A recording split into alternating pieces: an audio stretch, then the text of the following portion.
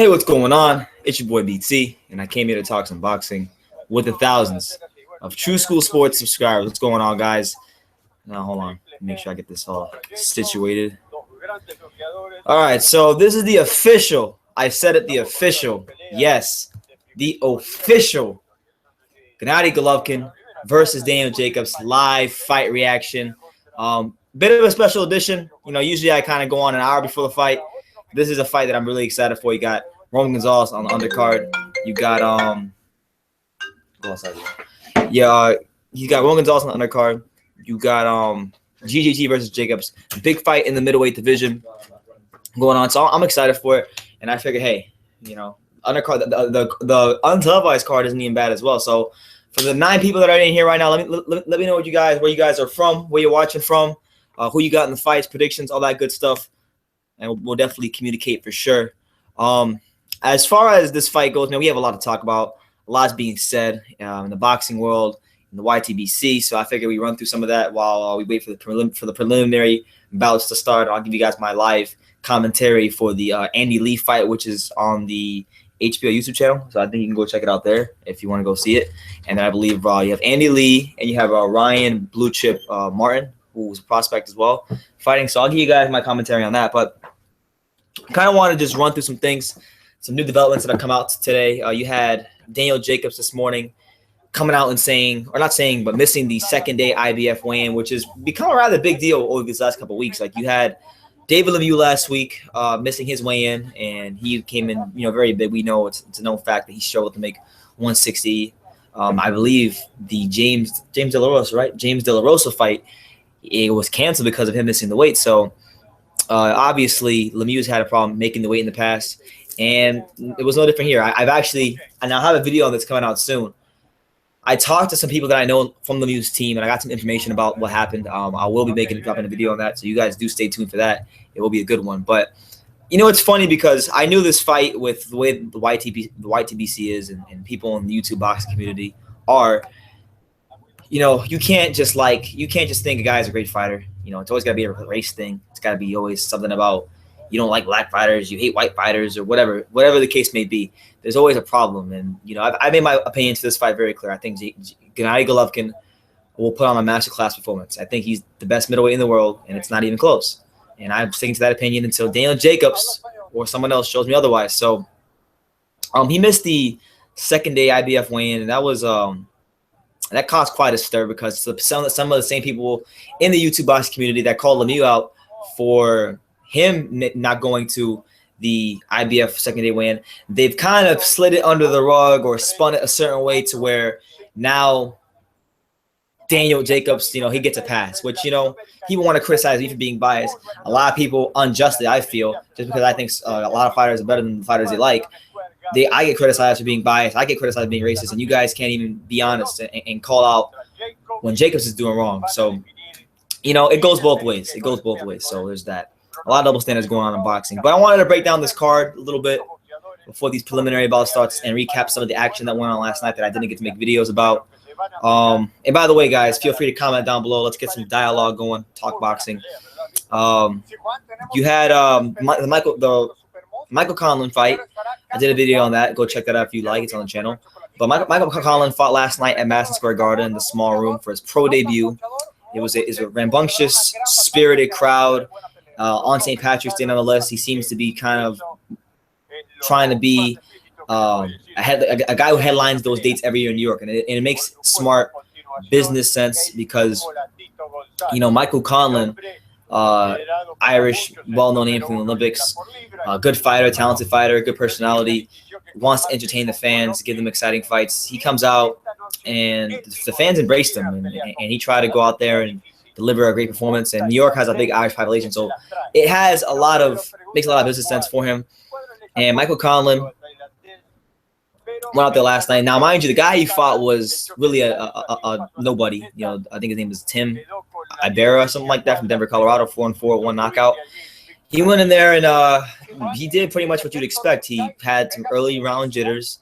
Then he began to, kind of pick his shots and break him down, showed him some different looks, switching southpaw in the second round, and eventually was able to break him down and get a stoppage. And, we don't really take much from that other than the fact that he was able to get some rounds in. And, usually that's the issue with guys early in their careers. They're knocking these guys out so quickly that they can't get those rounds in. But he was able to get almost 3 rounds under his belt, and hopefully that serves well moving forward. Now, Conlan, for him, the big fight that's been talked about down the road is with fellow Olympian and fellow top-ranked signee in Shakur Stevenson. And they both were in the Olympics. They both were on the paths to meeting before Conlan got robbed and Shakur lost in the gold medal match. So, that was a fight that was supposed to happen. They both have voiced their interest in that fight, and it should be a good one down the road. Hopefully it happens for them. But, looking forward to seeing how everything goes. Now, Alex Cross in the comments. Shout out to Alex. Shout out to Justin. Shout out to Junior Marley. Asin Gagov, that's how you say your name. Alex Cross says, did Gary O'Sullivan win? I don't even know anything about Gary O'Sullivan, so I can't answer that question. Trash Boat says, good evening, mate. Hey, good evening, Trash Boat. Shout out to you. Junior Marley says, it's going down, baby Jacobs. Hey, shout out to Jacobs, man. He's now a tough task in front of him. Hopefully he can give a good account of himself. It's gonna be hard, man. My boy Alex is sitting right next to me. He comes here for the fights. You guys have seen him before in my videos. You've seen him most of these hangouts. Alex, say hello to the people out there. What do you think about this Golovkin fight? We know you're a big GGG fan. Give us your overall take on the fight. Yeah, man. It's the toughest test of his career, besides Kell Brook, who's a welterweight. But I'm excited for this fight. I think Triple G will get him out in 8 because he has a questionable chin. I don't think I only give Jacobs a puncher's chance. Yeah. But even the puncher's chance is very low because Triple G has never been knocked down in almost 400 fights. Yeah. So I got Triple G winning this fight definitely. 8 rounds or less. So we had a chance to watch earlier today. One of the fights we were rewatching because me and Alex watched about 4 or 5 different fights today. Both Jacobs and Triple G. What were some things you saw in that Golovkin-Lemieux fight that kind of stood out to you, and you feel GGG could use in this fight against a guy like Daniel Jacobs? Just keep using the jab because his jab is strong enough to keep him away from him. Yeah. Cut off the ring because I saw in the but what was the fight we were watching? Ishe Smith, yeah. In the ropes he was struggling. I noticed that he struggles a lot in the ropes. And he was in most of the punches he was getting hit, but were involved him being on the ropes. Yeah, so kind of backing him up is what you gotta do. Yeah, and also cutting that ring off because Triple G is good at doing that. And he's basically backing him up. Yeah. So bring him to the ropes. So Triple G has to do that, and yeah, that's why I think Triple G should do. Just keep backing him up, keep him on the ropes, and just use the jab, and then to box him, show his boxing ability. Okay. Don't fight like how he fought against Conlan. Yeah, don't make it a street fight. You don't want no street fights. Yeah, because Jacobs has good power. So, Yeah. Okay, and he has good amateur pedigree. We can't forget that. He was a standout, not just a good amateur, but a standout amateur in the New York City area. So that has to be noted as well. I gotta ask you this, being that you're a GGG fan. If Roman Gonzalez, for whatever reason, struggles tonight, if he loses or maybe gets a close decision against the Thailand guy, and GGG goes out there and puts on a masterclass performance, do you feel with a sensational, not a good winner, I'm saying a great winner with Daniel Jacobs, do you feel he should be pound number 1? I mean, it depends on, like I said, it depends on Gonzalez's performance. If it's bad, then he should. Then, I mean, I don't know about number 1, maybe number 3, number 2 around there. Because, there's more talented guys like Vasily Lomachenko, and all those guys, Terence Crawford. I'm not going to say Ring It Out because he hasn't fought in years. And yeah, but because I feel like there's more talented guys like Lomachenko, but yeah. But I don't know, maybe 2 or 3, and I'll put Gonzalez around 5, 4. Okay. Yeah, so because I still feel like there's more talented fighters like Lomachenko. Yeah. Okay. So all right, so that's fair. Roman Gonzalez and Cuadras, they both are fighting on this undercard tonight. We have, if both of them are able to be successful and get past their opponents, they're supposed to meet up in a mandatory fight. Gonzalez Cuadras too, man. Is that something you want to see? Hell yeah. Yeah. It was a hell of a fight, bro. The first fight, the half people say Nicaragua, half people say Mexico, bro. Everybody loved that fight. I want to see that fight again, bro. I hope they have it at the same venue and everything, bro. Yeah, man. I hope to be there for it. Let's see what else we want to talk about. We also had last night. We didn't get a chance to watch these fights, but we had Amir Mansour. Apparently, he scored a decision winner with Travis Kaufman, so he should probably be moving closer to a title shot of some sort. I know Kaufman was ranked 21st in the WBC, so shout out to Amir Mansour. I didn't get a chance to watch the fight, so I really don't know anything about it. Maybe you guys can educate me on that. We had two things involving Conor McGregor last night, and I know a lot of you guys don't want to hear about Conor McGregor, right? Because who the hell is he? This is a boxing channel. But last night he was the Michael Conlan fight. Michael Conlan and him are good friends, and Conor McGregor, I should say. He said that he's going to knock out Floyd Mayweather, and he's going to do all this stuff to Floyd. And look, I'm no Floyd fan at all. Like we are not Floyd fans. We don't like Floyd that much. I might like him a little bit more. I think after I like post-retirement Floyd. Like he's been pretty cool. Yeah. I don't agree with everything he says, but I do like him post-retirement, like more as a person from what he's been showing. And I think Floyd's gonna stop him. Floyd has had a knockout since Victor Ortiz. Yeah. Floyd's gonna get a knockout against Conor McGregor. And that knockout wasn't even like legit at all. Yeah. I'm gonna kind of steal what Paulie Malignaggi said. Like I don't think Conor McGregor could win the New York Golden Gloves, let alone fight Floyd Mayweather. It's drastic. And honestly, I know a lot of people are saying it could be good for boxing, it could be bad for boxing. I'm not really for it. I think it's actually bad for the sport, and I'll tell you guys why. It's bad for the sport in the sense that McGregor's never had a professional boxing fight. Yeah. So it sets a principle or a precedent that, like, well, if you're a big name in another combat sport, you can just come into boxing and fight one of the best guys, and if you get hurt, so be it. You're a big name, people are making money, cool. I'm not really for it. I think he should, if he wants to be a boxer, should train for it. And I don't know. So this fight makes Pacquiao and Horn look good. It does make Pacquiao and Horn look good. Because at least Horn had some fights. At least Horn is like got 17, 18 fights. Beat the good pro Randall Bailey. So. And what about Garcia and Stalker? Yeah, I mean, Rod Salka. Yeah, because Rod Salka's a crafty fighter. I mean, not at 147, but he has experience. Yeah. So it's better. Anything is better than McGregor, Michael Conlan. So you had that. He said basically saying that he runs boxing and whatnot. Then you had Kovalev and McGregor. Oh yeah. Yeah, Kovalev and McGregor going face to face. Now we don't know what was said. I mean, they did took a picture though. They took a picture together. We don't know what was said. Maybe if you guys know something, maybe someone in the comment section was at New York. Maybe you know something I don't.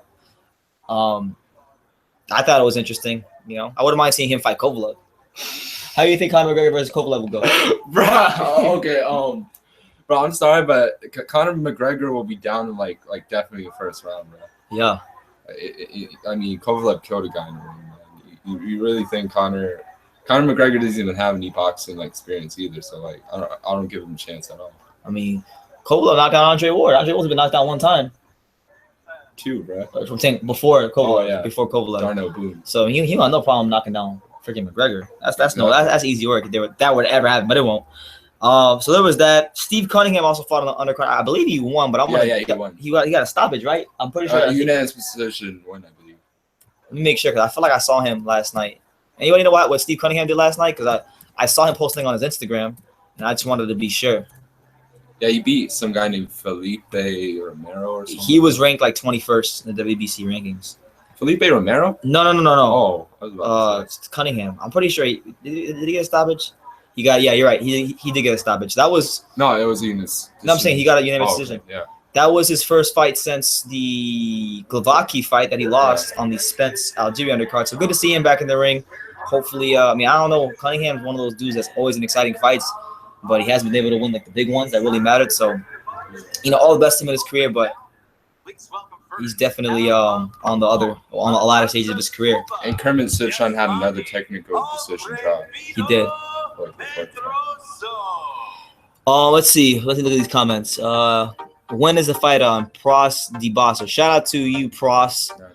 It'll be on 9 o'clock stateside. I don't know where you're watching. I don't know if you're from America or you're from overseas, but we're roughly about, I'm going to say 2 to 3 hours from the Golovkin fight, 2 hours from Gonzalez and Cuadras. So I'm going to be here right now. We got the on my boy's iPhone over here.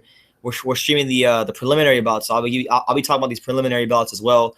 I know we have Andy Lee fighting. Yeah. We got Ryan Martin fighting. So look, I'm going to tell you, I'll be here throughout the whole course of the fight. Before the main event, during the main event, after the main event. I'm not gonna be going anywhere for the next 5 or 6 hours. So, feel free to talk about anything. Drop anything you guys want in the comments down below. Whether it's about this fight, other fights, let's talk boxing, man. Let's get some good boxing talk going. Should we talk about some upcoming fights? We will in a second. Let's see. Trash boat. Cunningham is a decent fighter, but he loses to all the champions at cruiserweight, in my opinion. Yeah, he is, man. He's a decent fighter. And shout out to your username, bro. I like your username. But yeah, he's a decent fighter. I think for him, one thing that's gotten him very far in his career is his dedication. Like, he's always in shape, always comes in shape to fight. But yeah, I don't see him on the wrong side of 30, beating a guy like Usyk or Bellew even. Some of the other guys. It'd just be tough for him. But, all the best to him. He's one of those throwback Philadelphia fighters, fights anybody, takes on tough challenges. So, all respect due to Steve Cunningham.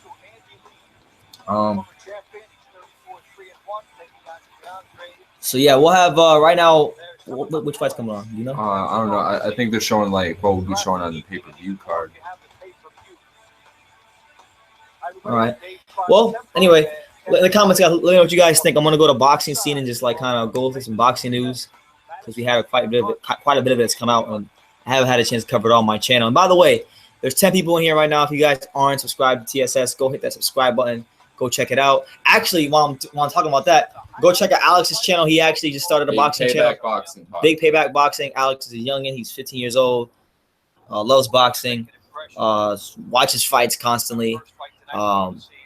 He actually is a boxer himself. He trains here in South Florida in Dania at the same gym I used to train at. So, he's a good kid, good head on his shoulders. Go follow him. But yeah, Big Payback Boxing. Go subscribe. But let's see. What else happened in the world of boxing? Who was this? All right. Yes, Mani something. I didn't see his last name. Who are these guys? Who is this? Who is these guys? Okay, yeah. Yes, Mani Pedrazo. Oh, two nobodies. See here. Well, we don't know the two nobodies. Oh no. Sahiri Boich. So right now at Madison Square Garden, 2 welterweights. One guy's 2-0 with 2 knockouts, and one guy's 1-1 with not 1 knockout. I can't really pronounce the names, but they're supposed to fight right now. Sahiri Bohaj. How you spell his name? SERRHII. Boha. Yeah. CHUK. No, CHUK. You put IAK. Oh, I got it close enough. It'll come up. Let's see. Who is this guy? With these. Oh, this guy fought in the World Series of Boxing. Oh, he's from the Ukraine. Shout out to Ukraine. Yeah, sure. Alex from the Ukraine, guys, in case you don't know. But let's see. Good evening, ladies and gentlemen, and welcome to Madison Square Garden, the world's most famous arena. GGG, 9th round. I expect a good fight, though. Our opening bout this evening is yeah, I think I gotta agree with you, Lee. And shout out to you, Lee. I don't know where you're from, but shout out to you. Thank you for joining the hangout. I got him breaking him down, using the jab, showing good balance. It's gonna be something similar to the Lemieux fight. It might be a little harder because Jacobs doesn't tend to move his forward and he fights more off his back foot, but something similar to the Lemieux fight.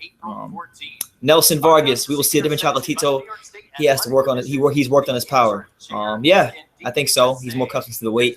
You should see a better Roman Gonzalez this fight. Now, the guy's fighting right now, Sahiri Bohachuk or whatever his name is. He's from the Ukraine. He's 21 years old. Lives in Los Angeles. Lives in LA, Orthodox, 2-0. He's trained under Abel Sanchez, so Abel Sanchez seems to have a busy net on his hands. What else? He fought in the World Series of Boxing. Training in Big Bear, Triple G. Wait, what is the World Series of Boxing? The World Series of Boxing was a tournament they did a couple years ago. Oh yeah. They had teams. Oh wait, I think Lomachenko was on that. I don't know. I just know it was a team. Oh no, I heard something about that though.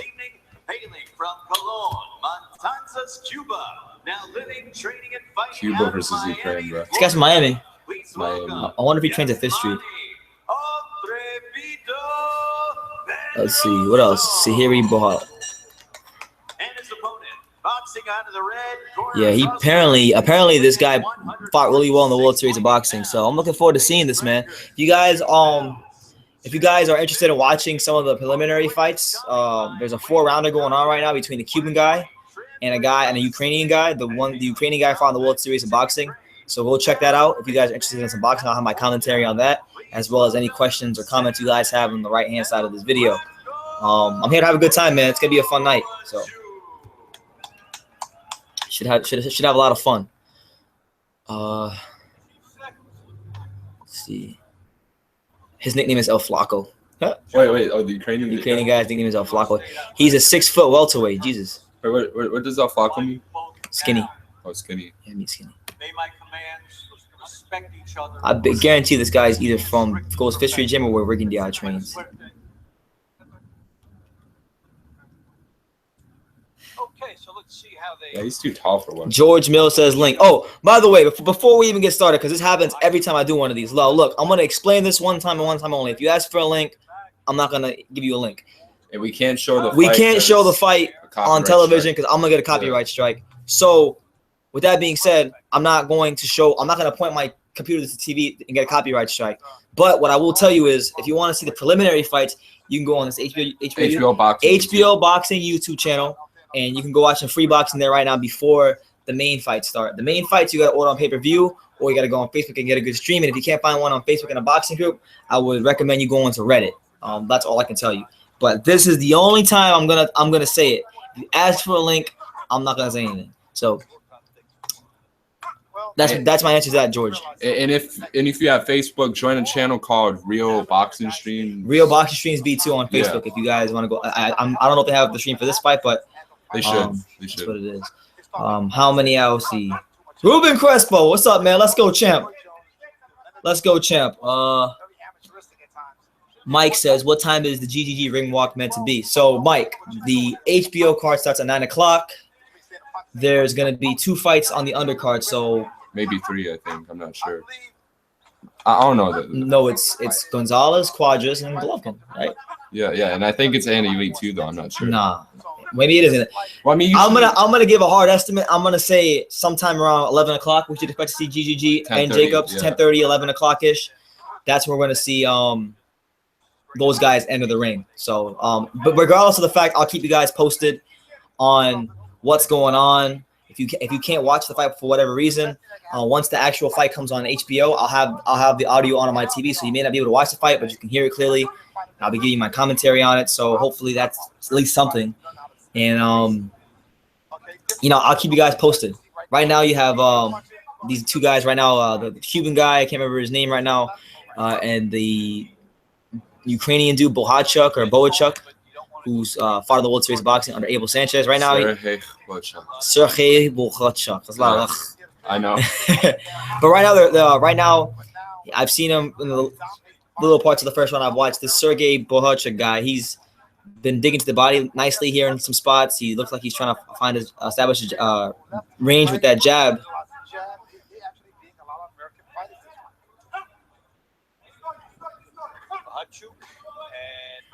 Opening the show that will culminate. Wait, let me see the guy's name. Go down. Cool, the guy down below. The Cuban guy. Yeah. It's Yasmani Pedroso. All right, good. Yasmani. Gilbert Cologne Soto says, your expectations. My expectations, man, I think we're gonna get a good fight. As far as Jacobs Golovkin goes, I think we're gonna get a good fight. I made a video where I said that I don't think Jacobs has much of a chance to win the fight. I titled it saying he has no chance to win the fight because at the time that's how I really felt. But he's a good fighter. Not a great fighter, but a good fighter. Someone who has a good amateur background. So I think he has the experience, he has the power and some attributes to win a couple rounds, make it tough on GGG. He's a full-fledged middleweight, which actually is going to help him stay in the fight longer. But, he's very open. He gets hit with a lot of shots, and, he's going to have to be very defensively tight. He's going to have to show not just myself, but the whole boxing world who – some new dimensions to his game, and I don't think he has it. I got GGG breaking him down and getting a 9th round stoppage, but I expect a good fight from him. For Roman Gonzalez, I really don't know what to expect from him. Roman Gonzalez has been a guy that in his last fight, he fought the first 6-7 rounds really, really well, and after that, he'd be kind of faded. So in the Roman Gonzalez fight, he's fighting a very hard, dangerous puncher, top 5 fighter in the weight class. Second fight at the weight class. She's second, from Visa. And and for me, I'm gonna be looking to see if Roman Gonzalez, if he gets to that second half of the fight, can Roman Gonzalez actually finish stronger than he did in the Cuadras fight? Because that's what was my concern for him. Mr. Fight for Life says, could GGG get caught? Of course, man. This is boxing, You get caught with a good shot. You know, it's boxing. But I don't think if you look at GGG's history, right, and all we can use is history, right? Golovkin tends to only stand in front of somebody and not commit to his jab when he's fighting guys who A, aren't full-fledged middleweights, or B, don't have the power to hurt him. So you look at the fights against Kell Brook, look at the fights against Willie Monroe. He was lowering his hands. Yeah, Daniel Gio lowering his hands, and I'm not and letting himself get a little more than he usually than normal, because he wanted to lure those guys in. Those guys weren't really pressing the action, so he had to get them to exchange, and he got them to exchange. He got them to kind of give them some counter-punching opportunities, and that's what it is, man. You know, that's what it is. So, yeah, Jacobs can catch him, and that's the interesting thing. If Jacobs can catch him and put him on the floor on the canvas, I want to see if GG can get up. We don't know how he's going to react. And, you know, Alex is a huge Golovkin fan himself. I'm nervous, and I've asked him about it. I said, hey, what if Golovkin decides to make it a street fight for one round and Jacobs puts his ass on the canvas? And Alex isn't even sure how he's going to respond. So if that does happen, which I highly doubt it will, but if it does happen, I'm interested to see how GGG responds to that. Motion Galaxy, shout out to you, says Jacobs will crumble. Jacobs is a pencil. He's conditioned to impact resistance. I mean, yeah, man. And the thing, too, I saw, I think it was Precise Presenter. So shout out to Precise Presenter. He said this in a video. When he went to, I think it was chemotherapy or whatever it was, that ages your body real quickly. So I don't think people were factoring that in. You know, when he was getting all the treatment for cancer, that could be also play a part of this fight. You know, and GGG isn't Sergio Mora. He's not Peter Quillen. This is one of the best fighters in boxing, and he's gonna really have to fight the perfect fight to give himself a chance to win. Trash Boat says Gonzalez is always fighting top competition. Boxing needs more guys like him. You know, Trash Boat, it's interesting because he has fought all the best guys out there. He fought his way out of third world poverty.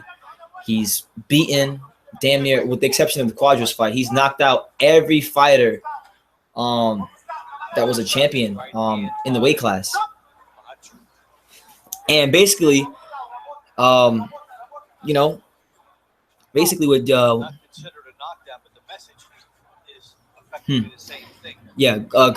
basically, you know, he's fought the top guys, and this is no different. But now the WBC is enforcing his hand to do so. So if he beats the Thailand guy, you're looking at him fighting Cuadras next, and then Nadia going into a super fight with Nayo Inoue. So you're right. I wish there were more guys like him, but more importantly than having more guys like him, I wish boxing would reward him with a higher payday. I know he's a flyweight fighter, and there's not a lot of money in that division, but I feel if there's one guy that should be rewarded for what he's been doing in boxing, it should be Chocolatito. Salvador Acevedo. My bad if my pronunciation's bad, but he said, I don't know if it's true, but I heard Cuadras won against Juan Viasi because the fight was in Mexico. I haven't watched the full fight. Now, I haven't actually finished the full fight. I got through about 5 or 6 rounds. I never finished it, but yeah, Juan Viasi was piecing him up in a lot of different spots in the fight, and I didn't see the rest, so I can't really say much, but it's not going to be a walk in the park for Roman Gonzalez tonight. That's for sure. Mr. Fight Life says he was KO'd by Prague. What will GGG do? I think GGG will do the same. KO. I don't see how Jacobs will be any defensively tighter. You know, he doesn't have the fastest feet in the world, or not faster feet than Golovkin. What Golovkin's got going for him is his balance is impeccable, and that's what allows him to move laterally and cut the ring off. And I think that's going to be the difference in the fight, and he will eventually break down Jacobs and get a stoppage. It'll be a good fight, but he'll get a stoppage at some point. Let's see. GGG's pocket series hurt Jacobs. I agree. GGG's too strong at 160. I don't see nobody with the possibilities except Canelo. Yeah, pretty much. I'm in agreement. I don't really see anybody there for GGG at 160. At some point, as much as I do love GGG, obviously the goal is to become undisputed, and I don't blame him for that. But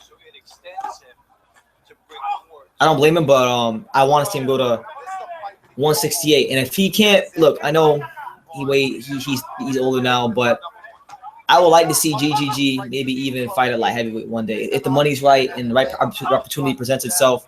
You know, if there's nobody at 168 and the division's full of, you know, unproven guys that nobody wants to see fights with, go up to 175 at some point. You know, I would like to see that. And that's not me hating on GGG. It's just something as a fan that I like to see. If Kovalev still fights there, maybe He could fight Kovalev too. Yeah, maybe that'd be a great fight. Who would want to see that? Kovalev versus GGG. Yeah, Shannon Briggs wants to see it. Shannon Briggs wanted to see it, so shout out to Shannon Briggs. That's like the number one fight he wants to see. And maybe Artur Beterbiev would be so fight. Maybe Beterbiev. Who knows, man? I want to see I want to see these two like Russian killers go at each other. Darn it, yeah. Motion Galaxy says, "Will GGG target Jacob's sternum?" Yeah, man. He always rips to the body. He always mixes up his punch variation very well. So I wouldn't see why. I don't see why he wouldn't. Mr. Hold on. Damn. That was a nice shot by the Russian guy. That was a nice shot. Hey, the other dude got a good shot, but it's boxing. Yeah, man. Dang, bro. Right. I'm sorry, guys. I'm like watching this fight right now. I'm trying to just take in this Russian dude from the World Series of Boxing and get a feel for his style. I've never seen him fight. Land that right. Land the right. Ooh, come on. Ooh, keep landing right. He pivots pretty decently for like a Russian fighter, but he's not like he slaps his. Oh my god! Damn. Hey, if you guys are watching the preliminary fights on HBO, go check them out, man. Okay, it's over. Dang. So, was it the first round? This third round. Okay, so Sahiri Boychuk. Yeah, scored a third round knockout. Yeah, he scored a third round knockout. Pretty exciting fight. Damn, man, everybody freaking calling me now, man. Everybody's calling me. Hello? Hold on, man. Hello? What's up? There you are? Yo, I'm actually live on Google Hangout right now. Yeah. Yeah, man. Yeah, man. I got G. Yeah. The ninth round. Oh, that's tough, man. That's tough. It should be Golovkin because it's promoted by K2, but I mean, you just never know. Yeah, man. I will. I'll give you a shout out right now. I'll give you a shout out right now. Yeah. Oh yeah. By the way, Jonathan Corti. How you say your last name? Cortijo. Just making sure. Jonathan Cortijo training at a Mayweather boxing gym. Go check him out. Go follow him. He's. I'm talking to him right now. It's my homie. So. All right, man. All right, man. Enjoy the fights. All right. My bad, guys. My bad. So, to answer your question, Mr. Fight Life 4, what's next for GGG if he wins? Conventional wisdom says that it should be Billy Joe Saunders next because you want to have that fight happen so we can figure out who's undisputed or not. But I'm pretty sure I heard something that's supposed to happen next anyway, right? Alex, Billy Joe Saunders supposed to happen next? Yeah, there's rumors. There's a couple rumors floating around out there, but there's always rumors in boxing. So, with that being said, I hope it happens. But if not, obviously the Canelo fight. So, Billy Joe Saunders, Canelo. Yeah. And another thing too is like hopefully no mandatory. I don't want to see them as mandatory. No. But whatchamacallit, I heard another thing is too, like I heard somebody said that Billy Joe Saunders said he wants to fight someone in front of their hometown or something like that. What? Yeah. And there were rumors of like Saunders and Golovkin to be playing in Kazakhstan. Yeah. Oh, and to answer your question even some more, Mr. Fit Life, Mr. Fight for Life, my bad. I'm freaking sitting over here. I don't know who he will fight next, but I do know one of his upcoming fights will be in Kazakhstan. So that's what he said out of his own mouth. That's what I've heard from Loeffler as well, and that's probably what you should expect. Maybe a mandatory opponent, but what will happen next?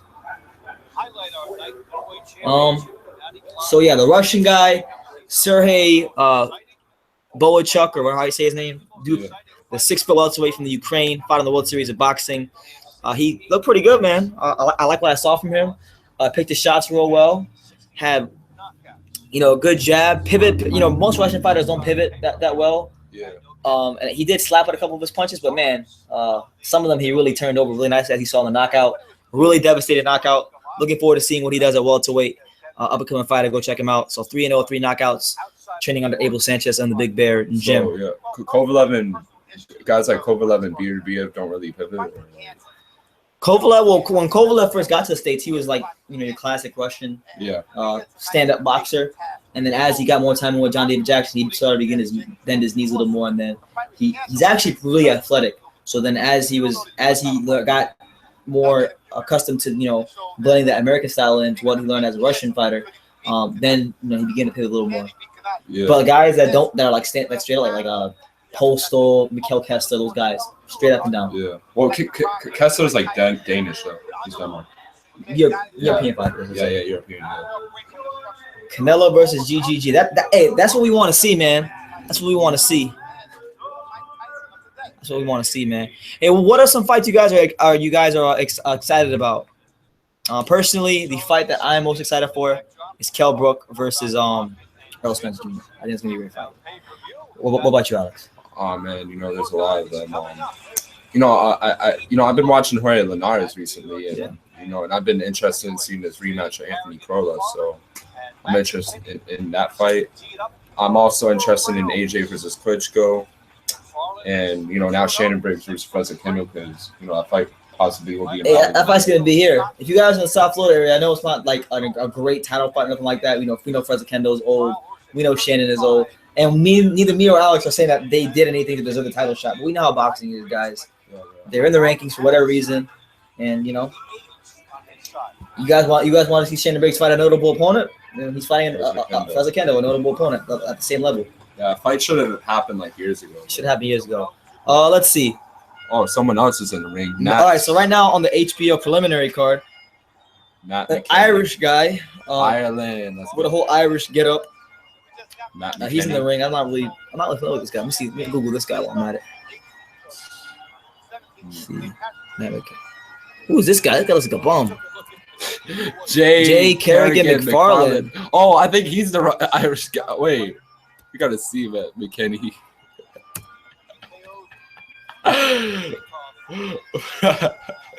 Let's see, Matt McKinney. Who is this guy? Who is this? Oh, Matt McKinney is 3-2 with one knockout, and he's been stopped. Oh, the guy he's fighting is undefeated. Wait, so Jay McFarland is the guy that we should be looking for? Who was the guy? 2-0. Oh, it's heavyweight. Heavyweight? Yeah, 6 foot. Oh, he's braided. Oh, yeah. Jay McFarland is from Glasgow, Scotland, of the United Kingdom. 2-0. All right, not too much information on either one of these guys, so I guess we'll just wait and see how this plays out. I thought McFarland was the bum, bro. Let's see. Famao E Loco. What's up, champ? Chocolatito all day, man. You know what it is. Kovalev versus McGregor is called. Kovalev versus McGregor. Let's go. But yeah, I'm excited for that Kell Brook fight, man. I think Kell Brook is a hell of a fighter. Obviously, Earl Spence is a hell of a fighter. It's the best jab in the weight class versus the best body punch in the weight class. Anything can happen, man. That fight, that's a good fight, man. I honestly think it's a better fight than Garcia versus Thurman. Yeah. Honestly, the winner take on. That's who. That's the guy that Red House Timber, Harvey Duck. That's what Harvey Duck. Oh, this guy's from California. Oh my God, Matt McKinney and this guy from Scotland are fighting right now. So if you guys want to go watch some free boxing, HBO YouTube channel, they're streaming some fights. You may not be familiar with the guys, but these fights are sometimes exciting. I enjoyed the first one. Let's see how the second one goes. So let me get up real quick. Yeah. And ladies and gentlemen, his opponent out of the red corner, he weighed in at 241.4 Yeah, man, it's hot in here. Hot as hell in this place. It's like a sauna. Plus, we live in Florida, bro. We don't need more heat, bro.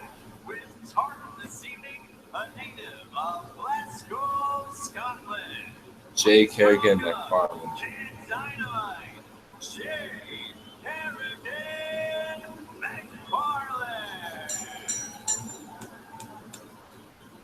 You think McGregor could hang out with Mayweather? Yo, what you think? Could hang with Mayweather? Yeah. No. McGregor's gonna get destroyed. He's gonna have Floyd Mayweather like Mike Tyson. Man, Floyd Mayweather, bro. This ain't freaking. He ain't boxing on Nate Diaz with 15,000 losses on his record. He's fighting. Floyd Mayweather is a world-class fighter, whether I like him or not.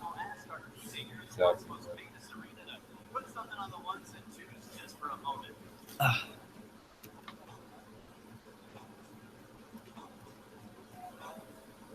Let's see what's new in the boxing world. Let's see.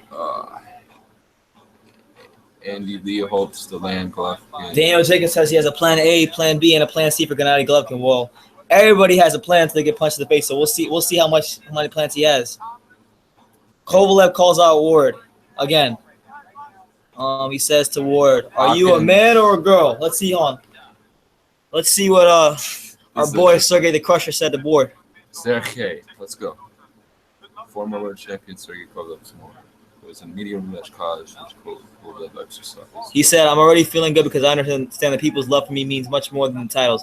Everybody around me, everybody around you, everybody says that Andre Ward lost the fight. If he's a man, he will get into the ring and prove it. I'm still waiting for him to sign the contract for the rematch. I know that I won the fight. It's not my pain because I'm very happy that boxing fields feel like me. It was just dirty business. My goal right now is to get the belts. I hope the rematch happens. If he's a real champ, Andre Ward, if you're a real champ, you would give me the rematch. Are you a man or are you a girl? Let's do it, you scared mother. Beep. Censor it out." Conor might get frustrated and throw some elbows and kicks and get disqualified. That's true. These guys are out of shape, bro. That's true. Gus V says, "Nice glasses. Thank you. I'm glad that there's somebody besides my dad and my stepmom and my girlfriend who thinks that my glasses are nice." Thank you, man. Let's see. Kokolov is bitch. The bold cunt. So he says, "Hey, Wait, who's Kokolov? Kovalev." Nah, It's a play on words. Yeah. Kokolov. So right now, this one fat guy from Scotland and the other guy. Both of them are fat though. Like, I'm not The serious. Scottish guy's fatter. Oh yeah, true. All right, so basically, Kovalev's still calling Andre Ward a sissy, and he needs to fight him. I agree with him, but we don't need to get into that right now. What else we got? Chocolatito aims to turn Norwicks into big business. Roman Gonzalez being an advocate for the small weight classes. Shout out to him. I read that earlier. Sanchez says Golovkin is a bigger threat than Canelo. Lemieux Stevens views average 672,000 or 606,000 with a peak of 672,000 is not bad. Let's see what else.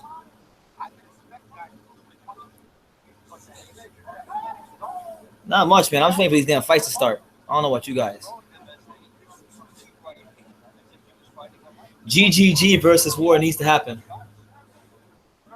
I'm with it, man. Hey, I'm with it. I love to see GGG versus War because there's this narrative out there that GGG wanted no parts of War and all this nonsense, man. GGG was beat War. I mean, they fight in different weight classes. So it's what it is. GGG would beat War.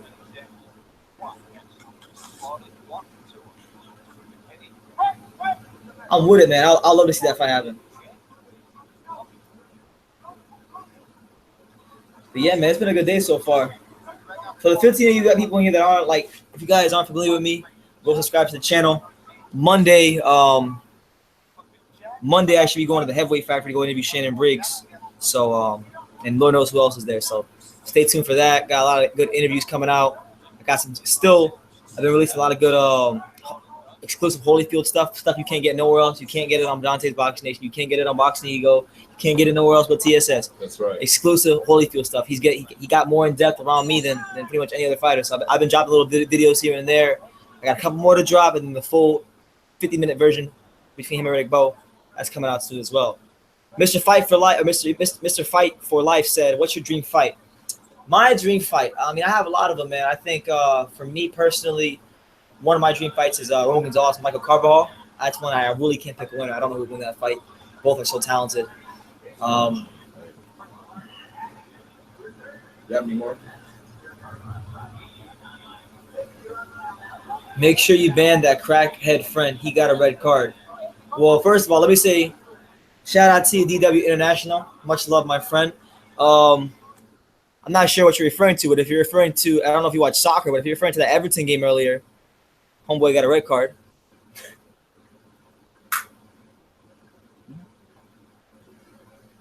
But yeah, as far as my dream fights, Michael Carvajal versus Roman Gonzalez is one. I would say Riddick Bowe versus Larry Holmes. Prime for Prime is one. Muhammad Ali versus Mike Tyson. That's obviously a popular one amongst people. Manny Pacquiao versus Roberto Duran. That'd be an interesting one.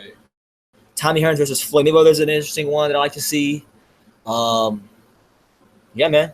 Mike says Everton are shit. Well, Mike, I don't deal with opinions. I just deal with facts. And since 2017 it started, no team in the Premier League has more points than Everton.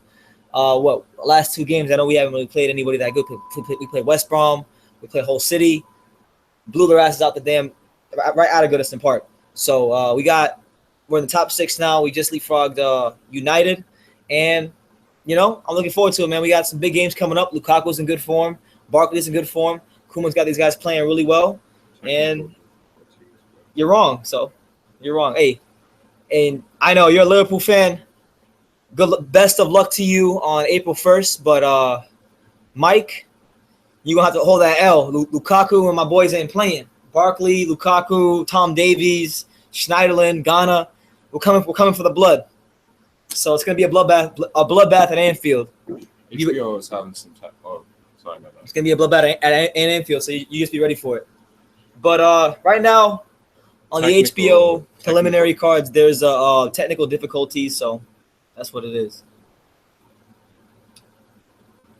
What is so much? Oh, DW International is referring to Paul. He said my friend, because Paul was going insane. We know how Paul is. Yeah, we love Paul, but we know how he is. DSG versus Thurman. Yeah, man. That he took that one pretty hard. He took it pretty hard. But we'll see, man. DSG, I think Garcia needs to get a new trainer, man. I've been saying it for like 3 or 4 years now. Like, Danny Garcia has went as far as he can possibly go with Angel in his corner. Credit to Angel, he took him to a certain point, but he's plateaued. And sometimes Angel will give him good advice, like use his jab more and things Danny should be doing, but Danny's not listening. I think Danny needs to get with a trainer who's more aggressive. Because Danny has a good jab. Danny does some good things really well, but he doesn't stick to the basics of boxing. Another problem is like he never looked like he always looks this way when he does the left hook. I personally think if Danny got with a guy like Abel Sanchez, a guy who's known for bringing aggression to his fighters, that'd be good. That'd be pretty good, man. That'd be pretty good. I think it'd be pretty good for his career. If you can get Danny Garcia just to be more aggressive and still maintain the defensive responsibility and the counter punching and the timing, I think we'd see an interesting fighter. A guy who will go a lot further and be a lot better. But, it's his career, and he can do as he pleases, I guess. Yeah, man, I'm over the moon about the Everton game earlier, man. But no matter what happens today, I'm happy. He made him the champ. Angel, he did train him, so he played a role. Obviously, Danny was the one who put in the hard work and the hours in the gym, but yeah, Angel helped make him a champion. Can't take that away from Angel. I'm just saying Danny's not gonna get any better with Angel. Yes, he have a new voice in his ear. And honestly, I want to address something because I got a lot of flack on my last video because I thought Danny edged the fight out, and there were a lot of people that shared my opinion, but a lot of you guys said I don't know shit about boxing and all this stuff. A lot of you guys too said, Brennan's biased and you love Danny Garcia. When the hell have I ever loved Danny Garcia? I was like, I don't hate him as much as I used to, but I was like one of the biggest Danny Garcia haters in the world a couple years ago. I'm still not a huge fan of him as a fighter. I think, he's content to do, be complacent and, not chase after the biggest risks. But, Danny Garcia, never been a big fan of him. I always said too, which is ironic too. I don't know why I even picked him in the fight. I remember Paul, because Paul, my friend Paul, the Danny Garcia fan. One thing I always used to tell him when I used to argue with him, because he was hitting on Terrence Crawford, and I'm a big Terrence Crawford fan. I think Terrence Crawford's an exceptional fighter. The fight's right now. He told me, I told him that Danny Garcia's never beaten a boxer puncher ever in his whole career. Never once beat a boxer puncher, and the minute he fights one, he's gonna have a lot of problems, and he did have a lot of problems with him. So that's what it is. He struggled with Herrera, bro. Huh? He struggled with he struggled. To be fair, Herrera's a good fighter. Yeah, at that moment, he's a lot better than he is now. A good, crafty fighter, Herrera. You can't ever just write him off. But yeah, man, Paul is Puerto Rican. Paul's half Puerto Rican, half Greek. I'm half Puerto Rican as well. I'm half Puerto Rican, a quarter Dominican, and a quarter Cuban.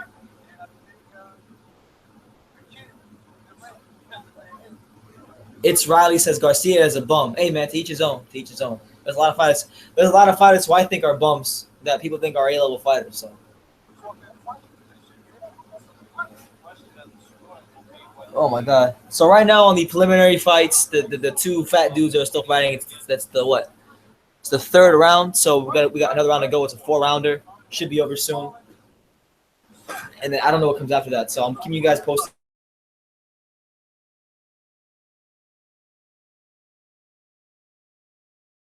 It's Riley is very, very persistent on Garcia being a bum. I mean, I don't know about that, bro. DW International said, but you wasn't as biased as Paul and your feelings. Yeah, it's true. I mean, and that's another thing too. I was kind of shocked because, you know, I've had videos in the past. Like if you go watch my Kovalev Ward video, I was like really disrespectful in that video. I said some borderline disrespectful things, and plenty of people liked my video. Plenty of people give me props for that video, and I'm being borderline disrespectful. I'm commenting on the Garcia video, calling it how I see it, and people say I'm not sure about boxing, so it's just crazy how it works out. I feel bad for him, bro. He should have got this. That's not true, man. Riley, he knocked out Rod Salka. He can knock fighters out.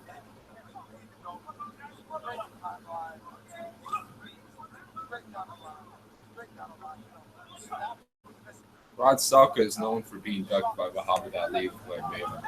Remember when we saw that? Oh my God. Yo, so it was funny. On Wikipedia one time, somebody had edited Rod Salka's Wikipedia page, and it was like, Rod Salka is an American boxer, most well known for being ducked by Muhammad Ali and Mayweather. So it was funny as hell. Oh, by the way, I don't know if you guys see my shirt. I got the shirt a couple days ago. Pretty dope shirt. Shout out to Holyfield and Bo, two of my favorite heavyweights. It's Riley. It is true. Garcia is finished. You might be right. I don't want to say finished as far as him retiring, but as far as being a top elite level fighter in the weight class, you could be right. You could be very right because his welterweight run so far consists of an old point Malnaji, an old Robert Guerrero, and he Samuel Vargas, who's whatever, and then he finally fights a legitimate guy at Thurman and he loses. So you got to question him. Mike says Riddick. Oh yeah, I don't know if he was Riddick Bowe's an Everton fan as well. Oh yeah, that's right. Yeah, I actually know that because I remember when I started following Everton, I started researching like celebrity fans, and it said Riddick Bowe. I'm friends with Riddick Bowe. I never heard him talk about Everton, so I found it pretty funny when I saw that. And he had a bunch of tweets about how Liverpool fans are from Norway, and they're not real Liverpoolians, and that they need to build a bridge on top of it and go Everton.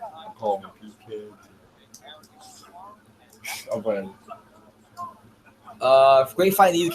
Liam Williams versus Liam Smith. I predict an upset. Oh wow, it's a bold prediction. DW. Why do you think Liam Walsh whoops or Liam Walsh? Oh no, Liam Walsh versus Liam Smith. My bad. I'm getting confused. I didn't even know about that fight. So Liam Williams versus Liam Smith. I don't know much about Liam Williams, but I do know about Liam Smith. We'll break down that fight for me. I'm not don't do more homework on Liam Williams. I know about Liam Smith though. Yo, it's Riley. You're right, man. I think I'm in agreement with you. I think Khan could beat Danny Garcia in a rematch. I tell Paul that all the time. I don't know at this point. I don't know about this point. Though. Let's see. DW International says, look, Danny's been throwing hooks with his eyes closed. That's not a good look. Yeah, man, this ain't basketball. You can't be freaking Steve Nash and you ain't throwing a basketball. You throwing your damn hands. No, but about the Khan Garcia thing, I don't know about that at this point, though. I got to see how Khan does in a couple tune-up fights before I think Khan still has a style to beat him. Yeah, because what was Khan's last great performance? Devin Alexander. Yeah. That was in 2014. Yeah, man. Hey, Mike, who knows, man? Everton might mess around and finish in that 4th spot. Get that Champions League spot. We don't know, man. All right, Riley. Now you're crazy. Now you're losing your mind. What? GGG. He said Danny Garcia's woman, so was GGG. Oh no. Let me guess. He ain't fighting nobody. They're the top 2 middleweights in the world. According to Ring Magazine. Oh, Jacobs.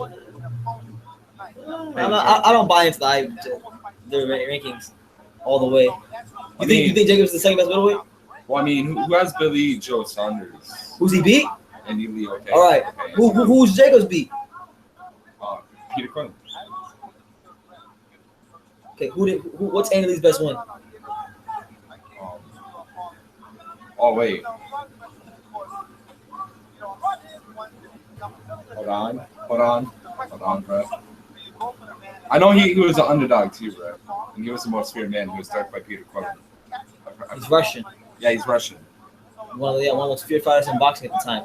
In fact, nobody's fighting him now. The guy we're talking about. I know, hold on, bro. I'm trying. Bro, I forgot all about, bro. What's his name, bro? Matt Korobov. He fought Matt Korobov. At the time, Matt Korobov was like, oh yeah, true. Looked at as like one of the top fighters. He was supposed to fight GGG. He was in line for a GGG fight. Oh yeah. And if you remember correctly, he had about 20, 25 pounds of Andy Lee on that night. Oh, you watched the fight. Max Kellerman was saying, basically gave Lee no chance, and Lee went out there and upset him. So, Andy Lee is a better win than Peter Quinn. Yeah, okay, yeah, you got a point. I don't know, but then again, like Peter Quinn. This boy said GGG or Jacobs wins on points. Maybe if you play Fight Night and put it on the easy. No, but yeah, but another thing I noticed too is because like you Quillen and Andy Lee fought to a draw too. So. Yeah. Hey, it's Wiley. Is Canelo a cherry picker? Yeah, but watch. GGG is not a cherry picker. GGG is a cherry picker. Watch. Canelo's not a cherry picker. Watch. Talk about who's David Lee. Bro, who's Liam Smith? Who's Liam Gula? Who else is he fighting in middleweight? Jacobs is number 2. Well, you still have Saunders out there. If Andy Lee can work his way back in the mix, there's that fight. To be honest, after he becomes undisputed, there's really no reason for GGG to stay at middleweight. The division is let's look. He's beaten a lot of the damn guys in the division, and he's dominated. Like he's made it. To me, I mean, obviously he wants to become undisputed, but it's a clear case of him being the best fighter by a country mile. We know that already. Anybody who is not a racist or blind or hates that doesn't hate GGG knows he's far and away the best middleweight in the world right now. And you can also buy the GGG Jacobs fight online on Ring TV. Yeah.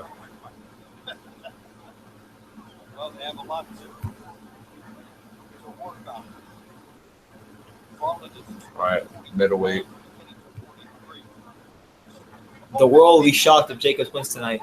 Yeah. Who's there? He shouldn't have fought Kell Brook. I mean, the money was there. Nobody wanted to fight the guy. It was a money fight. The money fight, man. It was a good fight for the UK. I mean, slow down, like. Alvarez is a cherry picker. Chavez is gonna rape him. Jesus Christ. Cloud TV, boxing, music, and gaming. What's up, man? Shout out to you. He says I like Jacobs as a fighter, but he gets knocked out tonight. Same thing here, man. Look, I'm not here to hate on Jacobs. I think he's a talent. Obviously, you don't win the New York Golden Glove. You don't get to this point. You don't overcome cancer and then go 10-0 being a bum. I think he's a good fighter. I just don't think he's as good as GGG. Simple as that. The second middleweight rankings. Shout out to the fat Scottish guy. The fight between the heavyweights just ended up. They're weighing the decision right now. So the second fight of the preliminary card is almost the decision is almost done.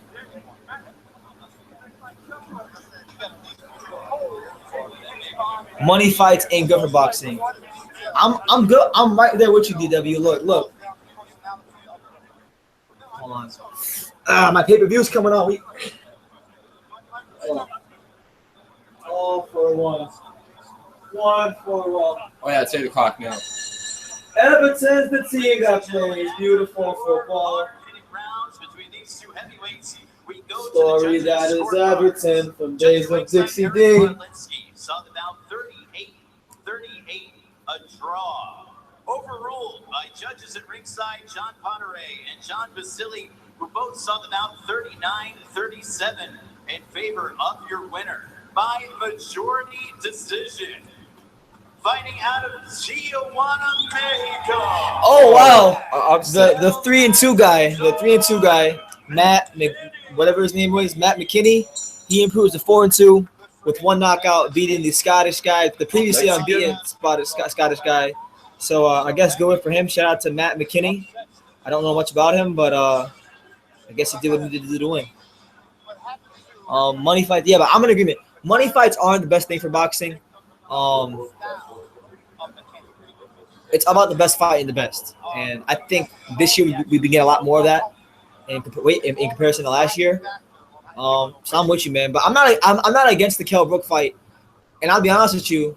I think Kell Brook might, and you guys think I'm crazy for this, but Kell Brook might actually have a better performance against Triple G than Jacobs will tonight. It's very possible because Kell Brook's speed, his power, his boxing ability, allowed him to land a lot of those punches. A lot of those punches land. So, and it's Riley. Finally, you said something that I agree with. Brook will batter Spence. He's gonna beat him and put on a masterclass performance. I'm in full agreement with you there. Is it gonna show up in a few minutes? Yeah, it should. How can Eddie Hearn make his best boxing move up like that? That's like having a bad solicitor telling you go guilty for less time and you innocent. Yeah, man, that's what it was, man.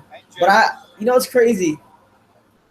Part of me actually feels like he really believes Kell Brook could have won that fight. I mean, I don't know, man. Maybe Eddie Hearn. Oh yeah. I don't know. Maybe he is BSing. But part of me actually does feel like he felt that way. What do you think of the? Should we check the ratings? The what? The ratings. Oh yeah. Oh, so the middle ratings, we're going to check them. So as far as other guys Golovkin can fight, you have Kurtsidis, Hassan Nadam, Billy Joe Saunders, Andy Lee. He's fighting Jacobs tonight. To be honest, out of all these guys, the two fights I probably want to see out of the most out of them are Eubank Jr. and Ryota Murata, two really talented fighters. Why not? And Saunders for that WBO. Yeah, he should have put his money on it, I guess, right? I didn't put my money on it. I didn't think Kevin was going to win, but I was rooting for him though. When I watched it, the fight was at because that was the same day as Gonzalez Cuadras, and I actually had a chance to cover that fight. And they had a viewing party at the forum, and everybody was going for GGG, but I was going for Kell Brook, man. I wanted to see the history. Andy Lee should retire. I guess we'll have to wait and see tonight. We'll see, man. Andy Lee says he's going to retire soon, though. I'm about to go to the store. Do you want anything? Nah.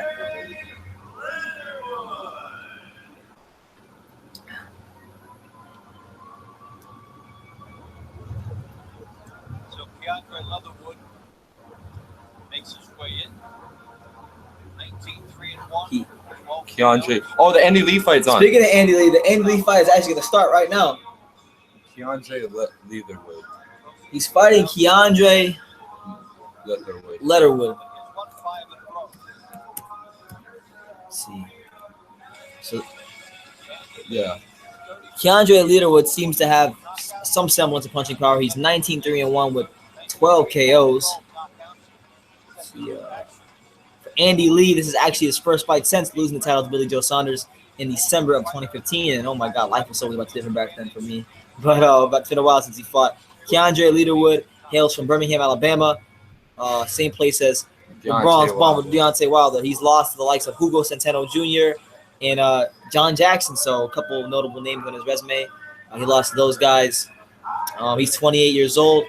Looks like a good opponent, kind of to see where Andy Lee is at. If he can't beat this kind of guy, then he probably won't, be fighting at the top level for any longer, because he had a long layoff anyway. Here's Andy Lee. Andy Lee making his way to the ring right now. Looks kind of, I don't know.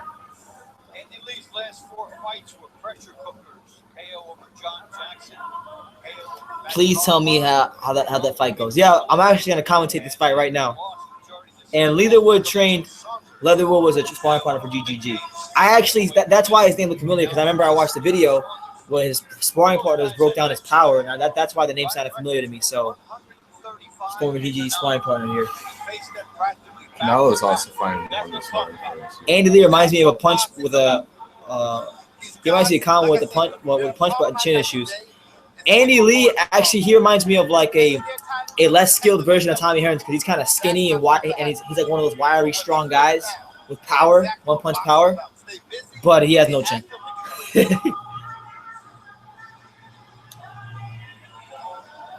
I actually don't even know. I'm waiting to see. And no surprise here, Keandre Leatherwood's trainer is none other than the infamous JD's, who is the same trainer of Deontay Wilder. You guys may remember him for his rant where he said, "Who can't box? The world's most famous Who can't box 5 rounds?" And the mecca of boxing. This bout is scheduled for 8 rounds in the middleweight division. It's brought to you by K2 Promotions and presented by Cerveza Tecate. Let me know where you guys watching this fight. What city, what state, what country, what continent. As you guys know, as per usual, me and my boy Alex are checking in from the great city of Dania, Florida. If you don't know, we'll let you know. Dania, Florida is about 15 minutes from Fort Lauderdale, and about 45 from Miami. So we ain't too far from some of the best gyms, in the world. At the sound of the bell, championship veteran referee in charge, Ron Lipton. Introducing first, fighting out of the blue corner. JD's his trainer. Who can't box? Who can't go 12 rounds? So we got people from the UK. UK all day. Shout out to all my UK fans. I know I made a video. Some of you may have saw it, but I just went over 1 million views in the UK, so I'm really appreciative to you guys over there. I've been learning more about the culture actually, because of the English Premier League and following Everton, so that's been pretty cool. And yeah, Booth is still Andy Lee's trainer, by the way. But yeah, man, shout out to the UK. You guys do a great job supporting boxing. I'm really appreciative of how the response I get on these videos and my videos in general. So thank you guys. Slovenia, shout out to Slovenia. Some of my favorite hockey players of all time were from Slovenia. I can't remember. I think it was Ilya Kovalchuk. I can't remember. Yeah, my fire stick ain't working, but I like it here. What part of the UK are you from, DW? I want to go to the UK like next year, or this. I don't know, maybe this year if my money gets right. Who knows, man? You never know what BT will do. Gentlemen, I'm giving you both the rules of the New York State Athletic Commission. I remind you both now: respect each other. Obey my. There you go. Andrzej Kopitar, thank you. I'm not I haven't been following hockey like I used to, so the names really aren't familiar like they used to be. But I'm a big time Florida Panthers fan, South Florida. You know, the Florida Panthers are the only team in Broward County. That's right. That's Dane is in Broward County. So you know, my Panthers really ain't doing too good right now. We just traded for Thomas Vanek. And the season is very disappointing with all the injuries, but we still got a good team. We got, you know, Huberdeau, Barkov. So hopefully the Panthers can come up and you know, back to the playoffs, win a playoff series. And hopefully one day win the Stanley Cup. I would like to go to a parade in my hometown, a championship parade in my hometown. But yeah, Andrzej Kopitar was one of my favorite hockey players. When I was a kid, when he first came into the league with the Kings, Kopitar was nasty. I don't really follow him now, but I know he was nasty back then. DW says FT Street. Come on, man. We don't gotta be mean to T Street. T Street's actually one of the guys I like in the YTBC. It's a good characteristic. So right now the Andy Lee fight's going on. It's round 1 of 8. Both guys in the center of the ring. You got Andy Lee in the black and red trunks, and you got Keandre Leatherwood in the blue and black trunks. You're practicing craft every night. The only way you practice boxing is in the ring. Let's see. It ain't like, you know, you stay in the gym. Andy Lee trying to feint and get his way in there with Leatherwood showing decent foot movement. They're not really doing much in the middle of the ring. They're kind of just posturing. It's so skinny. He is, bro. He's skinny. He's like 6'2". Yeah. But just to try to put a number of wins together. He's an inch shorter than Damian Lillard. Well, he has to get Steph Curry. But Men shorter than Muhammad Ali. either he has it or he doesn't. a lot of feinting. There's really nothing going on right now. Both these guys just kind of look like they're reluctant to get caught with anything. I think Andy Lee is trying to get some rounds in there because of his layoff. Yeah, Lee's gonna look to get his rounds in, man. Trying to do some ring now stuff. Yeah, so for them to have earplugs would be good right now. It's a jab contest. See, Andy Lee throws a left hand that didn't quite land. He kind of he turned his punch over, but caught him with the wrist. As you can, I can kind of already see already the ring rust is definitely apparent for Andy Lee.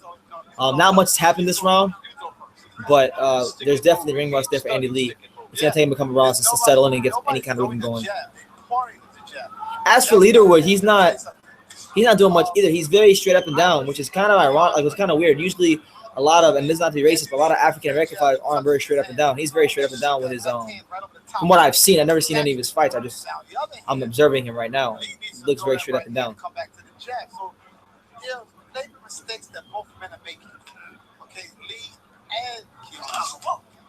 Finally, we get a good little exchange. Leatherwood lands a little nice punch. Andy Lee lands a good punch. Andy Lee's trying to do a lot of slapping down with the jab. Like he has his right hand and he's trying to slap and counter. But it hasn't worked out so far for him. Yeah. Nice left hand there by Lee. I get there on Lee. He was a bit more active than Leatherwood, but not much to really assess there in that round. DW International says, I'm all over the UK, so come anywhere. You will like London. Let your fans know. Well, actually, my roommate, I have two roommates. So I have Paul, as you guys know, and I have another roommate, and he's Nigerian actually. And my other roommate, he actually went to school in London, so he tells me about it a lot. He tells me it's a very dope area. I plan to go to the UK sometime in the next 2 years. I want to obviously go and see Everton play at some point. But not just to see Everton play, I want to go visit, check out the boxing scene in the UK. Maybe visit some of the UK boxing fans. Not like I'm some big channel. I'm nobody really. I'm just a guy who covers boxing. But yeah, man. Whenever I do come to whenever True School Sports comes to the UK, you guys will get a notice in advance, and I'd love to meet some of you guys that are commenting on these videos frequently. I think UK people are awesome. All right. So round 2 starts. You got Leatherwood already coming out, changing levels. But not really, doing much right now.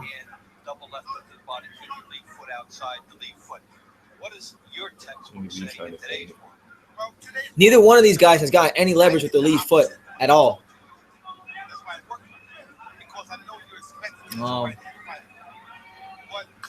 Let's see. All Andy Lee's really doing is expanding the jab. Yeah, Andy Lee's keeping it very basic right now, which I think is smart because he's been out of the ring for a while. Yeah, I can see. You don't want to get too crazy. I mean, it's not like he's a crazy skill fighter like that anyway. He's just a long-range power puncher.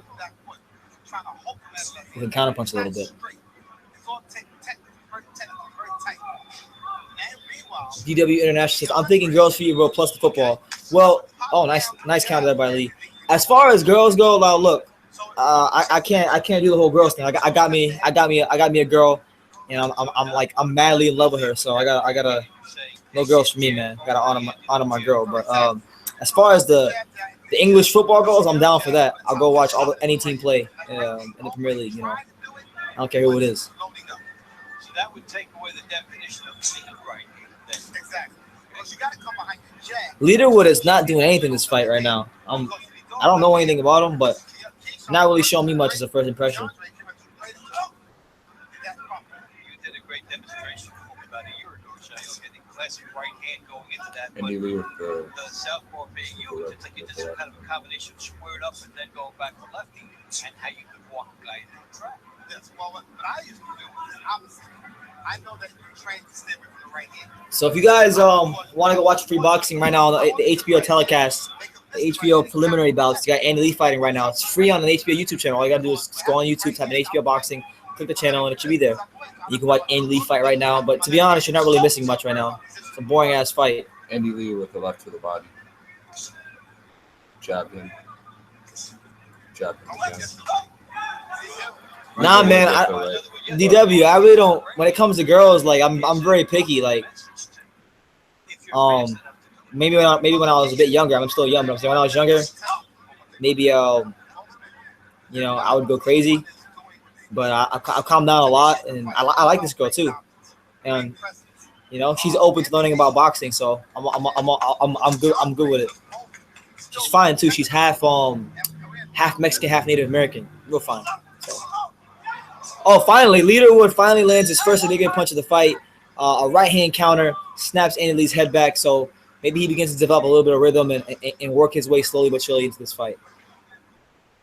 I give Lee that round. So you're not in Lee. Sucker for love. He says I'm a sucker for love.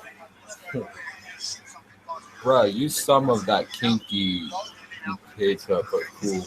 I don't know what that means, buddy. Shout out to him. We're gonna have a controversial knockdown. Watch both. We take a straight look at the straight left hand by Andy Lee. In other words, the right hand, that's the punch that always hits the southpaw. They say it's a straight right hand. So both men exchange very well.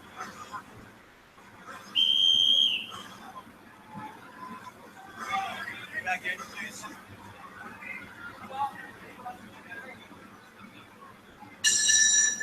Start round 3. Andy Lee and Gennady Leatherwood is about 45 minutes or so. We start our pay-per-view. Yeah, she is. Her name is Serena, but it's pronounced with a Spanish pronunciation, so it's actually pronounced Serena. Bad. You guys will see soon enough, hopefully.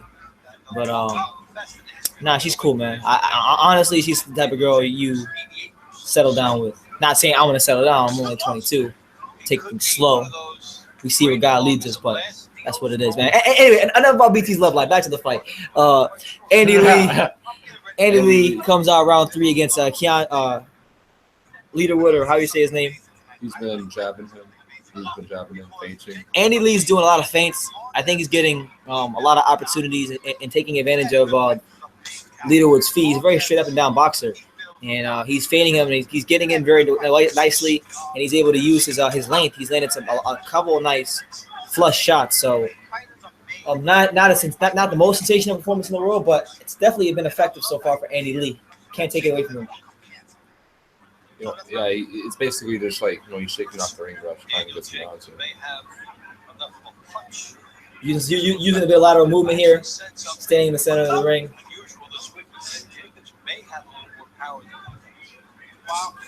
Jabbed him. Most times, and I doesn't think anybody's taller than him. So I'm pretty impressed that he can say that. Hey, FYI, IDW, Latino, if you pronounce it with an O at the end, that's for guys. So be careful, man. It's Latinas. So, but nah, man, it's not even about that. It's for me, and this is my belief. You know, maybe I'm old school, but staying faithful to that one girl. You know, that's what it's about for me. And just building with them. You know. Because like going anywhere and just having one night flings, like that stuff fades away after a while, you know. Can't fulfill you. You wind up empty. So. That's the problem with this fight. And it's unusual to say that when you're talking about an All right, so Andy Lee still trying to find his way in on the inside with Leadermore. One thing I'm kind of disappointed. I know he's fighting a longer, taller fighter, and the conventional wisdom is you don't jab with a jabber or a guy who's longer than you. You can't box him to the outside, but still you want to use it to keep him at bay and get some of your own rhythm and distance established, and he hasn't done that so far. Also a bit stiff with the upper body.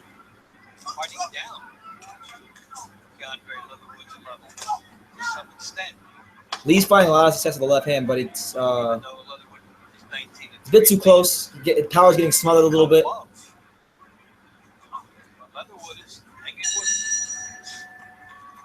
Lee 3-9. I'm not even scoring. I'm just watching the fight. I'm scoring the shot, bro. Because that basically was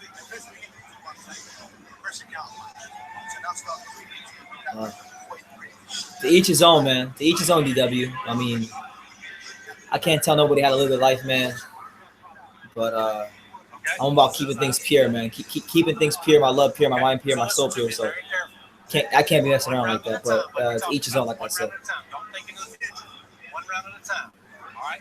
Start investing in the body. So Lee's been landing some, good left hand. Yo, this dude Riley's hilarious. This dude's like the biggest troll. He told DW in the comments. He said, I'm gonna tell your wife you're a cheater." No, but yo, I know. You know that name Trash Ball. I know where it's from. That's why I was asking. Oh, what's it from? It's from the show on regular show. Oh, really? Yeah. Oh, I don't know. Yeah. I don't know if you're watching, but shout out to Trash Bro if you're still watching. Trash Ball. That's why I was laughing because because I don't know, it's his character's name's Rig. Yeah, back to boxing, man. Back to boxing. Back to boxing, bro. Back to boxing. But he just changed the name to Trash Ball for that. Okay, not Trash. That's my fault. But yeah. But I think Lee can get a stoppage victory later on in the later rounds if he continues fighting in the ring. He's been learning a lot of as the rounds go on. He's been learning with more consistency. we count him before that. Chad. He's been mostly like doing the basic stuff though.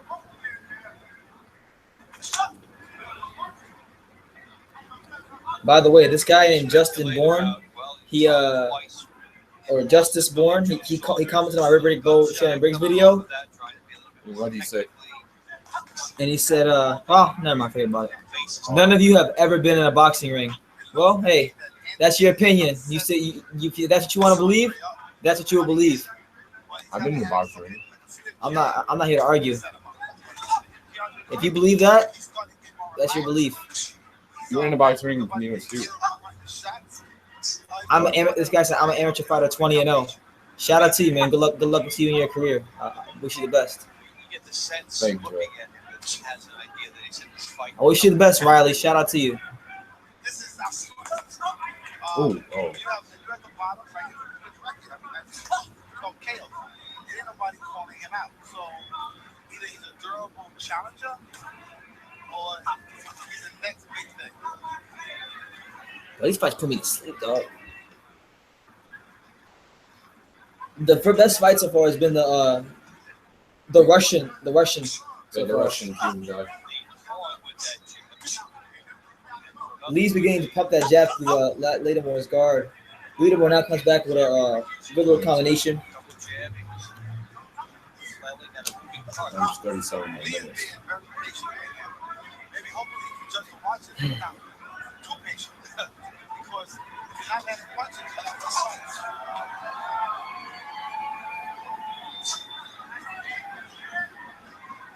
weapon in this round has been the jab up there by Leatherwood.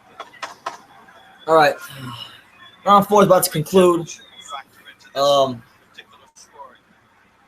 Halfway through the fight.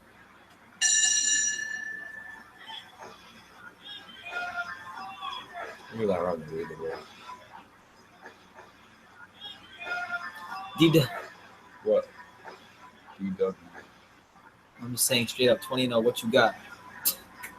Wait, is he talking to me? Oh, he's talking to me. I don't give a damn, honestly. I can care less. Okay. But I don't know what it is, man. It's funny. I mean this with the utmost respect to all boxing fans, but like boxing fans who have any sort of background in boxing always have this need to like try to prove whose cock's bigger. Like well I'm this and I'm that. Like I don't care. If you can fight, you can fight. Credit to you. Whatever. You're 20-0. Shout out to you. I hope you go to the Olympics. If you plan on going to the Olympics, go pro, win a world title. Personally, I don't care, man. I spent my time in the ring. I'm gonna get back in the ring real soon. I'm gonna enjoy it. Training. Gotta get back in shape. Put back some muscle on.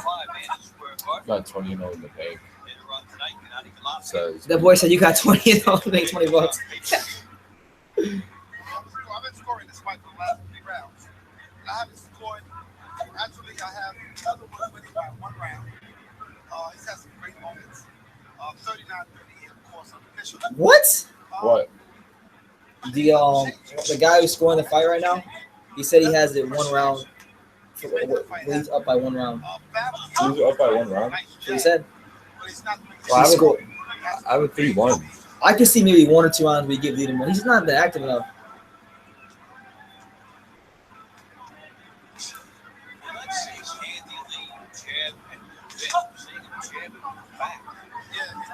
Shout out to the 20 people watching right now, man. We're just waiting for this Golovkin Jacobs fight to start. This is the extended live fight reaction, so I'm actually about to go to the gas station, get me some snacks. So if I step out for a minute, hopefully you guys don't miss me too much. The idea being that, hey, maybe you made some mistakes defensively to get dropped. This dude said. Cons to the Peacock Gym, then Hardman. It battered you everywhere in the ring. I'm always in the box at night with my girl. You're not man enough for that, right? This dude DW snapping. Comments. What you would expect from a veteran is So round 5 right now. We got Lee and Liam Moore still fighting. more confidence seeps in. He gets Oh, if you talk about Tito for already.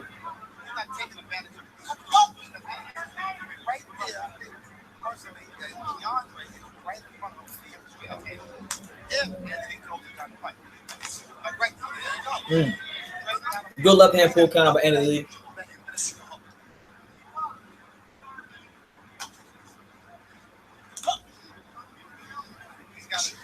I noticed what Leadermore.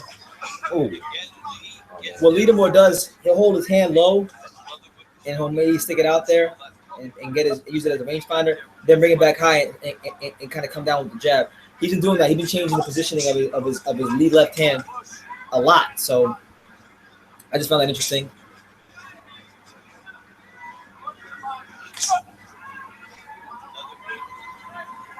Shy with his left hook. He'll have to make some adjustments to get that in. I'll give this round the lead 4-1.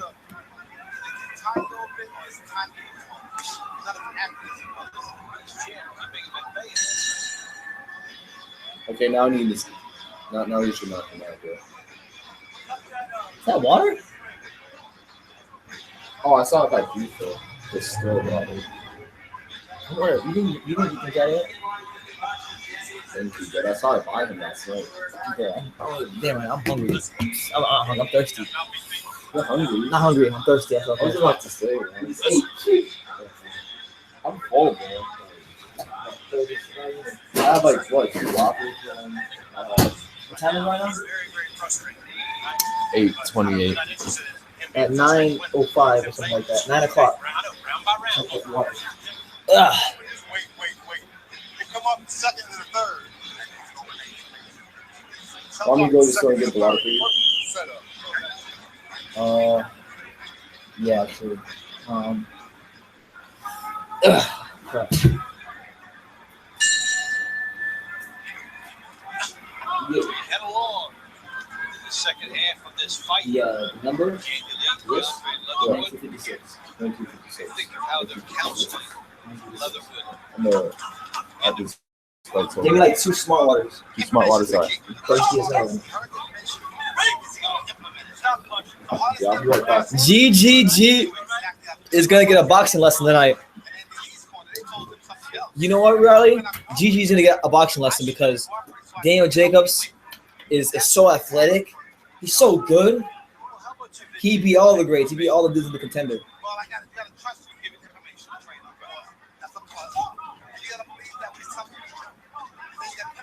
If you don't go out there and do that, then it ain't gonna work. Then you're a chance to get beat. DW is dropping his number in the comments. Jesus Christ.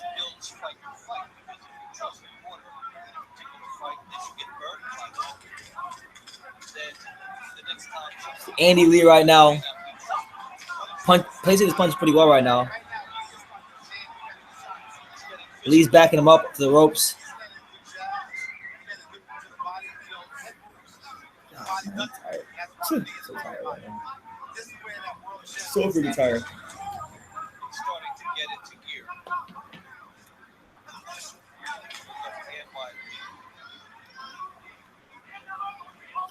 He's been having a lot of success with the left hand.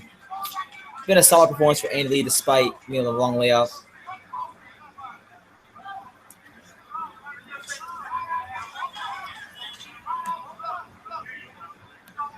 Getting back to figuring each other out. Corey with the jab.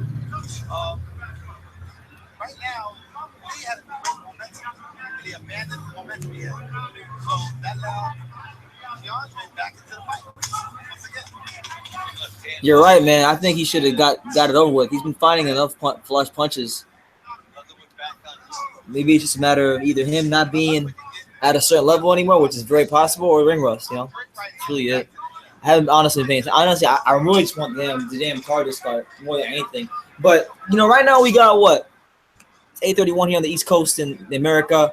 We got 17 people watching. There's 15 of you guys in these comments. I want to hear this. No disrespect to It's Riley and DW. I'm enjoying your guys' conversation, but everybody else comment as well. Let me see. I want to know you guys' opinions on the fight. I want to know what you guys think about the GG fight, the Roman Gonzalez fight, boxing in general. Anything, leave it in the comments where you're watching the fight, all that good stuff.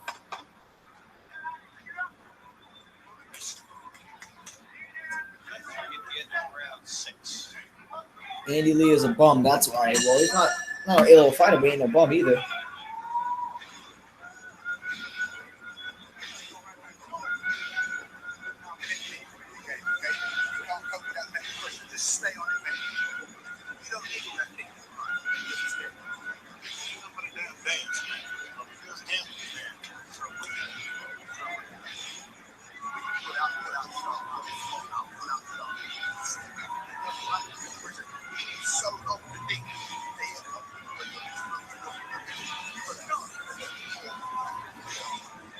Me neither, man.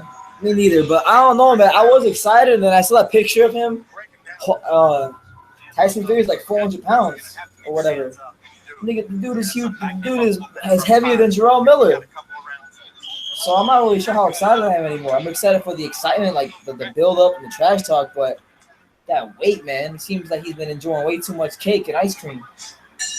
Rounds left, Andy Lee. Leatherwood. 7th. An interesting term.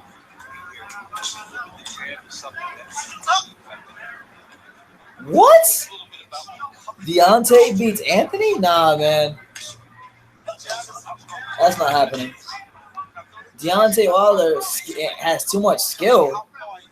Hey, DW, I got respect for you, man, but that's not gonna happen, man. We know Deontay was getting out boxed by fucking Gerald Washington. No disrespect to Gerald Washington, but I'm saying AJ's a different beast, man. AJ gonna get him out of there.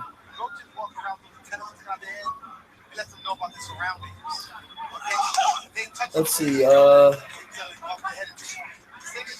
The blur fast. Danny Jacobs admitted he was scared after witnessing his friend Stevens get knocked out cold. He would be a bit more tentative. Hey, could be true. I know I heard him say he was scared and he has nerves, and now he missed the IBF weigh-in. He's gonna come in overweight, and then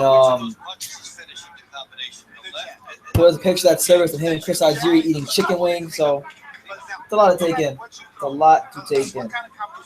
What do you guys think about Bernard Hopkins saying that Jacobs is gonna upset GGG? Do you think he really believes that? Deontay has more power, and he's a proven fighter. Who the hell is he? Nah, come on, man. I mean, yeah, he's been knocking out his opponents. You got to give him credit for that. But come on, man. The dude got outboxed by fucking Gerald Washington and Arthur Spilka. AJ is way better than all those guys. He's actually the same size. And we saw the Washington fight. When he fights somebody who is the same size as him, he has problems. He can't establish that range like he wants to. He gonna smash up Wilder. Yeah, he is, man. It's sad to say, man, because I'm a huge B-Hop fan, but he's got Oscar De La Hoya's a hand up his ass right now. That's what it is. Sadly, childhood hero of mine, but that's the reality we gotta live with. All right, so it's almost at around 7. Andy Lee's I think he's winning. The announcers have a lot more closer fight than I do. I think Andy Lee has won 5 of the 7 rounds. We'll see what happens, man. It's boxing. We don't know what will happen. Oh, man. As we come to the end of round 7. I feel a bit dehydrated. So I had to send my way Alex to the store to give me some water. Dehydrated as hell right now. Last round, touch blood.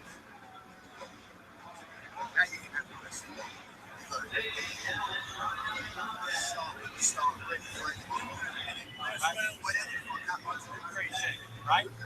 Listen, the only time you get hit is when you get your feet together and you Smoke a joint. Nah, man, we don't do that. Keep your changing your height a little bit. Keep your face We don't smoke, you gotta man. Go after it. That's right. Gotta go after it. This is it.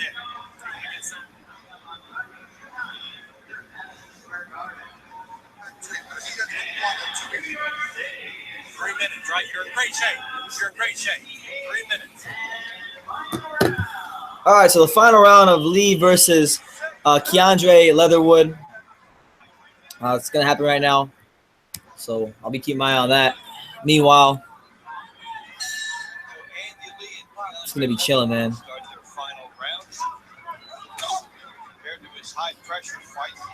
God, man. Look, one's car going to start.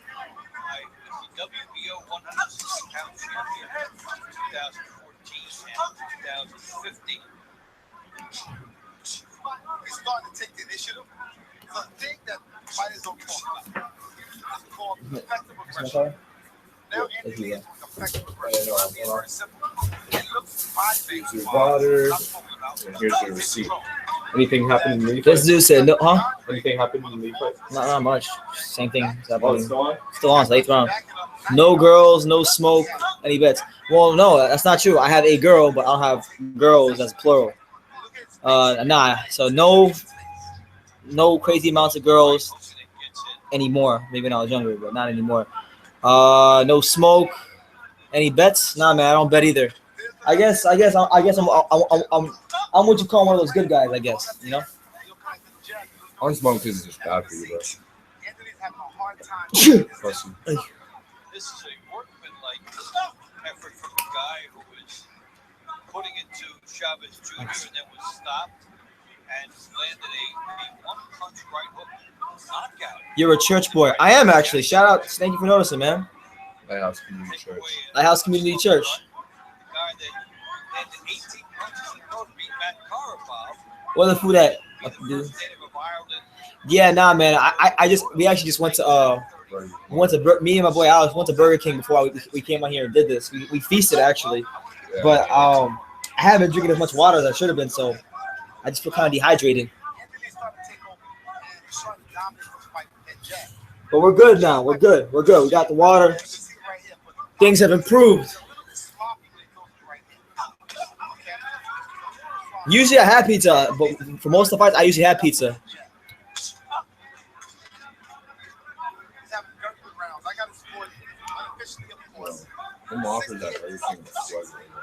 To be fair though, if I really wanted the pizza, I could just make one myself. But I ain't the pizza. We ate earlier. Maybe I'll get hungry later on. We don't know. Do you smoke Kush? Nah, man. I don't smoke. I don't smoke. I don't drink, man. Yeah, I've been on pills. I'm taking ecstasy and freaking speed.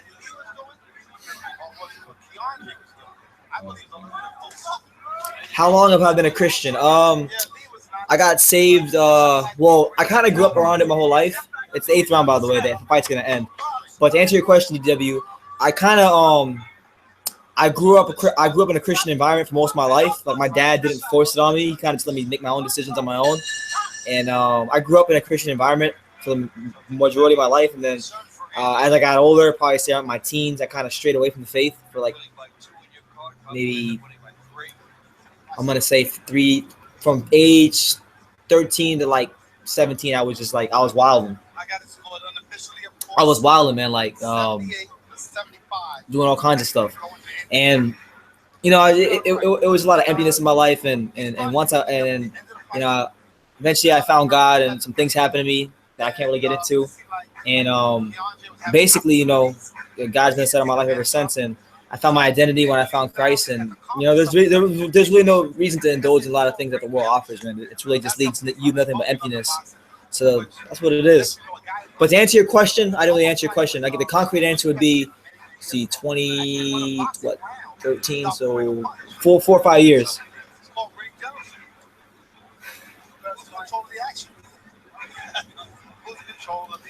Watch live match. Do you?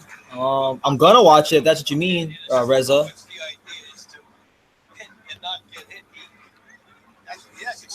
All right, so the Jacobs, Keandre Leatherwood fight just ended. You said Jacobs. Not Jacobs. Andy Lee, Keandre Leatherwood fight just ended. I think Lee won it. It was a good performance. He got his rounds in, and that's what it is, man. I'll be at church tomorrow morning like I am after all these hangouts. I'll be at church tomorrow morning. There's no church on Saturday. Hey, but don't get it twisted now. You come test me. We have some problems. Let us watch the fight with you. I can't. I'll get a copyright strike. Once the actual main card comes on, because I have my TV on, I'm waiting for the telecast to actually start. I'll have the audio on in the background. All right, Riley. I'll definitely get off the pills.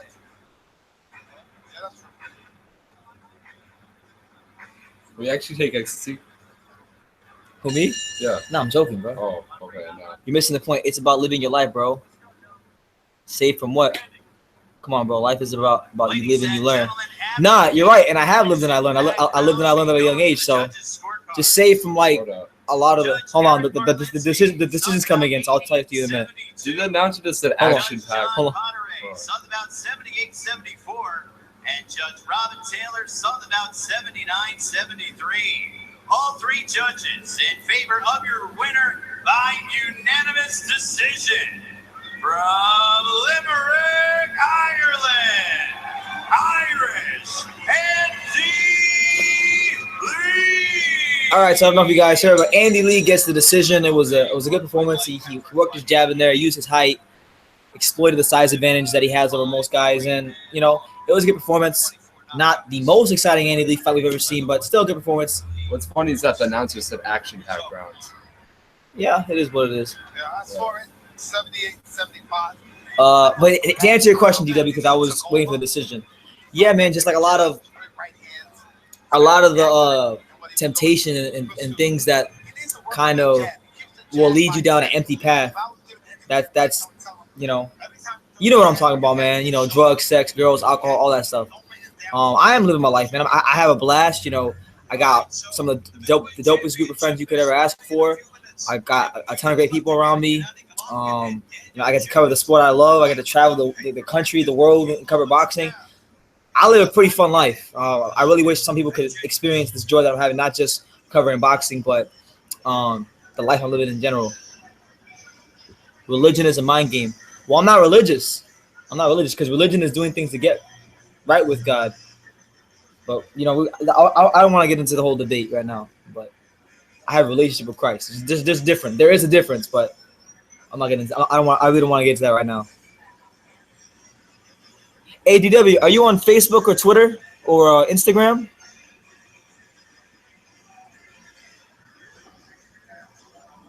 Let me know. If you are, you can follow me on there.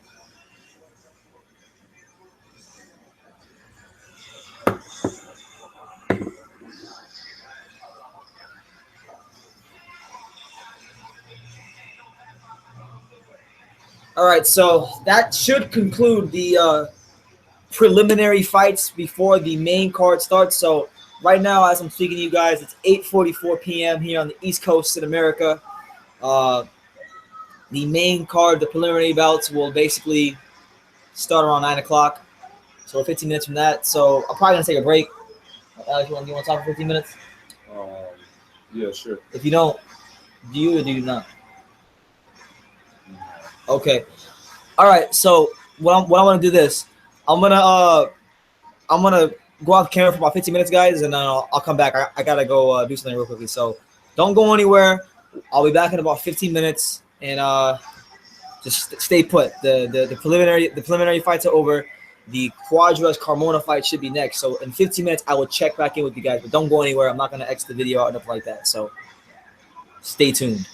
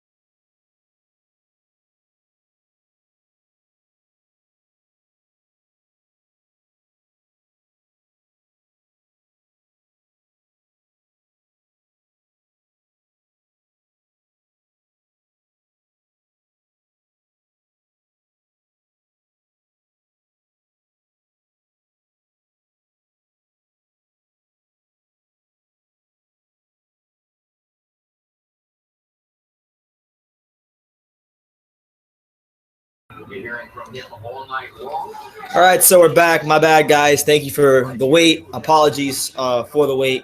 I actually had to, order the fight, the pay-per-view over the phone. I thought if you just ordered it on TV, you'd get it because that's what I did for the last couple pay-per-views, but this one was different for some reason. So I got it straightened out. We're watching the fight right now. Right now we got Ryan Martin versus Brian Cruz. I'm actually going to do a little bit of moving here, so bear with me. I'm going to mute for a second, but the fight is on. Give me about 2 more minutes. All right? I'll be back.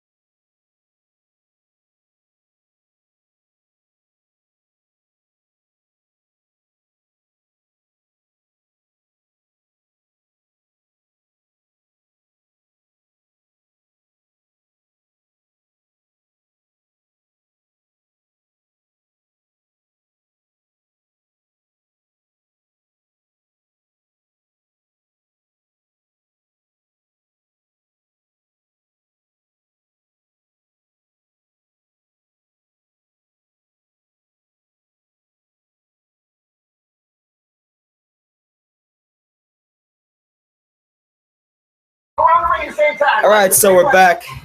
This is the live Gennady Golovkin, Daniel Jacobs live fight reaction. It's your boy BT checking in to you guys live and direct from Daniel Floyd. We got the man, the myth, the legend, the big payback Alex Fitzmaurice.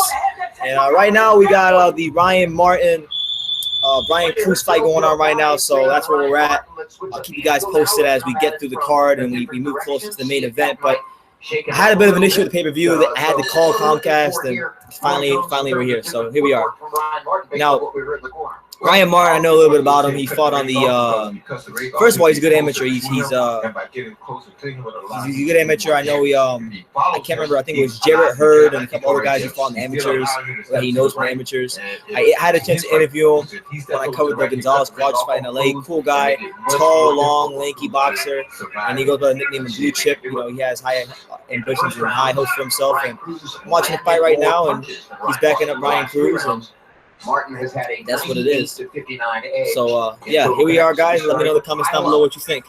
CompuBox edges over Brian Cruz, who, as Roy points out, doesn't waver in terms of his effort. No, he hasn't wavered at all, Jim. As a matter of fact, he's still throwing some really. All right, so it's round 4 right now, by the way. Hold on. Change this in. What we're trying to say is, for Ryan Martin to really do damage, he needs to stay on it. They want him to stay close to him and make Cruz fight. Like, see those body shots right there? He's throwing the most, those are the most devastating punches, but they want him to stay right there and do that, not follow him around. Cruz's trainer, Ryan O'Leary, asked him to keep his tight guard, but that's one of the things that Ryan Martin has been able to do in the last few rounds. You begin to penetrate that tight guard. You saw him turn Cruz's head moments ago with a hard right hand.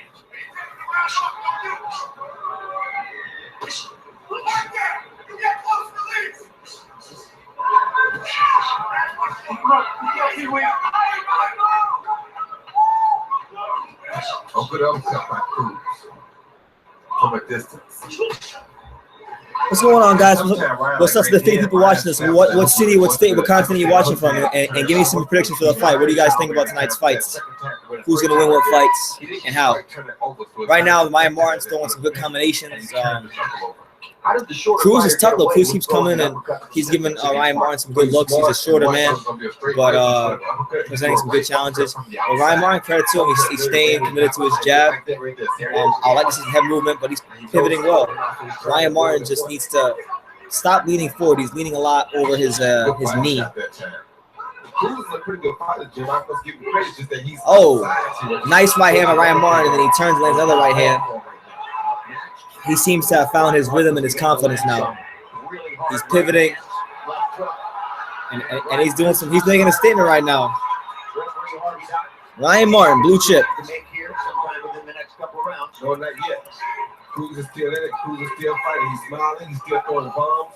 He's not giving up just yet, man. It looks like he was starting to give in, but he's not. Good jab by Huey.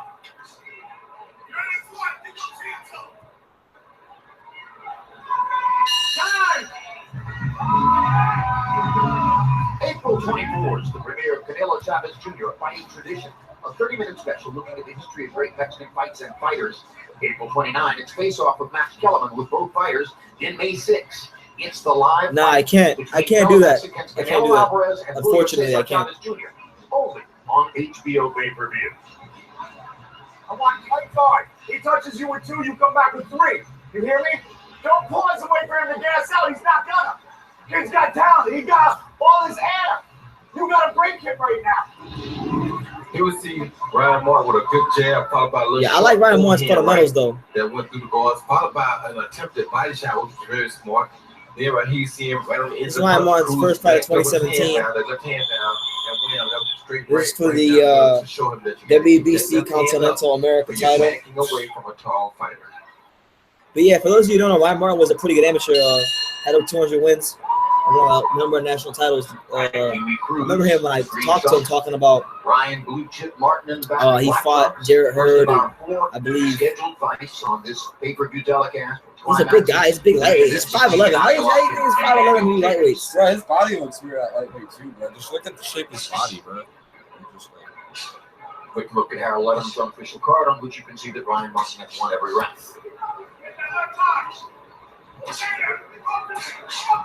Who you guys got one of the fights tonight? Wait a minute, you said he fought Jarrett Hurd. Jarrett Hurd. He mentioned something, but I interviewed him. He mentioned something about Jarrett Hurd and someone else. Yeah, he's like Jarrett Hurd like fights maybe even be a full-fledged welterweight one day. Hey, by the way, for people in the comments call me an idiot and a bitch and stupid, I mean, I'm not gonna do it anyway. But that's not. If I was, that wouldn't be a way to do it. That would be a way to ask. Cruz's corner just had. Yes, I'm just saying. But this kid can really box, so I mean, he's something that's going to be special for us one day down the line, I think. Those punches in combination. Seems to have excellent footwork. Seems to be athletic. Talking about Ryan Martin. Ryan Martin's doing really good. A lot of short, compact, crisp combinations. He has the heart to fight at any weight. Oh, good shot by Ryan Martin.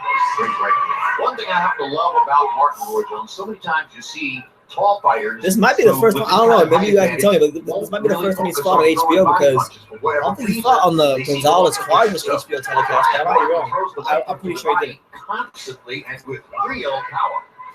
Well, that could also be attributed to, I mean, it's a great thing, right? He does a great job at the gym, but it could also be attributed to. Why can't I do it? Okay, your name is what? Maitre Fufu, whatever your name is. I can't do it because I cover boxing on YouTube, and if I turn my camera to the TV, HBO will give me a copyright strike, and then I can't do live hangouts. I can't monetize my videos or nothing like that. So that's why. But my recommendation to anybody who wants to watch a live stream, go to you can either go to Reddit boxing streams. That's one place to go. Go to Reddit boxing streams. Go on Facebook and go look in the group in Facebook boxing groups if you're in any boxing groups. And go on that Facebook page. Real Boxing Streams V2. That's like the best. I don't have any mirrors. His fighter, Brian Cruz, be taking shots like that. Well, he took some Jim, but he partially took him. He didn't take them all directly head on. And they know that he has a heart of steel, so they're not going to just throw the towel in on a guy like him. I mean, he knows he's outmanned tonight as far as size goes. Skillfully, he's about, equally matched. Can you guys hear the commentary well? I'm not sure if it's loud enough. Can you guys hear the commentary at least? Like, it's something. The level of power in these shots. A lot of y'all complain about the commentary at least. Can you hear the commentary? If you're going to be able to take him, you can take his best shit, then you got to return. You don't return, I'll take you out. Do this for me. Brian Cruz is training his real hard ass. This dude. Get on his fucking chest, rough you up. He's doing it to you. He's got an elbow on your back. Come on, baby, you're going into 7. You got to muscle this out. Here we see Ryan Martin have a beautiful. Ryan Martin has really good fundamentals. At lightweight too, he's a nightmare with that size, speed, amateur experience, and then he followed up with a hook to the head. Fundamentals. Dangerous combination. Jab, another overhand right and a hook to the head. But you see those gloves landing with the gloves semi-bent, Jim. You don't see him landing with the knuckles, and that's not a good thing because if you land it with the knuckles, he do more damage. He's landing with the face of the glove, which is not really the hardest part of the hand, and it's not the hardest part of the knuckle. So it's lapping a little bit. Yeah, just a little bit. Yeah. Doctors are now looking at Cruz. All right, so round 7, Ryan Martin, Brian Cruz. First fight on the televised portion of the undercard between Gennady Golovkin and Daniel Jacobs. Ryan Martin putting on a really good performance so far. He's got to close the show right here. He showed good skills, good fundamentals, but it's time to step on the gas and break him down and get him out of there. He shut him down right now. Doc was looking to stop this fight in both rounds 5 and 6. Came awfully close to stopping it, but he didn't. Ryan Martin landed. Martin jabs really well. I got to say something about that doctor that you just saw in the ring. New York State sends a doctor into the corner after every round. I mean, they send doctors into both Cruz corners. isn't moving a lot, so when Brian Cruz is like close to Martin, Martin's already a taller fighter, and not only is Martin a tall fighter, but like he's leaning that lead foot inside of Cruz's lead foot, and he's getting very good leverage on his jab, and it's setting up a lot of combinations, flashy ones. Punches where he's taking to the body. Like right now, he's got him against the ropes. And he's doing his thing. Hooks, jabs. He's just not a devastating puncher. Damn. Jesus Christ. My market fight, man. Especially on the left hook. Yeah, slaps with the hooks. Sometimes periodically. It hasn't started. The card has started, but right now, we're about we're 2 fights after this one, not including this one, but we have this fight, Cuadras, and then Roman Gonzalez after that. So yeah, we're 3 fights away from the main event. So I'll keep you guys posted for sure. Well, let me know where you guys watching this fight from. What city, what state, what continent, all that stuff. I mean, I'm all for the referee calling it a doctor when a doctor's necessary. Let me know, man. Rep your city, rep your state, continent. You know, I'm in Florida, Daniel, Florida to be exact. Right, if you were fighting and you saw a doctor looking at you after every round, it would make you crazy. Yeah, people know. We'll be at the hospital or what? Isn't it, Harold, a direct response to what happened to Magomed Abdulhamid? That I don't know. I don't know England time like that, so I couldn't tell you what time it starts in England. Yeah, Alex, you feel like the funniest request is like get close to the screen so we can see it through your glasses. Nah, bro, I ain't gonna mess with my vision. I'll get closer to the screen if you donate $100 to my PayPal, and I can get a new prescription. Jesus Christ. I'm going to give commentary the whole time. I can't show the main event. So far, the best thing I see Ryan Martin doing is we're looking at roughly an hour or 2 hours away. Yes. And now Martin is landing an hour or 2 hours away before Golovkin fights. As Brian Cruz. So increasingly, it looks academic from around the round. The Brian had to slow down, Jim, because now he has to defend himself more. Straight right hand lands for Brian Cruz down the middle. He's still trying. Yeah, this fight's gonna Hey, exactly. So if you're not gonna do that, then stop making stupid requests like that.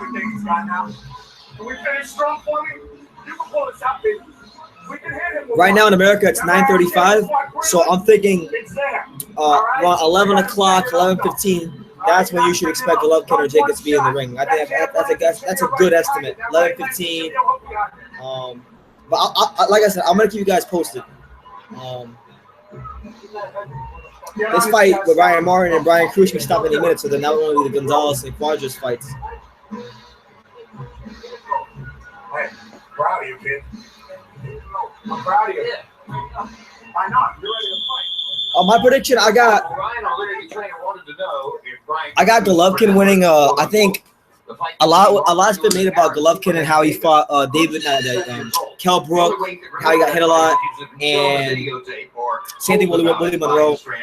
You know, I think he's gonna fight this fight a lot like the David Lemieux fight. He's gonna get on his back foot. He's in a box. You're gonna see GGG very, very balanced, very composed, breaking Jacobs down, and I'm predicting a 9th round stoppage for GGG. He's just too skilled of a fighter for Jacobs, and Jacobs gets hit way too much. And on top of that, the extra weight isn't gonna help him get out of the way of those punches. So that's what it is. As far as what's next for Gennady Golovkin, I'm thinking maybe they say Billy Joe Saunders is gonna fight in Kazakhstan, so maybe that. If not, maybe Canelo or is mandatory. Ryan Martin cuts the ring off, lands a blistering flurry of combinations, and he gets the 8th round. Can't see from here. The 8th round stoppage. So Ryan Martin gets another impressive win on his resume. Looked very sharp, man. I want to see more of Ryan Martin. Show great fundamentals. Show why he was one of the better amateurs in America. So good win for Ryan Martin. Upcoming lightweight, in case you don't know. Let's see. Amir Khan versus GGG. That was a possibility at one point. If he would have beat Canelo, he would have got that fight. Look at that body. Look at the punch assortment. Look at the speed. But hey, if any of you guys want to help some of the people that need to find the link for the fight, feel free to drop it in the comments. He's a good prospect. What we can see about him is he has size. His distance is actually middle in more than the outside, I think. He's busy with his hands, head and body, as Roy mentioned. He puts punches together. Yo, Gennady Canelo, who will win? I got Gennady. Because Canelo, if you watch Canelo fight, he fights way too much in spurts. So Gennady's someone who's always been well conditioned. Gennady has really good footwork. I think his footwork and Canelo's lack of footwork will be the difference in the fight. Really, the only chance Canelo has is for Father time to hit GGG and like I said, catch GGG and he'll beast off of that. But other than that, there's no way hell Canelo is beating GGG. And we will never know if Brian Cruz might have been sharper and might have had a better chance had he not suffered an 11. It was in America. It's $54.95 for standard definition, and it's $64.95 for HD. I don't know what that is in pounds. I'm not really good with the conversion, but. Ladies and gentlemen, referee Harvey Dog has to step in. Nah, Kenny, they aren't yet. We're still 2 fights away from that. 45 seconds, round number 8. The winner by TKO victory. But great performance by Ryan Martin, man. American lightweight champion, still undefeated, Ryan Blue Chip Martin. Martin moves his record to 18-0. Omnibox numbers in the fight. Martin landing 234 punches to only 129 for Brian Cruz. Throwing 207 punches more. Landing at a Joshua or Vladimir? I got Joshua, man. I think Vlad's gonna give a good account of himself. But Joshua, man, the speed, the size, the strength, the youth. It's just going to be a little too much for Vlad on the night. But, hey, I don't count out Vladimir Klitschko. I live in South Florida. He trains not too far from me. So I had a chance to see his work ethic and whatnot. And the guy's a workaholic. The guy's going to come so hungry, so prepared for this fight. Gennady or Mayweather? Skill-wise, Mayweather, you can give him the edge. Maybe. But the size and strength of Gennady would just be too much. Why do you think that Mayweather never fought a guy like Paul Williams, who was so big and strong at the weight? But hey, I don't know if you guys know this, but my boy Roman Gonzalez. What do you guys think, man? If GGG has a sensational performance against like Jacobs and Roman Gonzalez doesn't look so good against the Thailand guy. Do you think that do you think GG can get moved up to number 1 pound for pound if he's not pound for pound number 1 already? Carlos Cuadras and David Carmona from the 115-pound division there to the ring. Another look into the locker room, or the dressing room, I should say. By the way, shout out to all 72 people watching right now. Number 1 middleweight in the world. The smile on his face, his 5th visit to Madison Square Gardens building. And here's a closer look at the particulars of Golovkin. 34 years old already. He'll be 35 on April 8th. The 92% Pacquiao or Thurman? Is an all-time record for this moment in the middleweight division. Silver medalist. Pacquiao or Thurman? Olympics. That's a good fight. 24 signed a contract to fight. I'll go Pacquiao, man. I'll go Pacquiao. By his promoter, couldn't get a fight against Felix Sturm. This dude said, hey, man, what's your accent? Girls love that shit. I don't know, man. I don't think I have an accent, but I guess you could say an American accent. I mean, my dad's half Puerto Rican. My mom was Dominican and Cuban. So, I'm Hispanic, but I have an American accent, so that's what it is. 10th and 11th, respectively. Golfin's goal is to 23 get Felix consecutive Sturm. knockouts coming into tonight. To get Felix His Sturm? last Yeah, to visit fight. to this group Isn't he old? October Yeah, no, like before, when he fought Germany. Golovkin fought David Lemieux. Yeah. Now, you saw Lemieux. But yeah, I think for Golovkin, this fight to me is going to look like the David Lemieux fight. But he wasn't able to get off that way against Golovkin. Why, Max? Because Golovkin respected Lemieux's devastating power, fought behind the jab. My girlfriend's out of town right now, actually. My girlfriend's in Arizona. Take no risks by Golovkin standards. Beat down. Didn't really start opening up. I'm not watching with myself. I got my boy Alex right here. But nah, my girl's in Arizona right now. She's out of town, so. And then started So you back soon. with the assault. No. Eventually, of course, as all Golovkin opponents, when those hands start moving, when he moves you into position. Anybody of the 66 people in here right now, is there anybody out there that thinks Daniel Jacobs will win? If so, let me know why you think Daniel Jacobs will beat Golovkin, because I really don't think he has much of a chance, other than a puncher's chance. What's your thoughts on Lemieux versus Canelo? That's a fight Canelo needs to take, because we need to see what Canelo can do against a real middleweight. Canelo's been fighting Amir Khan, he's been fighting Leon Smith, guys who are not real middleweights. And this guy,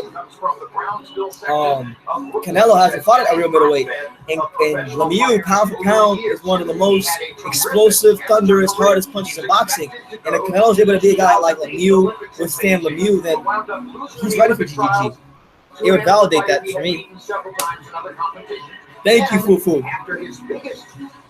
Where are you from, Fufu? Let me know. What city, what state, what country are you from? By the way, guys, as of right now, the Ryan Martin fight just ended, so the next fight after this will be Carlos Cuadras versus David Carmona. And then after that, we will have Roman Gonzalez versus the Thailand guy. And then after that, main event, which we're all waiting for. Jacobs has a height advantage, but that's about it. Yeah, that's really all he has going for him. The height advantage and the fact that he's been a middleweight his whole career, which is something that you can't really say for a lot of Ireland, shout out to Ireland, man. One of my favorite soccer players from Ireland. And the first round of that fight, Max, he found gold. Well, Daniel Jacobs, you mentioned, was a tremendous amateur, considered at one point maybe the best pound for pound. Andres Padilla, that's a good question. If Mikey was active, I would give him more of a chance, but Loma. I think most people felt that Quillen was the favorite heading into Yeah, the fight. Roman Gonzalez does fight tonight. He fights after this next fight. So after Cuadras fights, Roman will be fighting after that. Someone guy asked Mayweather McGregor. That was all she wrote right there. Mayweather, man, you serious? And I don't even like Mayweather. But if he fights McGregor, he'll look like a freaking Mike Tyson. He'll get a knockout.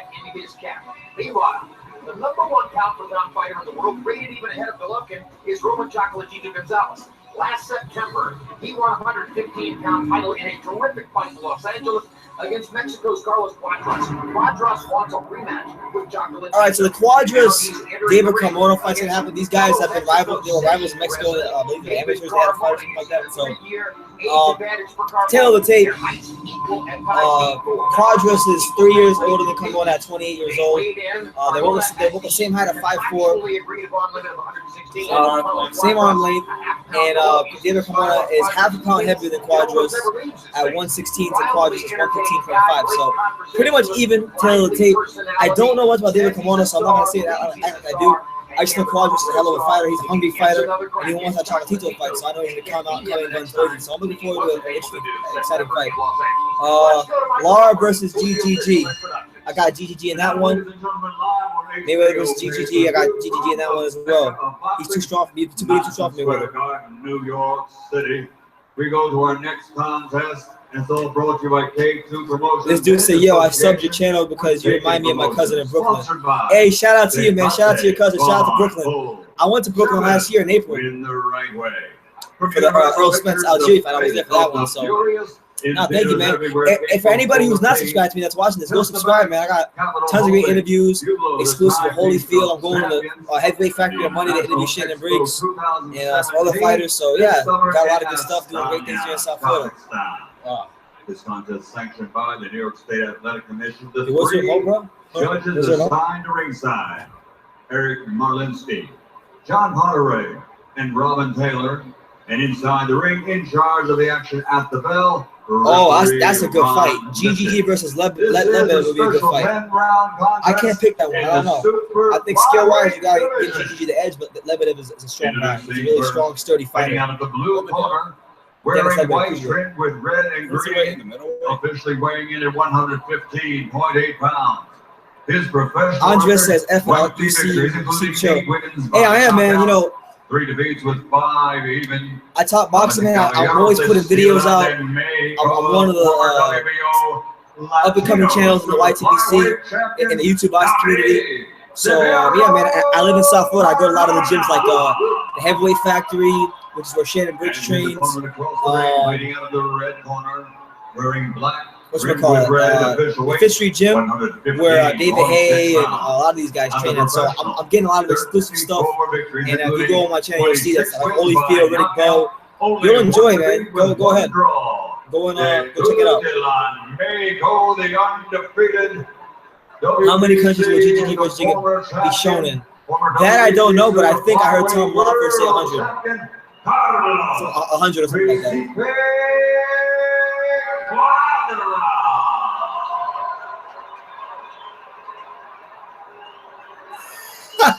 Yeah, one dude was like, you seem chill, man. I was gonna hook you up with some girls. Never mind, you got a girlfriend, but I was gonna hook you up with thoughts. Yo, why did somebody ask GGG versus Leatherwood?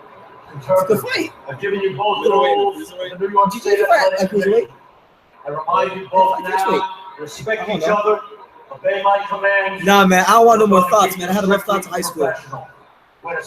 Where I live in South Florida is the thought capital of the world. I don't want no thoughts. Mexican stars in boxing and the Mexican fan base. South Florida has more thoughts than anywhere in America, so I'm good, man. I got my girl. I'm happy. Julio Cesar Chavez Jr. second and first right now, Canelo Alvarez. But there's a long history. If we're talking Pretty Boy Floyd, I might get Mayweather the edge of that one. In the lighter divisions and even lightest. All right, so Carlos Cuadras, David Carmona is starting right now. You got Cuadras in the black trunks, Carmona in the white trunks. Cuadras, guys, has the qualities of a guy who could be. It's a 10-round fight.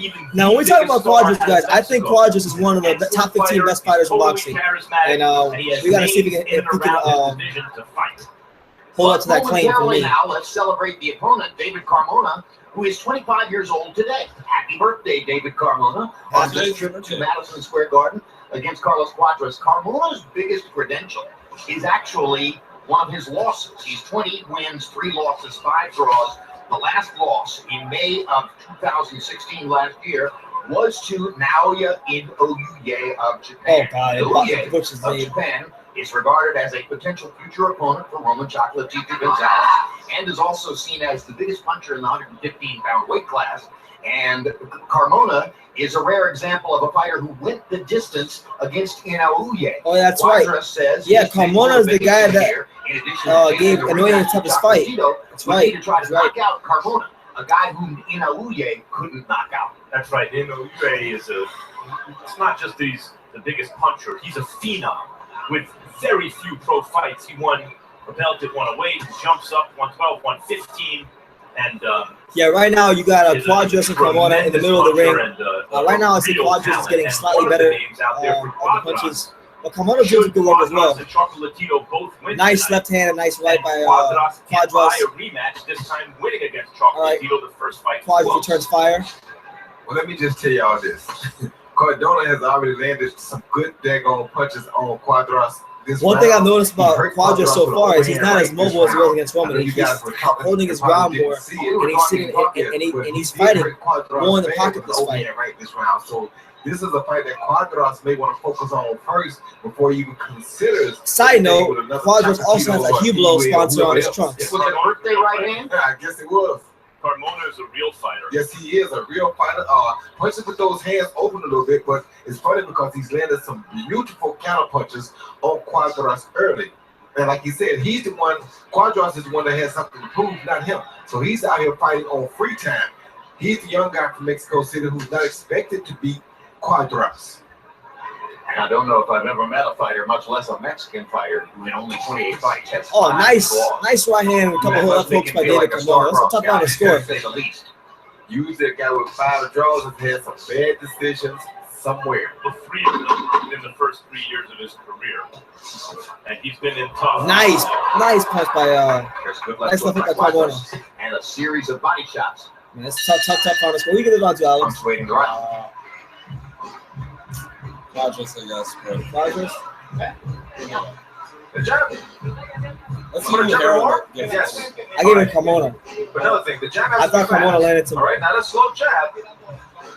He keeps throwing that looping right shot when you throw the jab, and he caught you once there. That was the right shot over the top. Yeah, I think Carmona landed the more solid shots that fight. And when you're close to him, that round, right jab, sharp, that's a swing round though. That can go either way. It has to be straight with a jab, and then finish off with a strong one, and there's a right to the body. All right, 3 jabs every so often. No problem, Rob. No problem. Thank you for saying that. PC Cardona landed a really good right hand. One thing I noticed already, and this is kind of really good. This is the same problem when he fought Gonzalez. Cuadras is really fast and he throws a lot of arm punches, and because of that, it's a lot of wide looping punches. His punches aren't getting there from point A to point B as fast. Carmona may not be throwing the more eye-catching punches, but they're real short, compact, effective shots, and I feel he won that round with the more effective, shorter, and compact shots. So I got a 1-up for Carmona. Good, tough round to score. Harold Letterman gives it to Carlos Cuadras. So right now already, we got an issue with our scorecards. By CompuBox count, Carmona 13 out of 48. Cuadras coming on strong, landing 7 of his last 10 punches in the last 30 seconds of the round. The only thing about Carmona is it doesn't seem as though he's a consistent good puncher, meaning that if he throws 3 punches, only one of them would be a really good punch. But he does throw one good one every now and then, and you never can tell which one is going to be that one. Cuadras is not being as mobile as he was in the Gonzalez fight. A lot of that too is because Carmona isn't someone who comes forward. But Cuadras right now, he's having a lot of the same problems he had in the Gonzalez fight. Like he'll throw one punch, it'll be a good punch, it'll land, and then he just sits there and doesn't follow up. Meanwhile, Carmona's standing there, he's holding his ground, and he's throwing real short, compact punches. Cuadras does live in Mexico City, but he was born and raised in Sinaloa, which, as he points out, means that he is a Julio Cesar Chavez Sr. fan and devotee from the beginning. He has recently begun training in Los Angeles because he's now under the they're there. Rudy Hernandez. Nice by him by Cuadras. And the brother of the late, great Gennady Hernandez. Cuadras right now, he's trying to find his range. He's doing a lot of ducking and slipping and clinching to kind of disrupt Carmona's rhythm. He's a talented guy, you know. He's got to turn his punches over and start using his legs a little more. Because he's fighting more in the pocket, and this is the fight that favors Carmona right now. He's one of those kind of guys, Max, you never can count him out. Because no matter what he's up against, how hard nice counter right by Carmona. And HBO don't even say anything about it. What the hell, HBO? From landing that good left body shot at the end of that combination. You two guys called the Cuadras versus Two good Chocolatito fight jabs. last September. I was in Good jab by London on that Cuadras. particular night doing Golovkin against Kell Brook. And Nice left hook by you described Cuadras. it as a close fight. It was actually a unanimous decision for Chocolatito, 16-12, 15-13, 17-11. Are you saying that you feel like the 15-13 card was the one closest to the actual reality of the fight? I think 15-13, 16-12 is about right. But when was the last time a guy won 4 or 5 rounds out of 12 from Chocolatito? Not many. Nice by him by Carmona. Takeaway about Cuadras the fighter is that Chocolatito was pouring it on early, Jim. And most fighters that Chocolatito fight are convinced that they can't compete with him after that early onslaught. But Cuadras absolutely fought his way back in, hurt Chocolatito. Good body punches by Carmona and a good return for Cuadras. We get around to Alex. Uncertain toward the end. April 8th, live on World Championship Boxing. Vasily Lomachenko quickly establishing himself as one of the most So Alex has a 2-zip for Cuadras. I got it right now. I got it 1-1 apiece. 30-pound World Championship against Jason. Let's see. One is GGG versus Jacobs. It's a big day for a lot of reasons. It's the birthday. GGG versus Jacobs twin brother Max is going to be after the Gonzalez fight. So 2 fights from now. Vasily Lomachenko. Very well. Catch him. Water. So finish it. Strong finish. And to the body as well, eh? That's it. Finish off to the body. All right, David? But good stance. Solid stance. Involve him. And when it's 10, you got to close that round. All right?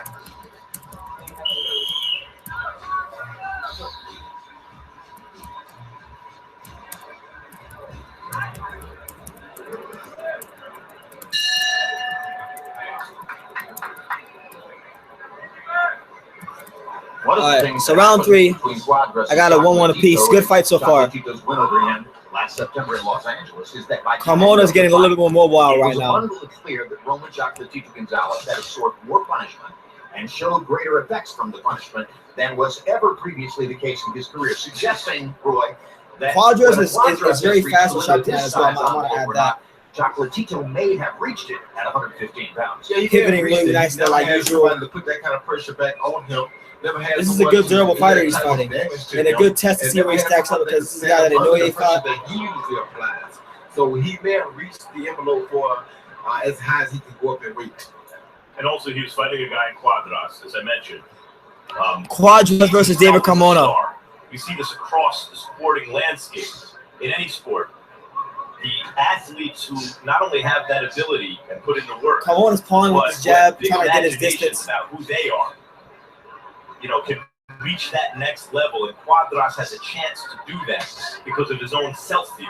Cuadras picks out a couple shots by Carmona. And not only did he see himself as a star that night, Max, he still saw himself as a champion that night. Nice bodies on And the he wasn't Cuadras. willing to come out there and just forfeit his belt to Chocolatito just because his name was Chocolatito.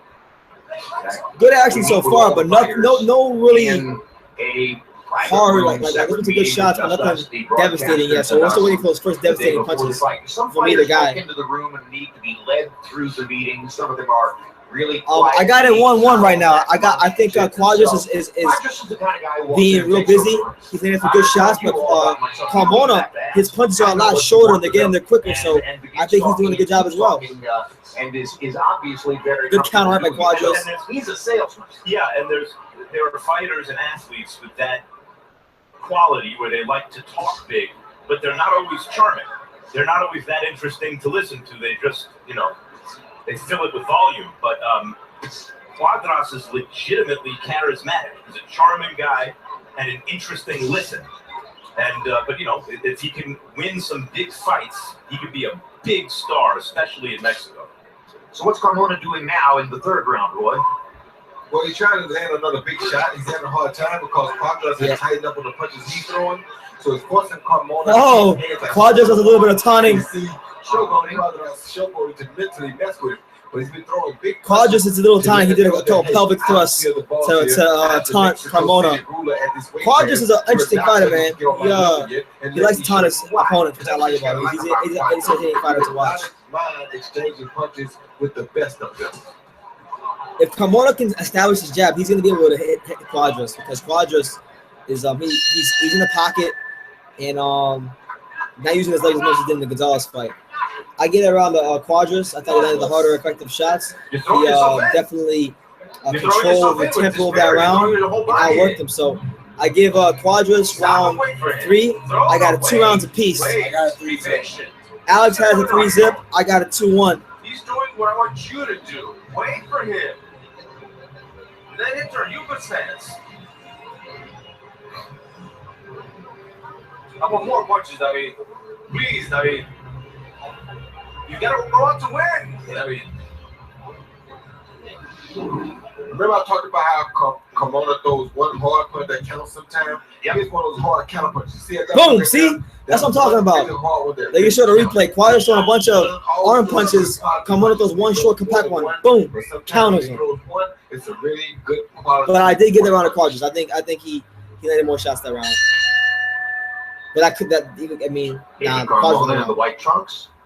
Carlos Cuadras, the A side of this particular fight, in the black trunks with the expensive watch name on the front of the belt line. Harold Letterman, as we go to the 4th. What's Letterman's your score? unofficial ringside score? Okay, Jim. I got a 3-0, 30-27. Oh, come on, Harold. It's 2-1, damn it. He won a round. Jim, what I like about this fight is Cuadras punching to the body. I mean, that's the first thing you usually see. Oh, nice. Tremendous body punch. Nice counter left hook by sometimes he starts off with that left hook to the body. You know, he doesn't start off. Yo, HBO is not hitting Cuadras, dog. Carmona's doing good work. Jesus Christ. And follows it with good Give the man some credit. 3-0, Carlos Cuadras. Harold, if And it's not 3-0. It's 2-1, damn it. Cesar Chavez Sr., is there any other way you're going to fight other than go to the body first? No. Right. Chavez was the greatest body puncher ever. What we have to also admire here is the fact that one thing Carmona's gonna have going for him is he's very durable. And Cuadras, Cuadras is durable is what I'm saying. If Cuadras fades, Carmona can play his hands later on in the fight. And that says a lot about who Carlos Cuadras really is. Especially since he acknowledged Carmona's a very tough fight. Nice. No gimme. He was in tough. Good work there by both of them on the inside. Expects to exceed the standard set by one of the best in the business and know you. By the way, guys, 2 of my favorite guys to listen to when we do those fighter interviews that you were talking about. Yep. Is Carlos Cuadras and Brandon Rios. Brandon Rios. Yeah. Brandon Rios. We may not get the privilege of listening to Brandon Rios again, but yes, he was always fun. I love to listen to Brandon Rios. Brutally honest. You know, there may never have been a more brutally honest fighter in a fighter meeting than Brandon Rios. And that's why I like this guy. A lot of speed with Cuadras. He's able to touch him, but like I said, the guy doing the more harder punching, from what I'm seeing, is Carmona. Carmona's landing the harder shots. Cuadras doing a lot of slapping with his punches, or he's hitting them with the wrist. And I know a lot of those punches are going to get scored, so he's doing rounds based off that. Carmona's doing good work, and HBO ain't saying nothing about it. Jesus Christ. And he would walk into the ring or into the room and say, "I'm woefully unprepared." Nobody ever does that. Right? It doesn't get any better than that. Yeah. At least you get the truth right away. Good body shots by Cuadras. Cuadras is some good body shots though. Leaping to throw that left hook at Carmona. And trying everything in his power to get Carmona out of that, Jim. That's what I love. I mean, he told us he was going to do that, and that's it's going to be interesting to see because Cuadras, he's doing a good job. Well, he plays one of the rounds now. He's doing a good job working angles. He's jabbing in the body, come back up top, and then uses his legs to get around him. He's doing a better job of that now as the fight's progressing. So I give him that round. That's a round where Carmona wasn't able to land any of those hard thudding shots, and Cuadras outboxed him. So I got it. I got a 3-1 card for Cuadras. Oh, but shout out to the 8 people watching, man. Let me know what you guys think about the fights right now. Who you got winning this fight? Jacob's fight, the Gonzalez fight. Where are you watching this fight from? What city, what state, what country? Represent in the comments. I'm from Dania, Florida. If you don't know where Dania, Florida is, it's about 45 minutes from Miami, 10 from Fort Lauderdale. Not too far away from the best boxing gyms in the world. Where you guys from? Let's talk, man. At Madison Square Garden in New York City, and the good news is it doesn't appear to be raining, snowing, sleeting, hailing, any of the other things we've seen in the last several days at this particular moment. Maybe we'll be able to get out of here after the fight is over. Super hot. CompuBox numbers. Already Gaming Entertainment says NYC. Shout out to New York City. My aunt lives in Queens. Shout out to New York City. Shout out to my aunt. Out of 164. Shout out to Queens. If Cuadras is serious about scoring the stoppage win, then sometimes when he's leaping in with those power shots, maybe there should be a higher. All right, so Harold Letterman has a 4-0 shot for Cuadras. I got a 3-1. He's been throwing a pretty good percentage of that, though, Max. The only thing he has to be careful of is a lot of times when you shout out to the Bronx, man. Shout out to Kemba Walker from the Bronx. Kemba Walker, my favorite basketball player. Cuadras is having a lot of success with left hook. One of those one-punch knockout shots while trying to. It looks like Carmona is slowly running out of steam with his legs, and that's obviously due to those body shots that Cuadras is winning. So I'm looking for Cuadras to be wants to put a statement to step on the gas these next couple rounds. The GGG fight has not started yet. The card has started, but the GGG fight will be after this fight and the Roman Gonzalez fight. So we're 2 fights away. I'll keep you guys posted. More showboating as he turns southpaw, does a little dance for Carmona, turns back around, does it more elaborately and with more sort of pronounced motion than is necessary. Obviously wants the eyes of the crowd to be on him. Doing what he can to entertain. Jim, he knows it's not the most entertaining fight because of the level of competition that's in front of him, which is the guy's pretty good. It's just that he's not a big risk taker. So he can't really give you a lot of fireworks in the fight because it's too much of a gamble. But he's trying to find other ways to give you some fireworks or some I don't know if I'm going to say that, man. Hey. Make it interesting to see. Shout out to you, Terrence. Good fighting work. Dude likes it when Bay bites the tip, I guess. I don't know. Shout out to you, man. Shout out to San Francisco, man. The biggest puncher in the division.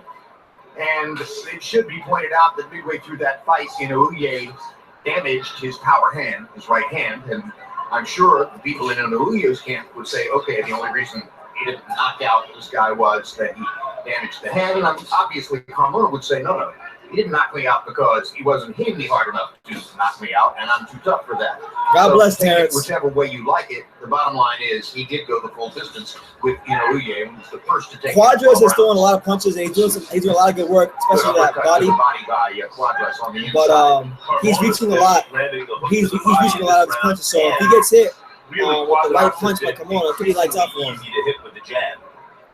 He landed one on Cuadras that may have caused Cuadras. Carmona's beginning to work with like the fight. He's taking good work these last couple minutes. Protecting that liver. Good job by Carmona. HBO pay-per-view. When he wants it seems. I don't think Cuadras is too concerned about his jab. Anytime you're giving the opponent the opportunity to hit your liver, you run the risk that he's going to land the perfect shot. I give it to Cuadras. 4-1 Cuadras. I got a 4-1 Carlos Cuadras. Carmona is doing some good work, but he needs to work his jab. If he has a jab, he needs to use it. Getting closer and throw, all right?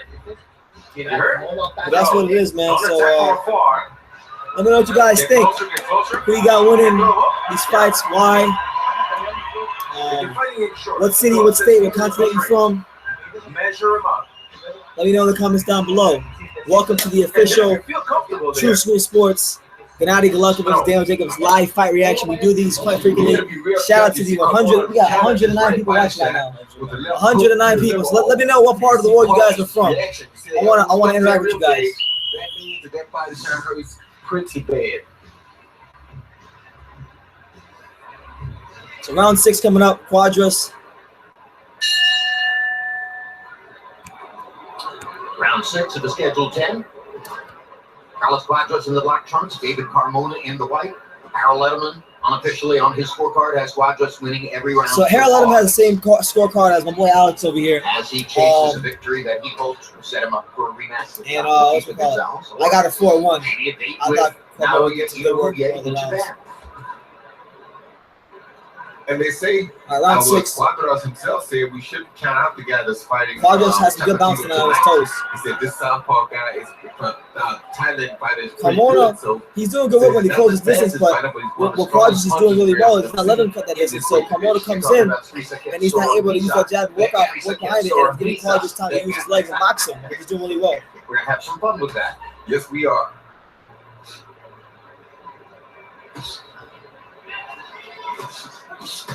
Nice body shot by Cuadras. and he ties him up on the inside. Slipped on the canvas. Nice jab, Cuadras. Nice shot simultaneously. Yes, sir. Well timed by Carmona. Carmona loads up with a right hand. Carmona's Nothing one of doing those there. guys, if you hit him in the body, he's going to try to hit you back in the body. If you hit him upstairs, he's going to hit you upstairs. He's a very good, solid fighter, Jim. Nice jab by Cuadras. He's throwing that jab from different angles too. He's jabbing here, jabbing here. He's changing the angle of his jab, so it's landing with a lot of success. And he's a Cuadras is a rhythm fighter. He's fighting with a great rhythm right He's not now. putting on a show like Cuadras does. That left hook was a good shot by Cuadras as well. Good work by Carmona.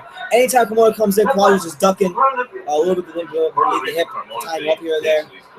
Not doing it excessively, but still doing it in spots. It's not exactly that they're So they're not using it as a monitor. By the time they land on Carmona, most of the energy's been spent on the punch, Roy, as though he's catching Cuadras after the apex of the shot. Catching Carmona, you mean. Carmona, excuse me. Like that. Cuadras is lunging in with some arm punches. Gotta be careful.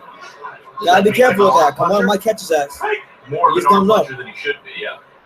Even when he is getting his weight behind the shot. DW, what's up, man? Good to have you back. And right now, Carlos Cuadras and David Carmona are fighting. I got it 4 rounds to 1 for Cuadras. Alex has it 5 rounds to nothing for Cuadras, and Harold Letterman has it 5 rounds to nothing for Cuadras. Cuadras is boxing really well. Carmona does some good work, but it's not enough of it. Has really no jab to get inside, and Cuadras is controlling his fight with his foot speed. And right, to hit the target, he has to loop him too. Yeah, exactly. That's why it takes some of the steam off of the punches. Stop punching. Don't take a golf face. Put on your field. Box. Oh, good hook by Cuadras. Oh, good body shot by Cuadras. Earlier in this round, you heard the crowd in the arena. Good round. What do you got, Large Cuadras? outpouring of interest. That's what I have for Cuadras. Doing a good job boxing him, staying on his toes. He knows David Carmona doesn't have the foot speed to box him and stay with him. So using his jab, he's landing punches, albeit some arm punches, but he's in. You score a knockout of your opponent. I want to see you go to that furthest neutral corner. Remain there until you see me motioning for the fighting to resume. If you guys get tied up in a clinch, I want to see the fighters work out of the clinch on their own. Now either punch your way out or move out. If I see that the fighters aren't able, if I see you guys aren't able to work out on your own, you're gonna hear me say break. Once I say break, stop punching, take a full step back, make it a clean break. You know what I don't want to see is any intentional holding, things like that. I want a clean fight. You know, we got everybody watching. It's a great night for boxing, and so just a good, hard, clean fight. May the best fighter win, whoever they may be. You know.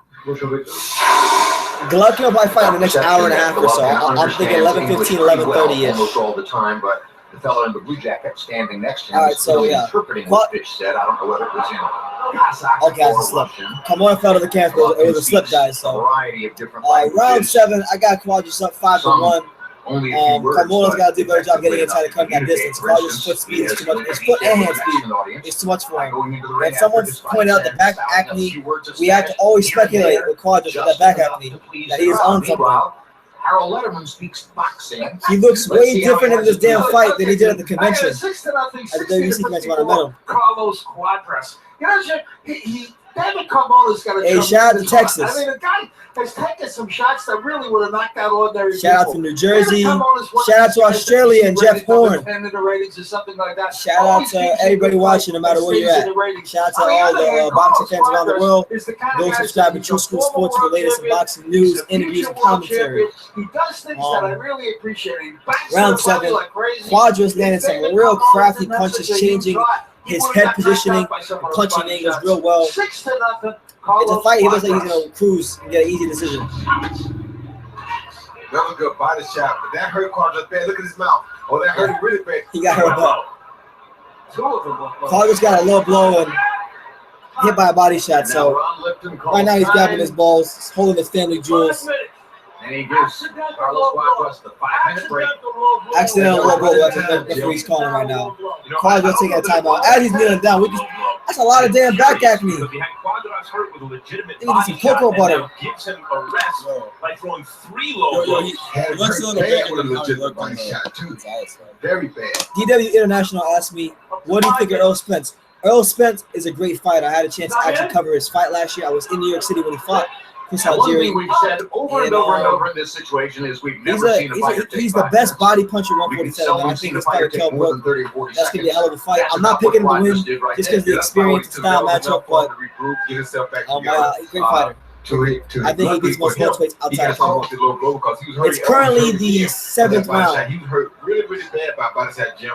Almost wouldn't go down. Boy, he has a cut over his left eye, it looks like Blood Cuadras does. streaming down the left side of Cuadras. Quadras is moving a lot more now. It looks like that body shot hurt him. He's trying to buy some time. But David realizes now that he's hurt Cuadras to the body, he's trying to attack Cuadras' body now.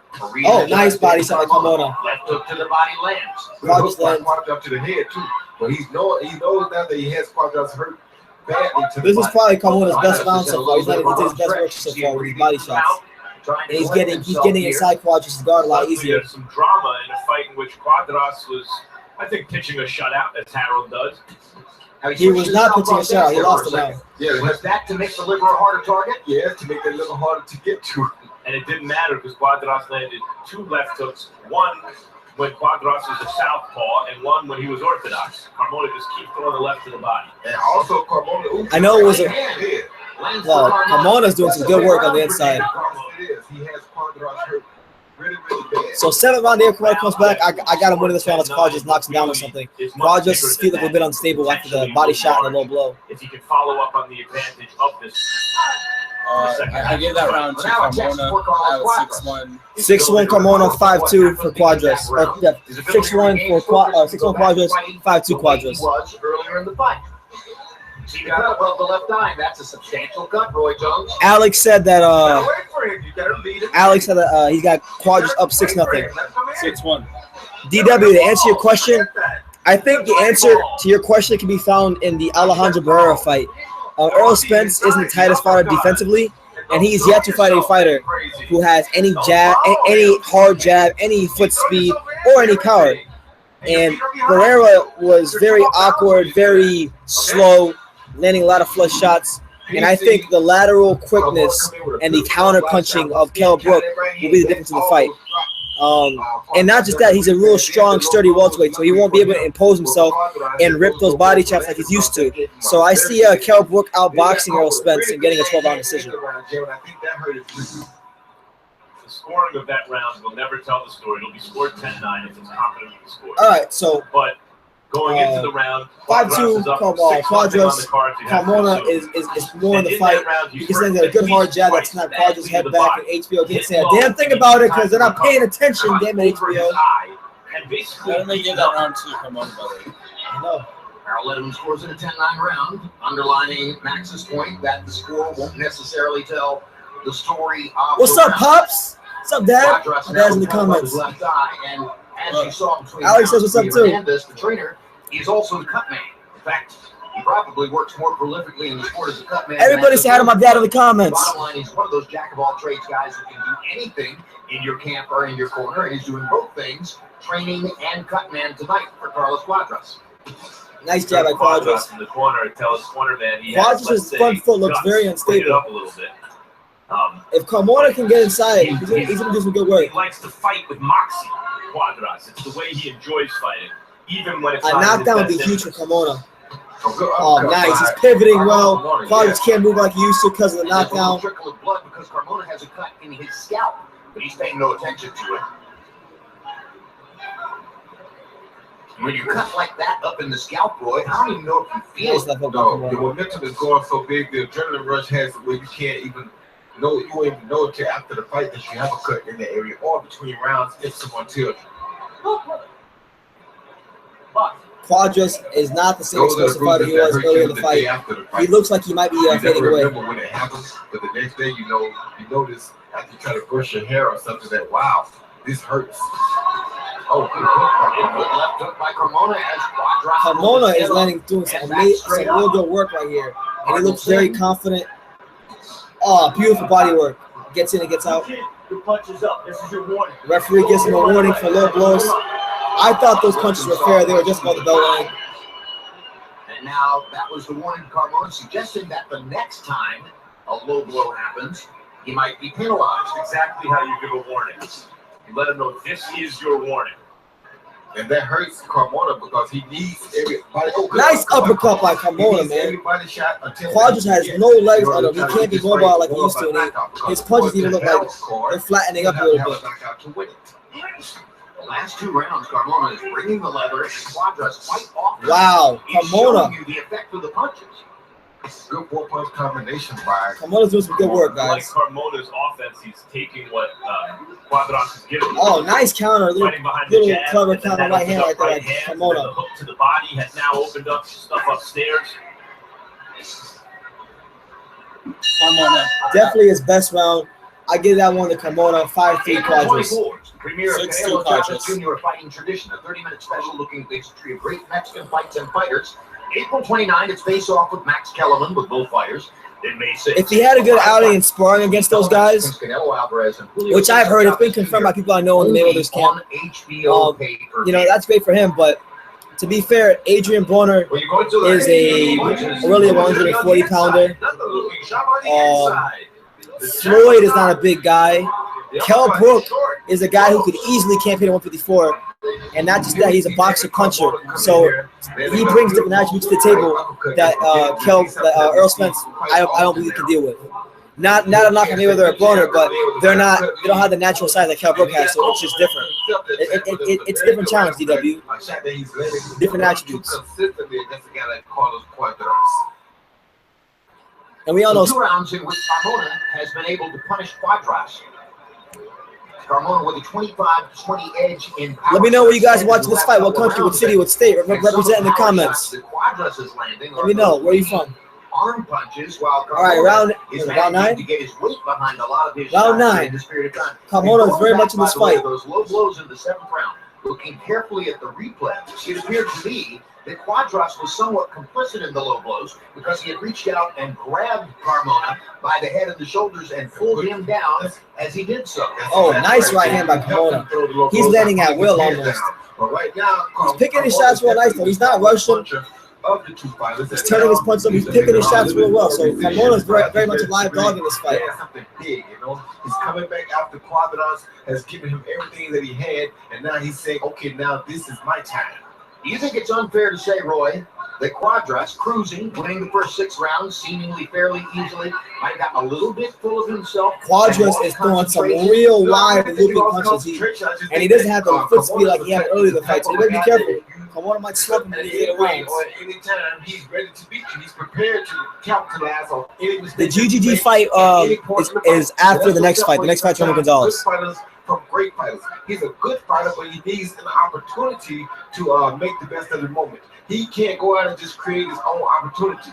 However, Carlos Cuadras, in going at him so hard early, has given him now an opportunity, and he capitalized on it. This is kind of the reverse of what we saw from Cuadras against Chocolatito in the Chocolatito fight.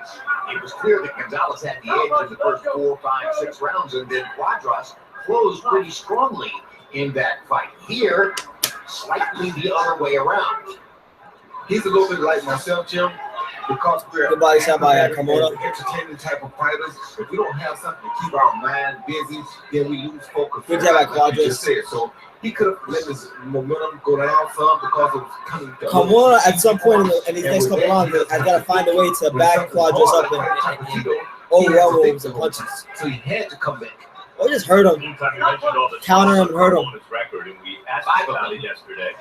You know, how do you go from being a guy who can't quite get over the hump on the next Nice level, uppercut by Carmona. you know, loses tough, gets a draw, loses a close decision, to a guy who can actually win those fights? And he said by leaving it all in the ring.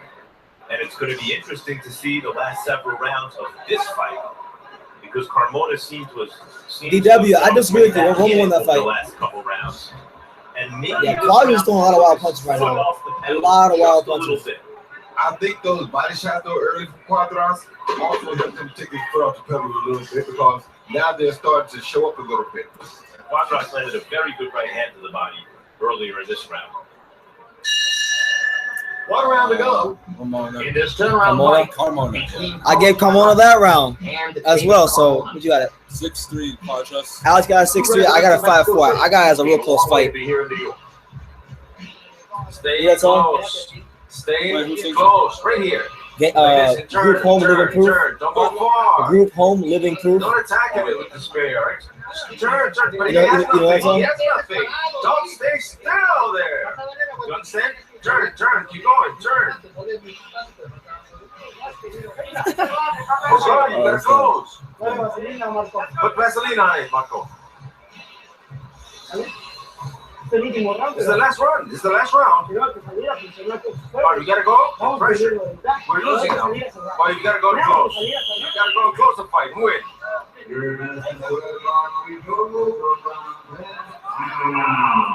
All right, final round of the fight. I got a 5-4, so either it's gonna be my card. Either gonna be an even fight or it's gonna be Cuadras. Winning the fight. Unless Carmona gets knocked down here. Carmona fires a wicked right, but it falls short. David Letterman has a 6'3". Yeah, Harold Letterman has a 6'3".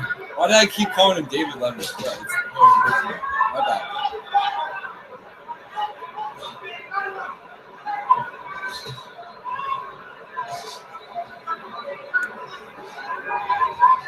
Carlos Cuadras, if he stands up, has already won the fight on Harold Letterman's unofficial scorecard. He cruised through the first 6 rounds here, and then ran into trouble in the 7th. The 9th was an important round for him, Jim.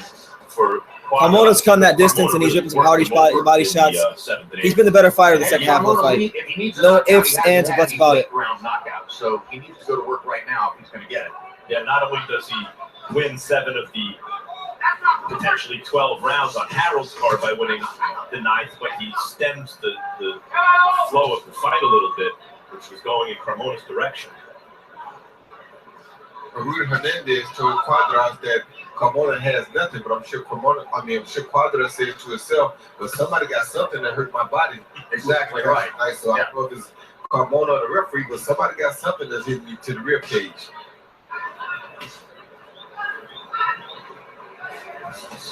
Good right hand by Cuadras, followed by a good body shot from Carmona, then also followed by a good body shot from Cuadras. Fighting with a southpaw now. Can somebody score a knockdown here?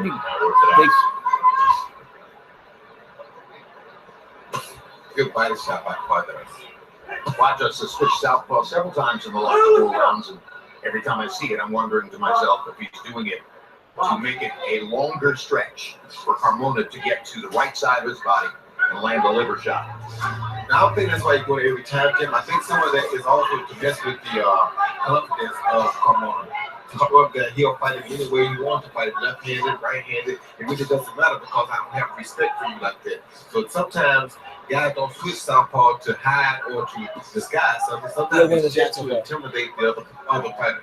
And actually, there's no logic in what I said, since, of course, when you switch southpaw, you're putting your liver closer to the fighter rather than farther away from him. Carmona countered it by not exactly switching southpaw, but by moving his feet such that when he threw the right hand, it was off the front foot a couple of times.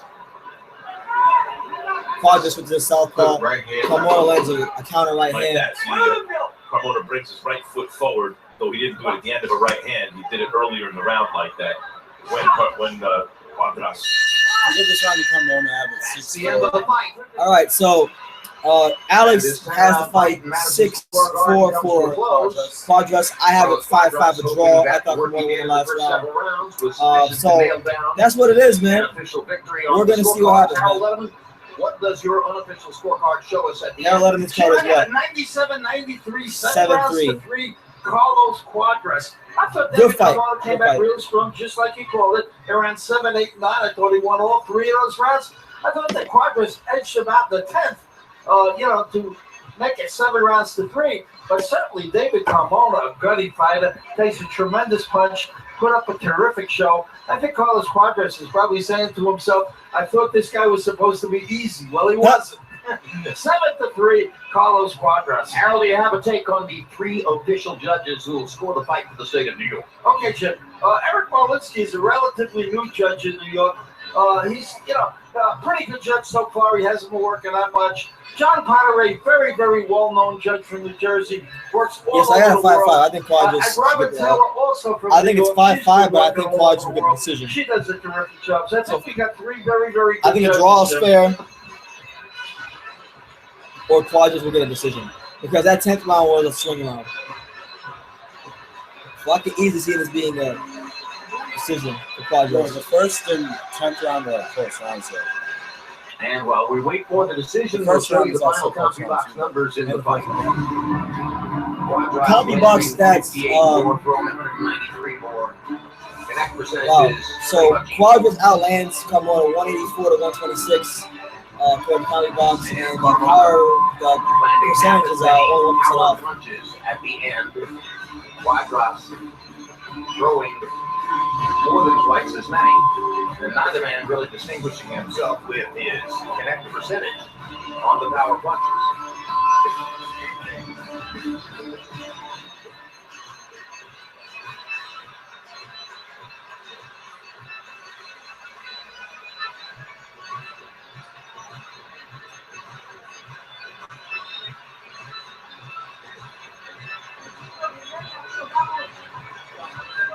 Top Cat 89, let's go, champ! It's about time. I was waiting for you, man. I missed you, Top Cat. What's up, man? And now Michael Buffer is ready with the official decision. Let's go to it. Top Cat 89, Jesus Christ, this dude.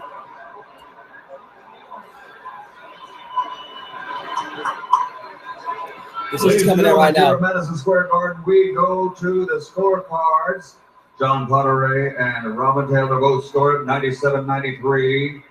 Eric Malinsky scores it 96-94. All to the winner by unanimous decision. Cuadras. Carlos Principe Cuadras. And the New York City crowd boos. They believe David Carmona won, but I mean, that fight could have been a draw. Carmona didn't put enough rounds in the bank, nor did he knock down Cuadras, so I don't think it's fair for him to say he got robbed or anything like that. He didn't get jobbed. It was at worst a draw. So Cuadras wins. He's actually little to his end of the bargain. So now, if Roman Gonzalez is victorious in his next in the fight coming up right now against the Thailand guy, then that means that they're supposed to fight next in the rematch. So should Roman be victorious, it will be Carlos Cuadras versus Roman Gonzalez in the rematch. What do you guys think? Is that fight you're interested in, Cuadras versus Roman Gonzalez? And to the 120 people out there watching BT and True School Sports, let me just urge you guys and tell you guys, if you haven't already, go subscribe to the channel. We got great news, great content, great interviews, all kinds of great stuff coming up. So subscribe if you haven't already. Get to know your boy BT. I live here in South Florida. Some of the best gyms in the world. I got like Shannon Griggs, Holyfield, Riddick Bowe, all kinds of people in Miami that, and Fort Lauderdale as well that I get to meet. So you won't regret it if you do.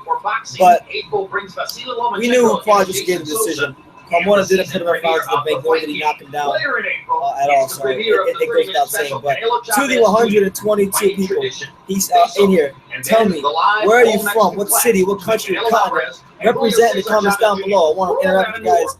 I want to know what parts of the world are here for the official Gennady Golovkin versus Daniel Jacobs live fight reaction. But I'm getting hyped right now. My voice is kind of hot. I'm going to lose my voice in a minute because my boy Chocolatine's in the fight. The real TVE. Let's go, champ. Let's go, champ.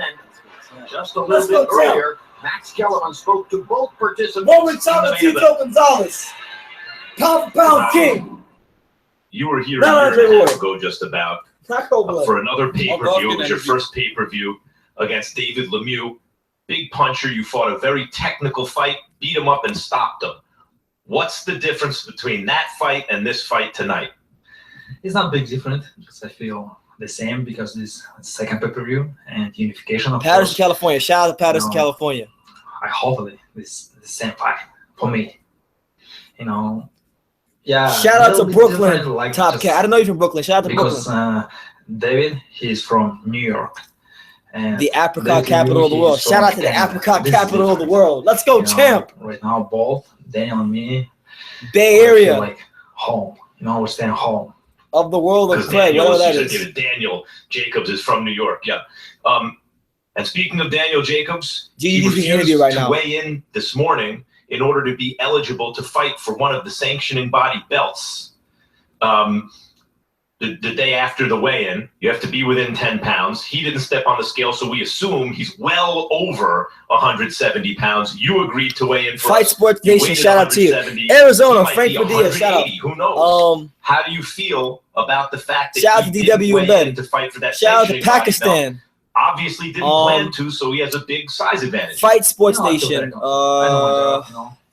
I know. Who do you think won the Ward Kovalev fight? I thought Kovalev won 8-4. Yeah, maybe Ward did fight really well in those middle rounds. I gave him the 7th, 8th, You're right, Max, you know, like, 9th, and the 11th rounds. I think those are the rounds I gave him. So 8-4. To sport, you know? That's what it is, man. And IBF Do you is think the main event will go 12? No, I don't. Title, you know, like very important, like WBC, WBA, and IBF, IBO. You know, I don't know. I don't understand. Does this change the way you're going to fight him at all? Because he may enter the Golovkin's ring being as a interviewed, so I'm gonna significantly be quiet for bigger a man. second. I think so. You know, right now he brings a lot of weight. You know, a little bit, maybe more power, more like a heavyweight. You know, I'm ready. I'm ready for big show. Does it change the way you fight him at all, or you're going to fight him the same way and stay to the same plan anyway? No, I have my plan just for win. You know, it doesn't matter who stay from with me. Thank you, Gennady. Good luck. Thanks. Daniel, this is the big stage you've been waiting for. Let's see what the You Miracle are Man has to say. essentially the #1 contender to Gennady Golovkin's middleweight championship. That's what we would have said in the old days anyway. You've made it here. How does it feel? It was great. I'm ready to get to work. This is an opportunity, like I've always said, that I'm ready for. And I see a lot of people already in the crowds. I'm excited. This is a moment of a lifetime. You trained meticulously. Victor Conti with supplements and Chris Algieri with your diet, and it was next level futuristic training. You decided not to weigh in for the tells me that was the plan. That Shout out to you, planned Jamie. to not No do problem, that, man. to Thank you come for into the ring with a weight advantage, which you made the thank you contracted for weight. That's your prerogative. watching the Am I right about that? Can you tell me about your stream. strategy there? Well, I'm just excited to get in the ring tonight and just display my skills. Man, It's Top a Guy, whole you don't know bunch of shit about particulars, boxing, bro. You but like at Andre the end of Ward. the day, it's all about this one night, this 30 seconds, however many minutes that I'll be in the ring. That's what it's about. I'm looking forward to going in there and You becoming didn't even victorious. answer the question. That was answered like a real pro in terms of dealing with the media. So let me ask it again another way. It seems as though you came in thinking, by the rules, you're going to take advantage of the fact that you can come in with a size advantage. Was that your strategy, and how does that have an impact on your game plan?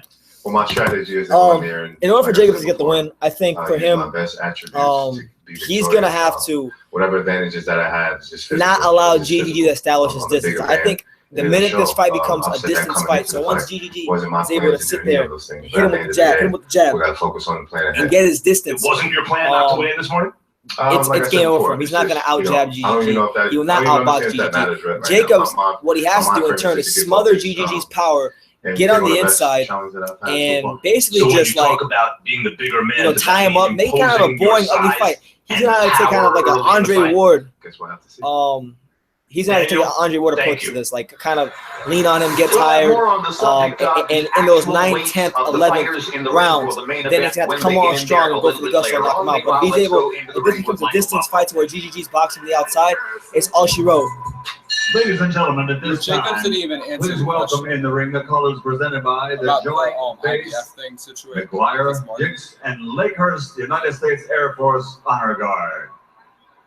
At this time, we will honor America with the national anthem, with dedication to all the men and women now serving in harm's way. Shout out in to the all armed 136 forces people watching right of the now. United States of America. Ladies and gentlemen, here to perform the national anthem, please welcome Big I ain't Top calling Amsterdam Kaepernick, so I'm going to get off the recording national artist, anthem.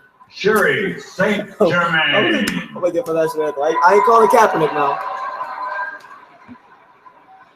Oh, say, can you see by the dawn's early light what so proudly we hailed at the twilight's last gleam, whose broad stripes and bright stars through the perilous fight, all the ramparts we watched were so gallantly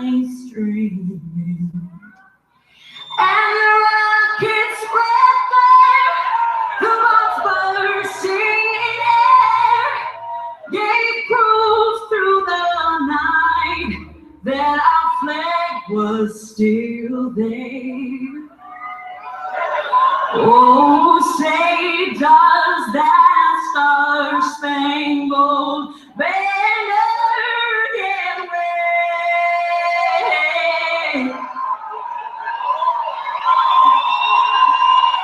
Oh, the land of the free and the home of the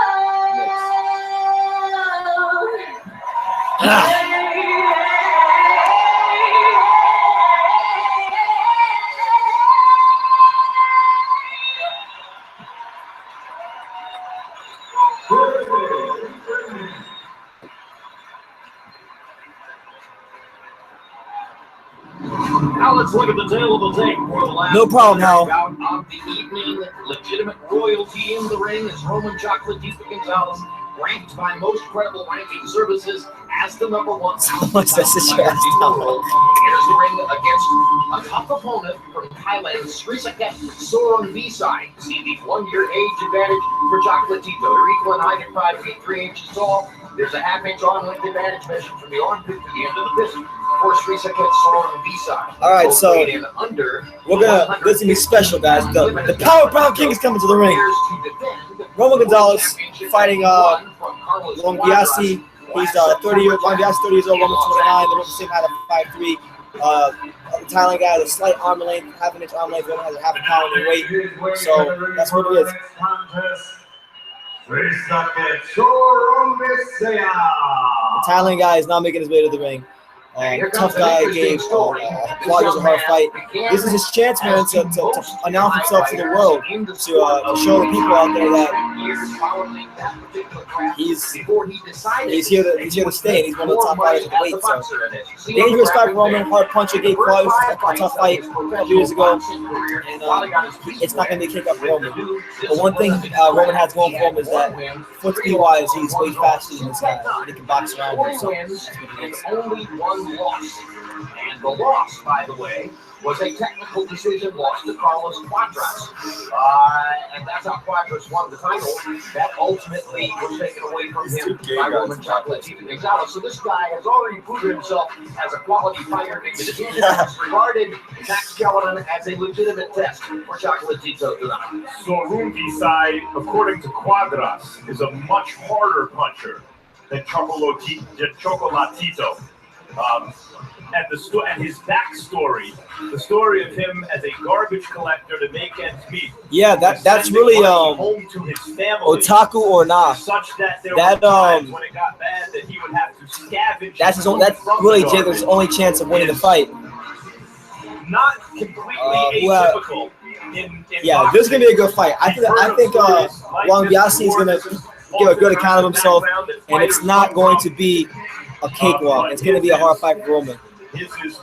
But shout out to all 151 people watching this, man. I'm enjoying the dialogue. I'm enjoying the boxing talk. I'm enjoying the fights. But had a very similar background to that of Srisaket. And coming to the ring, the real TVE. Let's go, chill. Roman Gonzalez. There he is. Woo! It's got that Jesus Christ music on too. It's Spanish. Now has assumed Arguello's previous role as Roman Gonzalez, man. What can we say about him, bro? You know, basically, 38 knockouts and nothing short of a the Michael Carvajal of this era, man. Maybe not as hard of a puncher, but definitely like Carvajal in the sense that he's a small fighter who attracts attention. 5, 6, and 7 punch combinations. A very good guy to watch in the boxing ring. CompuBox numbers rank fighters in various categories through the sport. In the 4 categories of most punches thrown per round, most punches landed per round, most power punches. Yeah, Cuadras won. Most power punches landed per round. Chocolatito is #1 in every one of those categories. And what that says, Max Kellerman, is that he's a high contact, all energy fighter, and you wonder how long he can keep it up. Chocolatito. Nah, I think as you mentioned, it's going to be a really hard fight for Roman. I actually truly believe Roman has the tougher opponent tonight, and if he's able to go in there and beat the Thailand guy. The Thailand guy is ranked 4th on Ring Magazine. Cuadras at the time Roman fought him was 1. So you're looking at 2 fights, 2 top 10 guys already, 2 top 5 guys already on Roman's resume. If he's able to get the W. Nico Rivera, Roman Gonzalez and the Thailand guy. 30 years old, particularly for a guy with nearly 50 fights, and has been through some very tough ones, especially as he rises in weight and faces bigger fighters who can absorb the punishment better and dish it out harder. They tend to peak now or before now. It tends to go downhill pretty rapidly. The question is, there you go. Alex got Chocolatito. I got Chocolatito. Should be a good fight.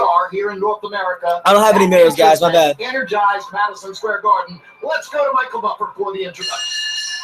It was a unanimous decision for Carlos. I'm gonna be quiet, man. I want to hear these introductions, man. I'll respond to these comments in a minute. Live on HBO pay-per-view.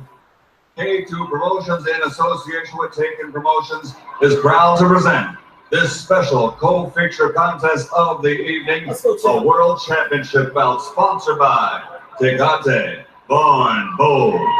Chivas win the right way.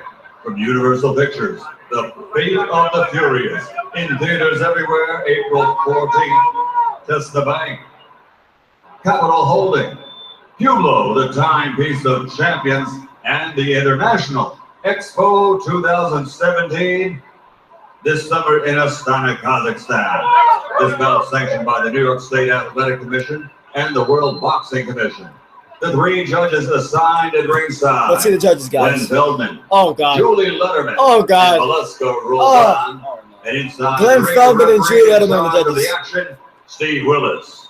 And now, it's not Steve Willis. 12 rounds of boxing for the WBC Super Flyweight Championship of the World. Yeah, man, Roman Gonzalez. Give me a good fight. Fighting on the blue corner, wearing yellow trim with red, official weight 114 I want to see the pronunciation of this. His professional record, an excellent one. 41 victories, 38 wins by knockout, only 4 defeats with 1 draw. From Bangkok, Thailand, the challenger for WBC Silver Super Flyweight Champion, Srisake Soromesa.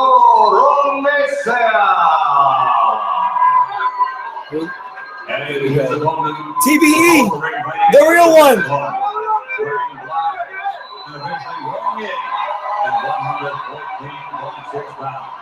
His record as a professional, a perfect one.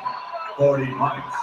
40 DW, yes, 38 wins by knockout.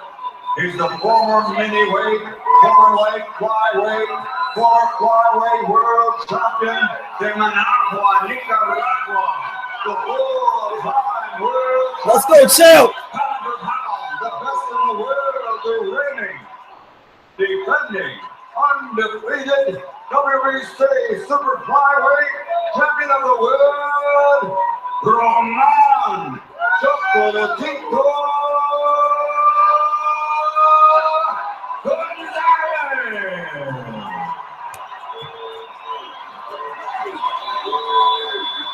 Top Cat, I ain't even paying attention to that. I got a girl. I ain't worried about that stuff. And DW, nah, man, it's a good fight, bro. It's one of the hardest punches at 115. Okay. And it's not hype, bro. Roman Gonzalez is a Hall of Fame fighter. He's going to the Hall of Fame. If he retires right now, he's going to the Hall of Fame.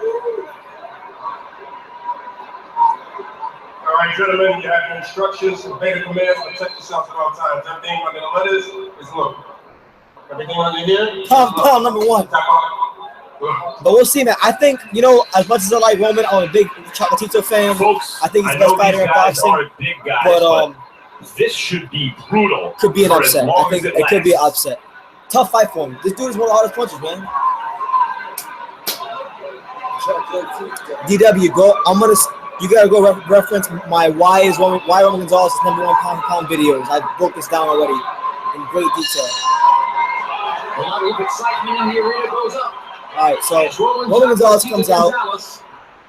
He's in the against 3 seconds. Black trunks? With New York's most popular Black and gold fan favorite trunks. referee, the very demonstrative Steve Willis, in the ring in charge. Yeah, the tie guys in the yellow trunks. Extra spice to the excitement that we expect to see in this fight. So Ruben Desai is a real big puncher, and sometimes you wonder where does a guy's power come from. Being a southpaw is going to be very interesting to see how we do with the southpaw. A southpaw power puncher at that. And he's also southpaw like Manny Pacquiao, but does not possess the speed and the finesse that does that other great Manny Pacquiao. Wait, what's that? So, Matt Skillen has made the point. Roman Gonzalez, 29 years old, approaching 30. 46. All right, so Roman trying to get on the inside, establish that front foot that's made him so successful over the years. Biasi, it's just a little bit of the power. They're both trying to establish this. Roman polished the jab a little bit. The highest weight class yet, 115 Nothing significant has landed so far. Tito told us yesterday. Roman's punch output is he was the challenger and felt so far through a minute and a half of the fight. Now that he's not that the high champion, he feels that he can relax. So maybe he's weary of his power, and he's going to be very cautious that he doesn't get caught with anything big, which is very smart. Very big puncher to the extent that he did against Cuadras. Only thing bad about that, Max, is the only way that Chocolatito knows how to fight is coming forward. He does not know how to fight back and up. He's nice for handling the body by Roman Gonzalez. Being aggressive, taking shots to give shots. He doesn't know how to back up. He's not a reverse style fighter. So that's for sure. People can say what they want to say, but he is not that dude. And a couple shots landed by Biasi. I like him as a great guy on the pound chart, but unlike Roman sticks 3 or 4 punches. Crawford even and Chico, these guys can fight left, right, forward, backwards. These guys deserve to be more to be at the top of the number 1 pound chart than does Chocolatito, unless we strictly go on. What the hell? What are you talking about? Maybe Lomachenko, but not Crawford. With our eyes live in the ring against the southpaw. And in this case, Roman's landing a couple good body shots. Oh! Down goes Gonzalez on a knockdown by Roman Gonzalez gets knocked to the canvas. Already facing adversity, Roman Gonzalez. That's not good for him. I thought that was a slip, but apparently Really, a slip to me, but Ron Biasi is going for the gusto. he took the full count before he got up. Jesus. The body shot may have hurt him. These guys can really punch. Not an easy fight, like I said, guys. Not an easy fight. Roman Gonzalez already on the canvas. Yeah, Roman Gonzalez hits the canvas for the first time in a decade. He's a harder puncher than Chocolatito, and already soaring. I know that already. You didn't tell me that. In the first round. Oh man, a lot of people are going to talk crap now, bro. Yeah, one guy said good. Oh shit! Oh shit! Hopefully he gets knocked out. 100%. All right, so there's no debating. I can't even score around Chocolatito if I wanted to. Right now, that's 1 round for the Thailand guy, Ron Biasi, and that's 2 points for him. So Roman Gonzalez has a lot of work to do, and he's got to open up a little more. That's playing right into the hands of the Thailand guy. That walking, then over to the top again. Let it go. Keep working. Roman might get to stop this fight. The pure power from this big guy completely hits him right down Body to shot. the chest and knocks him completely off balance, knocks him to the floor. Yeah, it was a body shot that knocked Roman Gonzalez down. It looked like a man. Look at the feet, though, Roy. Yeah, but no tangle right here. No tangle, no tangle right Damn, good body shot by no. It was a knockdown. It was definitely not a knockdown. Jones calling that a knockdown. DW, you need to go do your research on the small weight class. He is all thing. So was it a knockdown? No, it wasn't a knockdown. That was clean knockdown. Since we last So 2 points for Roman Biasi. Roman Gonzalez arguably up against the toughest test now. Good right hand by Roman. Suddenly died.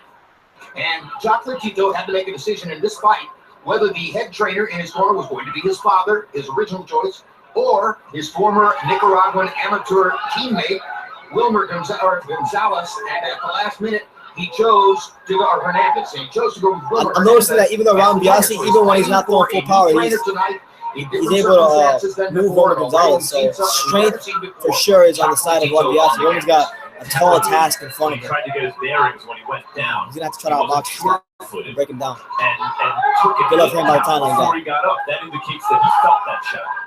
And so B-side, not the best skill punch. He's right there to be hit. So the Chocolatito had to be calculative on which punches he throws because you don't want to trade with a bigger guy who's been fighting at 115 for quite some time now. Yes, Chocolatito's Roman more Gonzalez. rounds to deal with what is now a 2-point deficit on the official scorecards. Right now, Roman's getting outworked. He hasn't really done avoiding those shots. Yeah, he's parrying a couple shots, but he hasn't landed anything in return. We're not seeing the high output that we're used to seeing from Roman right now. And I'm wondering when we're going to see it. Because this dude's closing distance. He's backing him up, which you need to do to Roman Gonzalez. Here in round number 2. They're fighting with a lot of confidence. Yeah, I think Chocolatito's trying to wear himself down a little bit. He's not used to seeing this kind of power at 112. All right, Roman begins to open up a little bit, and he's being backed up by Roman Biasi. Nice short compact cross by Roman Gonzalez. There you go. He's opening him up. Nice right hand by Roman Gonzalez. He's coming back strong in this round. Oh, nice right hand by Roman Gonzalez. Roman Gonzalez opening up, landing at will. It looks like, here we go. We got a firefight. Into a full-scale slugfest as they stand toe-to-toe and fire away. Throwing V-side is so physically strong. Right hand by Roman Gonzalez. Slips a punch. Another right hand by Roman. Here we go. Roman is firing back. You thought Roman Gonzalez was going to get destroyed, but nah, he's showing why he's a true champion. He's got to be careful, though. Once the fight starts, then he kicks in gear. You wanted to fight, you got it. Get started, but now here he comes. The knockout scene have woken up Roman Gonzalez. Got to be cautious. G-side better be ready for it. Oh, good shot by Chocolatito. Yeah, this right-hand body shot for Chocolatito. Good body shot by Roman. Chocolatito gets going. Here we go. Now you're seeing one of the greatest offensive fighters of our generation, Roman Gonzalez, man. This is the guy you ever want to see. Good left hand on sort of G-side. All right, great round. Roman Gonzalez starts landing shot after shot, landing at will. It seems like the knockout has woken him up, so he's got to be cautious and be defensively responsible. But he definitely won that round, responded in a great way. 1-1 apiece rounds-wise, but Ron Biasi is up by a point. So, yeah, with six, take it easy, okay? Is everything okay? Good. Well, like I said, I don't know. He has like different names. Okay. Pull up good. Focus, okay? He's a very, very beautiful exchange by two. Oh no, I'm saying this might be Roman's hardest test, man. Roman punch placement was money that round. Right uppercut by something. What's about all these That's why was missing straight up. That's why I know he said. Picked up where he left off at the end of the first round and was doing good work, and then Chocolatito got rolling and did some excellent work in the second half of the second. So round 3, this is going to be a very important round for the momentum of this fight. Soren Visai has a 14-punch edge in terms of power punches landed through the first couple of rounds. He's also thrown more than Ron Biasi opens up with a couple punches. One of them kind of grazes Chocolatito, and he caught the other ones. Thrown and landed per round. And Harold Letterman gave the Are second you round shitting me? to Soren Visai. So there's my point. Already on the unofficial Harold Letterman Nah, man, Roman won the last Chocolatito round. is down 3 points. Not a problem for Chocolatito, Jim, because his style of fighting is he'll warm up, and as the rounds progress, he'll come alive if he can avoid getting caught with something big that causes an unusual problem that we've never seen before. I wouldn't be surprised if Chocolatito was down 8 points. That second round was a tough round. Oh, I think it could go either way, no question about it. But at least in the instance of... All right, so they're in the middle ring right now, posturing. Ron Biasi lands a couple of left hands. Throws another one that gets blocked. Good right hand by Roman. Good right hand to the body by Roman. Roman Gonzalez opening up a little more now. Roman Gonzalez has a cut over his left eye. It looks like a cut from the headbutt. So already some problems for him. You got the knockdown. He's bleeding from the right eye. And it's going to be a hard fight for him to win. Very tough fight for him to win. Outside of Chocolatito's eye could become a problem. That's not good for Roman Gonzalez. That could result in an accumulation stoppage. He's bleeding from the left eye right now. And Biasi down for the first time in 10 years in the first round. Against a strong-willed opponent who is bringing the leather and firing hard. Roman Chocolatito Gonzalez has something nice to deal by with Roman. in New York City. Yes, he does, Jim.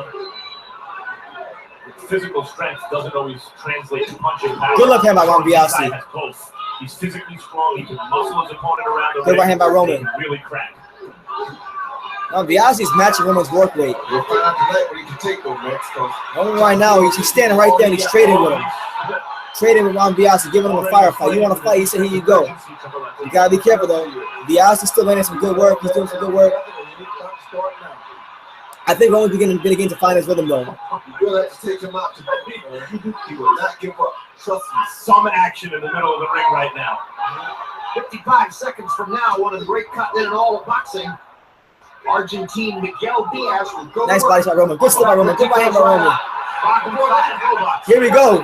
He's back in. He's beginning. He's able to back up on Biasi now. I mean, like I said, Roman's got the advantage of foot speed, so he can box around him. Ron Biasi's gonna be able to hold his ground and back Roman up. He's not gonna win advantage of foot speed, and he's not gonna box Roman, so he's gotta be able to just back him up, land hard shots, stick to that jab and work behind it. Roman's got to box around him and trade in spots and get out. No, it's not smart. But Roman's smart enough to do it in spots and get out. Good right hand by Roman. 115. I think you saw the evidence of that on his face after the Cuadras fight. All right, so good round. I got Roman winning that round. What do you got? I don't even know.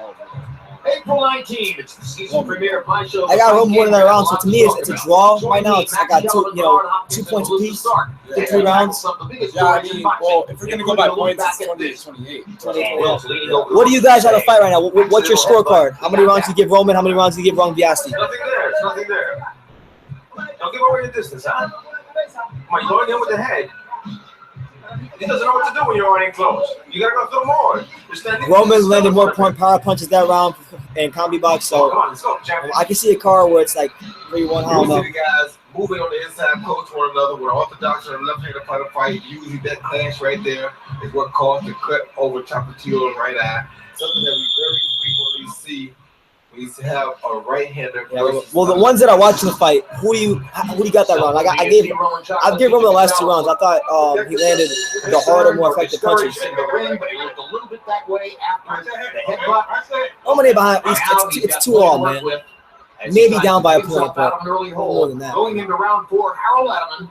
How did you score the first 3 unofficially? Okay, so I got a 2 rounds to 1. 29, 27. Okay, so on Letterman's card, he's got it up. Got Ron Biasi up by 2 points. So Roman's still got a hill to climb. I can see cards where he's not, it's not as close as mine. But I think Roman's found his rhythm. I think he's settling in. And he's got caught with a good shot. Very, very close fight. 2-1. Sorum Bisai. Now Chocolatito's finding the target, drawing a bead on Sorum Bisai upstairs, landing hard shots to the head in round 4. Yeah, Sorum Bisai does. He's doing a lot of job of slipping punches. Ron Biasi's landing straight lefts here and there, but Roman has been done a good job slipping punches since the knockdown. And I believe his game plan is going to be to wear him out as these rounds go on. It's 12-round fight, right? Steve Willis need not tell these fighters they know. Conventional fighter against southpaw. Going head-to-head in there, there's going to be some contact. Before, in the beginning and at the end of every round, these two show tremendous respect for each other. Nothing left hand around Biasi. in there. This is what happens. He's backing Roman up, which is what you need to do to win. If you can back him up, you can beat him. In between those belts, they are trying to punch holes through each other. This is Sorum Bisai, son. He's on the attacking stand, coaching Roman, so Roman can't hit with that straight right hand. And he's doing a good job of smothering the straight right hand this round. And I think he feels like his size advantage on Roman Chocolatito is giving him an edge because he's standing really close. And so nice pivoting by Roman. Unbelievable phone booth warfare right now. Very seldom do you see a fighter who can match Chocolatito's energy level from second to second throughout the round, but that's exactly what Sorum Bisai is attempting to do here, and attempting to sustain as we get through the 4th round. Yeah, the punches are not quite as devastating as Roman's are. Oh my God, Roman Gonzalez. Oh, good body shot from Sorum Bisai. Right hand to the body. Ron Biasi, he's landing some good shots too. This is a really good fight here, Joe. And I hear what you're saying about Chocolatito. Good looking at Ron Biasi. Boy, but the reason for worry if you're a Chocolatito fan is nice. Sorum Bisai has been able to hit him Oh my God. upstairs. Yeah, but Sorum Bisai doesn't put his full body in all his punches. Roman putting his full fight in every punch that he's throwing. Good couple shots there around Biasi. So it all comes down to nice body shot around Biasi. So B-sides in it.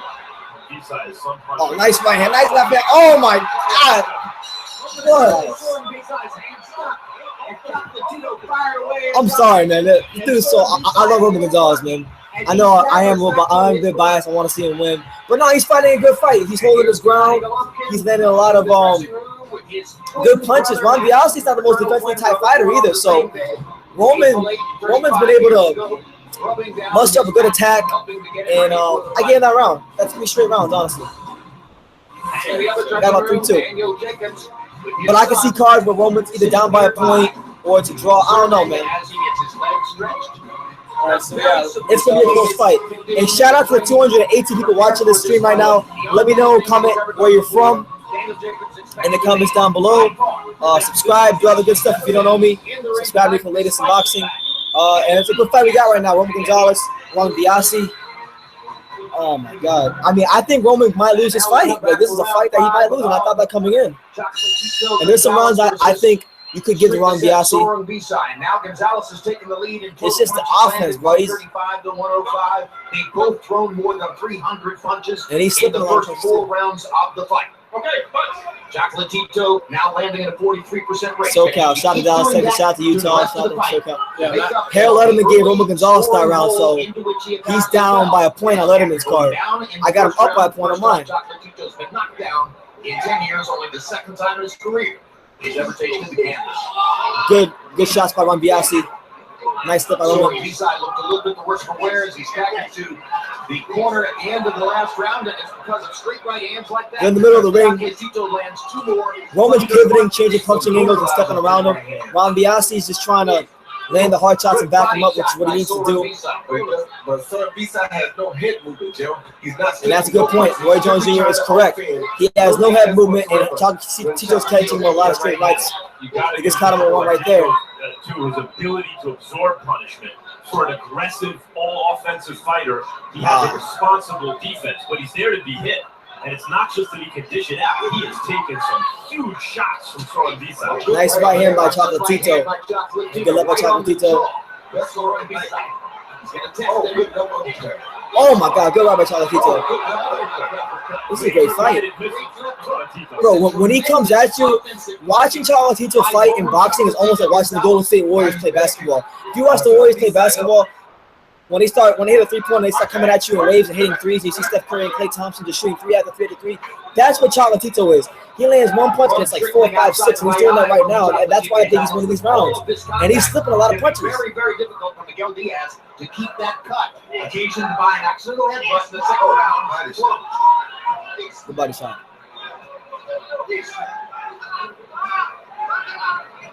Top line on him, Manny Pacquiao. Nice right hand by Roman.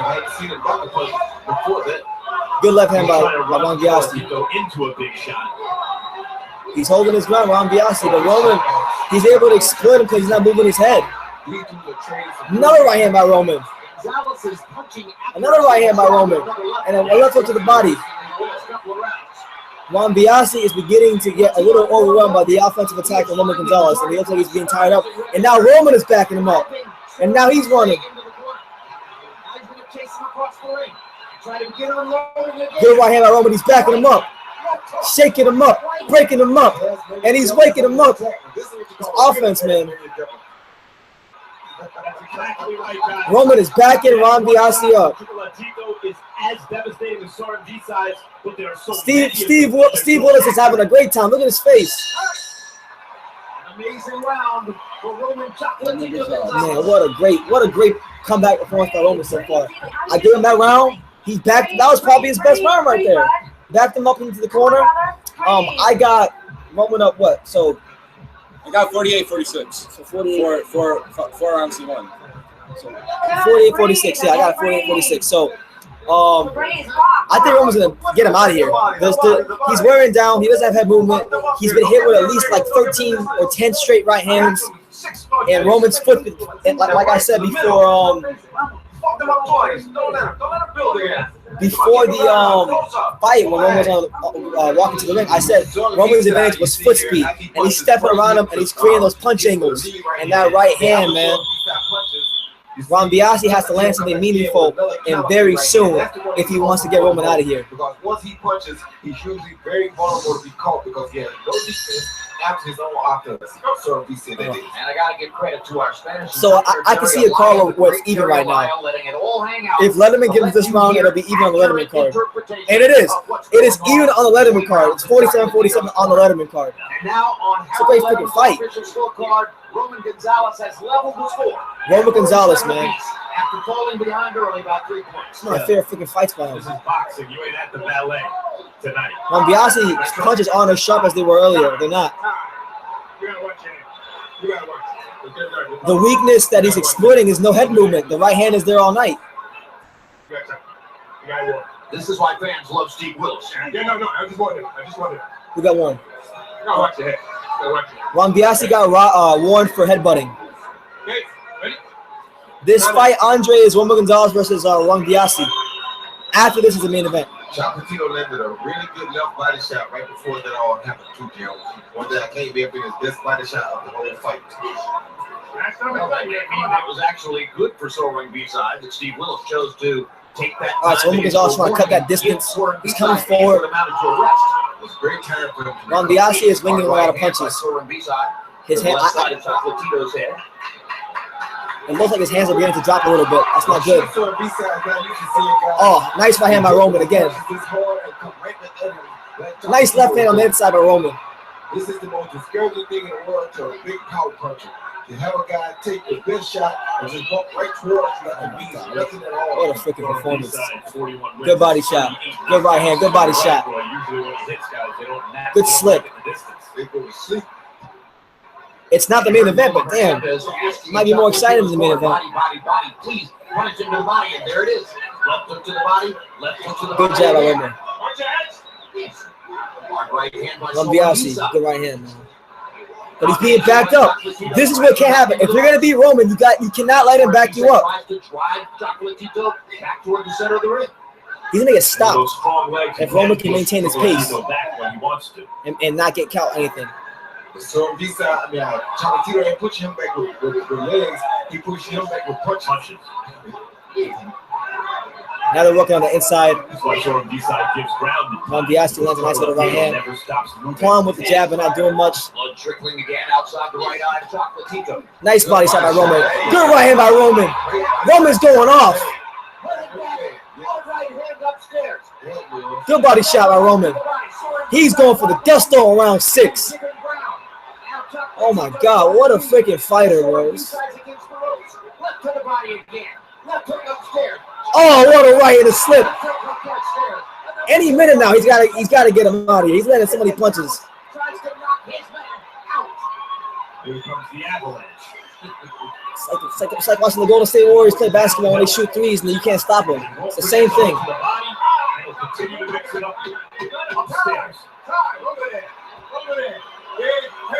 This is one of his best performances. If he's able to get a stoppage.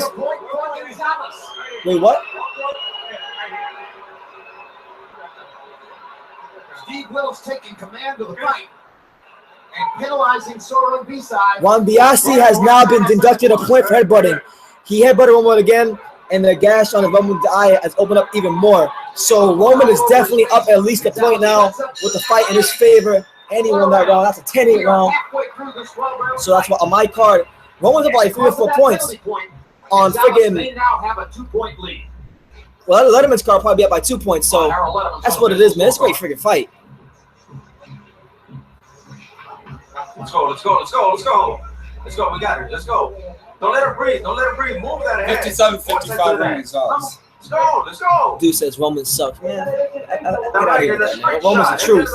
Roman Gonzalez is the truth. 7th round now. So you just like cut and hook. Andre Ward was knocked down. First, okay? And people call him the best. Let them come out first. You come out first, okay? Breathe.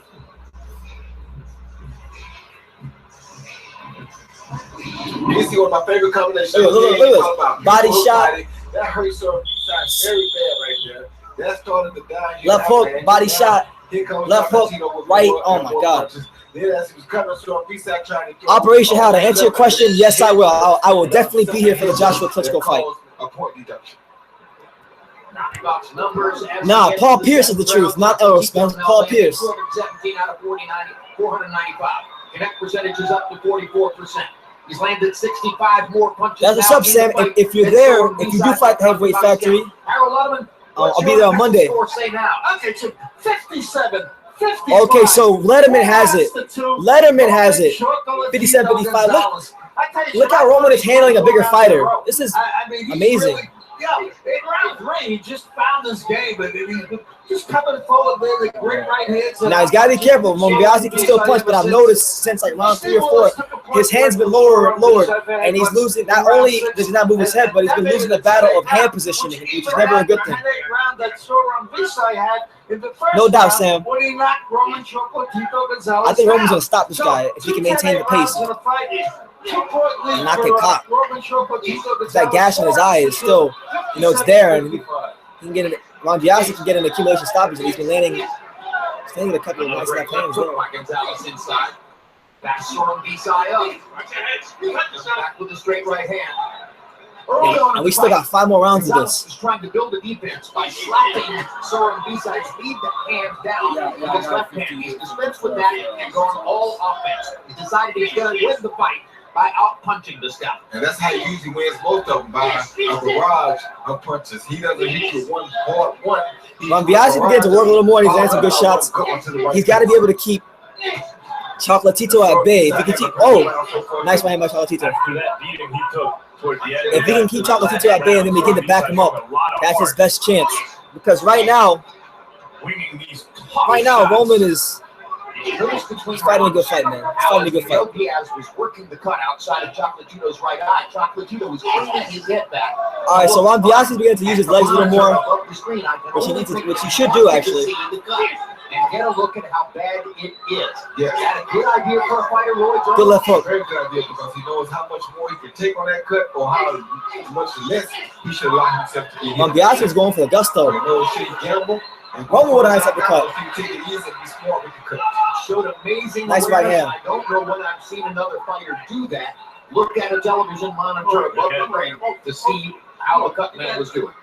And again with the head. So if you guys can recognize how ridiculously fundamentally sound and how great of an offensive fighter Roman Gonzalez is, it's amazing. So he's just putting his head down and saying, look, if your face winds up there, it's your problem. Right. Oh! He caught Roman with a good shot there. Another good shot there by Ron Biasi. Who got that round? I got one again. I gave Ron Biasi that round. So I got Roman up by what? Like, I'm just gonna watch the fight, man. I got a 4-3. Once again, looking the monitor above the screen or above the ring. All right, 10-8. Hey, wow, there's 285 people here. Jesus Christ. Yo, shout out to the 285 watching. Let me know where you guys are from. What do you think about the fight so far after watching it? Who's winning and why? Who you got in Jacobs, Golovkin, all that stuff. It's a great freaking fight. Breathe deeply. Roman if Roman can just keep himself from getting hit in that left eye, it'll be fine. Through 7 rounds, Roman Gonzalez and Strick assistants have landed 385 power shots by CompuBox count. And amazingly grueling. Shout out to Florida. Roman Gonzalez fighting for the first time without his longtime trainer Arnulfo Obando, who died shortly after his win over Carlos Cuadras last fall. Harold Letterman has it 1 point. He's won by a point. 66, gets a bad cut outside his eye for the head butt in the second round and has had to rest. Ron Biasi seems to have caught a second win. Circumstances. So there's high drama in Madison Square Garden.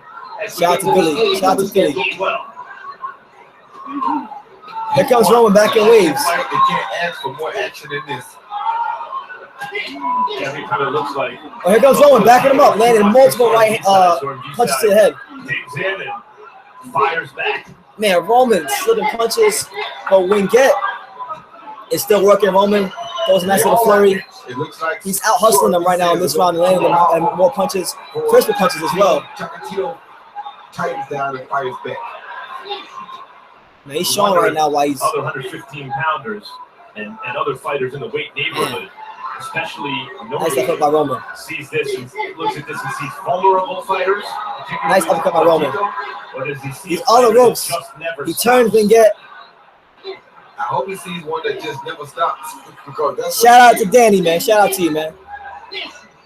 And anybody who never stops is bound to be vulnerable, but remember, he does not stop. So Nice. you got to bring it to get it. Roman Gonzalez is holding his ground, pivoting, throwing great combinations. Biasi, on the other hand, he's doing what he can, but the fact of the matter is he just doesn't have enough head or foot speed, and Roman Gonzalez has taken over this fight. And Ron Biasi's only hope is to land some hard shots, which he has here and there, but he needs to land a devastating punch. Got his game going. Tito has routinely beaten Soren beside the punch. Yeah, man, we on Google Hangout, bro. Soren Bisay has come 270 people watching right now. over and over. Roman Gonzalez is fighting. With the right hand right there. Tito is one of these fighters that absorbs a really good Nigerian nightmare in the building, baby. Shout out to Nigerian Nightmare 2.0. Anthony Joshua, baby. Anthony Joshua. But Roman Gonzalez, man, he's coming back from adversity. Look at Roman Gonzalez. Come on, Chocolatito. Get the stoppage. I ain't even scoring this fight no more. I'm having too much fun watching it. If he ever fights the supposedly more powerful punch by punch Japanese He got to pace himself, though. It's those later rounds, and this is only Roman's second fight at 115, so he's got to pace himself and just make sure he doesn't gas out like in the Cuadras fight, because that is a concern. So they're relative. Nah, that's my roommate. To the damage of the ring. That's my roommate.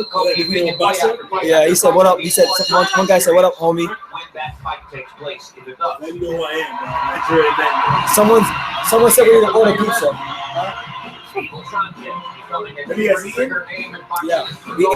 Yeah, Burger King earlier, but that was like at 5. Eyeing on the gloves of Gennady Golovkin. Meanwhile, in the other dressing room, Tell me about it later on. Jacobs So Daniel Jacobs looking mad focused right now. But honestly, guys, I don't even care. What are you guys that are watching this fight right now? What do you have it scored? I stopped scoring it because I lost track. A lot of training for this fight in the West Coast gym of Andre Ward's trainer, Virgil Hunter, and both Ward and Hunter. I'm not in college right now. And counsel to Jacobs as he prepares for the big fight. Roman is winning. Nah, it's my roommate. Calm down, bro. Someone said it's your lover.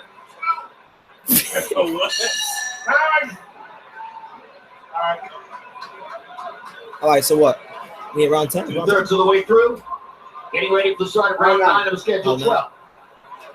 So round 9, Roman Gonzalez has probably dealt with as much adversity this fight as any fight with a knockdown, fighting a devastating puncher, and he's come back in waves, man. He's showing you why he's the best fighter in the world. Coming in waves, throwing in the world, yeah. He's like the most skilled fighter in the world. He is. He's rated number 1. They are a factor here. He's 46-0. This is like been one of his hardest fights. 48-0. Quick look at Leatherwood's unofficial scorecard. 76-74. Roman Gonzalez. Nope. Oh, nice combination by Roman. A good flush punch by Roman. Here in round 10, round 9. Oh, good flush right hand by Roman. But Wingett is coming back, and he's landing some good punches himself. But he has to back Roman up. Roman is shorter than everybody. He's like, I'm barely taller than Roman. But what Roman does so great is he backs his fighters up. If you can't back him up, you can't beat him. Good left hand by Roman Biasi. Yo, what did Leatherman have it? Exactly the same scorecard I had.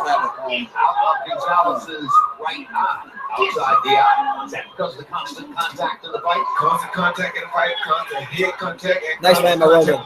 So good left hand by Roman. There's no way to stop him cut from bleeding if everybody's constantly hitting it. His all gloves are hitting when he blocks punches. Their heads are still clashing from time to time. Biasi's getting real close to the head. I mean, you just never can tell. I have a 6'2". Roman Gonzalez. Chocolatito's cut is now like spouting blood. Ron Biasi's landed some great combinations, and Chocolatito, like Gash is going to open up. I'm pretty sure it is. It is opening up. That's dangerous. We still have 3 rounds, so anything can happen. If he can't see out of his eye, it's going to be a hard fight to win. It's becoming an increasingly harder fight to win. He's getting touched a lot right now. The difference in this fight and the Cuadras fight was we had a boxer against a puncher or a fighter. Here we got 2 fighters. Nobody can really box. Nobody chooses to really box. Both of these guys. Ron Biasi's doing a great job coming back. Chocolatito seems to be running out of gas. Oh. There you go. Big power puncher, blood streaming down his face into his right eye, obscuring his vision. He's climbed off the deck in the first round from a body shot, and he just keeps coming. Roman is the shorter one of the black trunks. The one bleeding is Roman, yeah. But that was from a clash head. It wasn't from a punch. Oh, here goes Roman with the combinations. As he backs Soren Bisai out on the ropes and lands a couple of right hands again. Soren Bisai punches his way out of damage and goes forward toward Chocolatito. You got to give Soren Bisai some credit too, because When Biasi has hung his ground really well pound for pound, but not pound for pound, really well. As far as Roman being pound for pound, I mean, it's a great fight, but we got to see what GGG does. If GGG goes in there and sparks Daniel Jacobs, then, like I said earlier, he can elevate over Roman. Because, like I said, if Roman did struggle, no, Tribuji's fighting after this. I'm saying Roman is number 1, and he's been struggling this fight. Like this fight, like one of his hardest fights he's ever had. He got knocked down. He got knocked down in the first round for the first time in a decade. Yeah. Like in my comment section, people lost their mind because he never gets knocked down. Who's the dude who's fighting? Is that like a solid fighter? In his weight class, which is 115 pounds, the guy he's fighting is ranked 4th. And in 44 fights, the guy he's fighting has 38 knockouts. I have a 6'3" for Gonzalez. I give the last one. Shout out to you, Ernie. I appreciate you. Hey guys, for the 316 people watching right now, subscribe to TSS. You're missing out if you didn't subscribe. You subscribe to all these other channels you complain about. If you want real box fight, you subscribe to TSS. Just keep that pressure on you. Like I said, his best defense. So then Ron Biasi's in a position where if he has a good round, he could really change the momentum of this fight. Carlos Cuadras has a gash on his eye. He's up by a point on the Letterman card. Jim, I gotta tell you, I think this fight is about as close as it's a fight of the year candidate.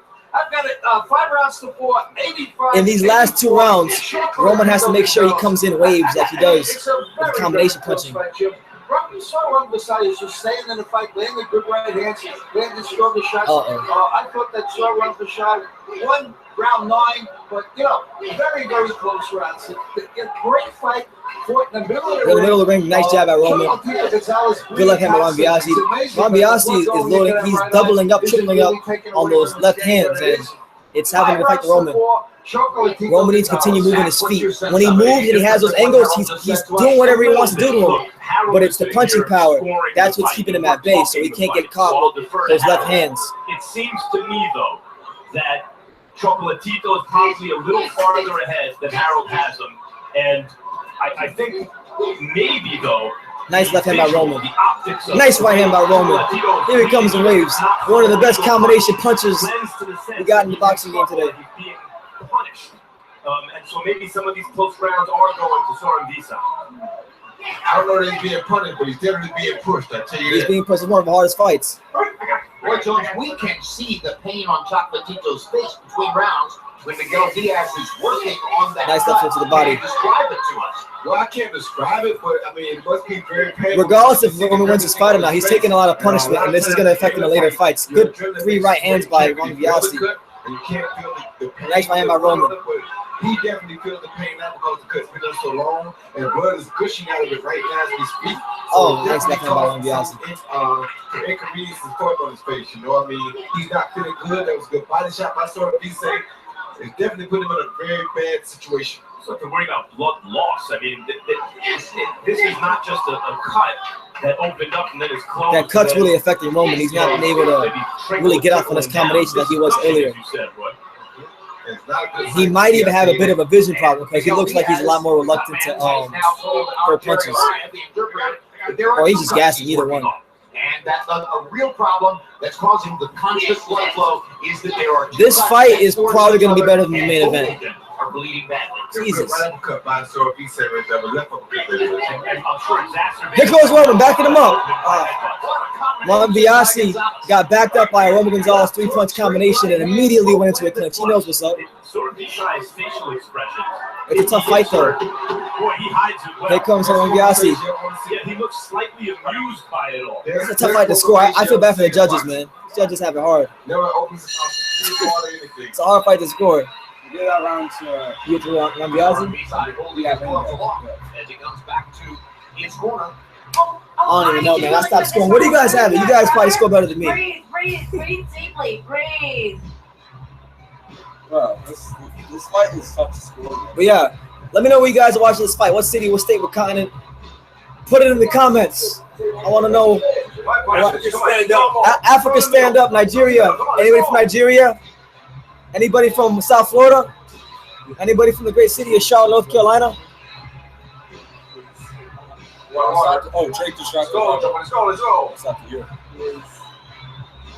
Indonesia, Nicaragua, San Jose, California. Shout out to you guys.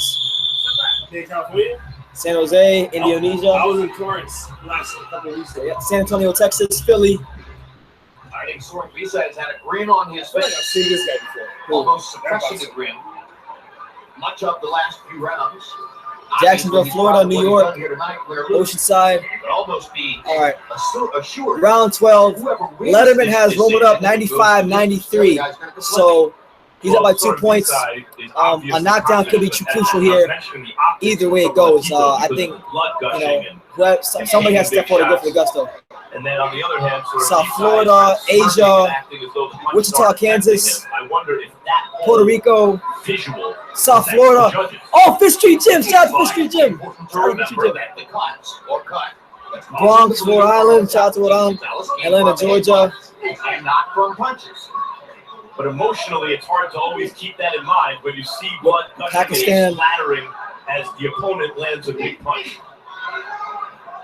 And we've discussed in the past the inevitable tendency of judges to score blood. If one fighter is bloody and the other is not, that's an indicator almost impossible to resist. Jersey, shout out to Jersey. From experience for Soren Visa Dade is County, that Grand Rapids, at this Michigan. point of the fight, you have to try to dig some of that Roman, come power on. to the body. He's not throwing any shots to Chapatito's body. And we know Chapatito is definitely showing signs of fatigue, and he's been working. I mean, he's bleeding hard. He's doing a lot of things. He's been very active with his punch output. Therefore, he had to have some fatigue going Yo, guys, I love Roman, and he showed me a lot in this fight, but I'm not sure if he could be number one after this one. Yes, he does. After this long, I mean, it's been like 8 or 9 rounds of constant blood loss, and not just blood loss. Here comes Roman. He's stalking him around the ring. Monbiasi's been getting a little bit more mobile, so he's been able to weather Gonzalez's attack. Changing the way you see the contour. Yes, GGG is up next for those of you that were asking me. Golovkin is next. It's the 12th round of the Roman Gonzalez. Maybe. I think it always looks like that. I think this fight could go either way, honestly. I don't know who's going to win this fight. More than 4 minutes remaining in the fight. Somebody's going to stage one more rally, at least. 46 seconds left. Round 12. Who wants it more? Will Roman Gonzalez get his first loss on paper, or will Roman Biasi shoot up the 115-pound rankings? Is it? Oh, it's 111, my bad. The team is so damn small. At a moment when it could never possibly be more critical. Total punches landed in New this Hampshire, round. San Diego, Nicaragua. Doubling Chocolatito. Feels like he's ahead, so now he's boxing. Neither fighter can afford to lose a round. Nice body shots. When it happened, My bad, guys. It's round 11. It's round 11 right now. Not round 12, round 11. Probably boxing trying to avoid that happening because he feels like he has a good chance to win this fight. So he uses his feet now and stays away. He won't get another point deducted for a hit. Nice left hook On B-side landing. by Roman Gonzalez. What do you get around to, Alex? We've got one Wing round get. to go. Alex gave it a wing get. I gave it to, I don't even know, man. I have a 6-5. I gave that one to wing get. I have a 6 rounds to 5 for Gonzalez. I think Roman's gonna take it though. Round 12, championship round of all championship rounds. Roman has to come out in waves. And then throw that right up top, the hook. No, school gym Lampley. This is true school sports. Get it in, get it in. Come on, more punches, more punches. Go. That's round, that's round, that's round with everything. Come on with everything, Choco. Let's go, Choco. Be intelligent. You see, he's boxing you. Let him come in, let him come in. He's gonna come in looking for you.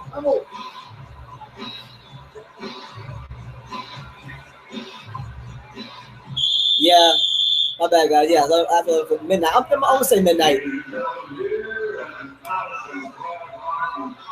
What do you guys, before the 12th round, what do you guys who are watching the fight have this, what's the score? What's your scorecard looking like? Comment down below right now. Don't wait till after the fight to say someone got out. Let me know what it is now.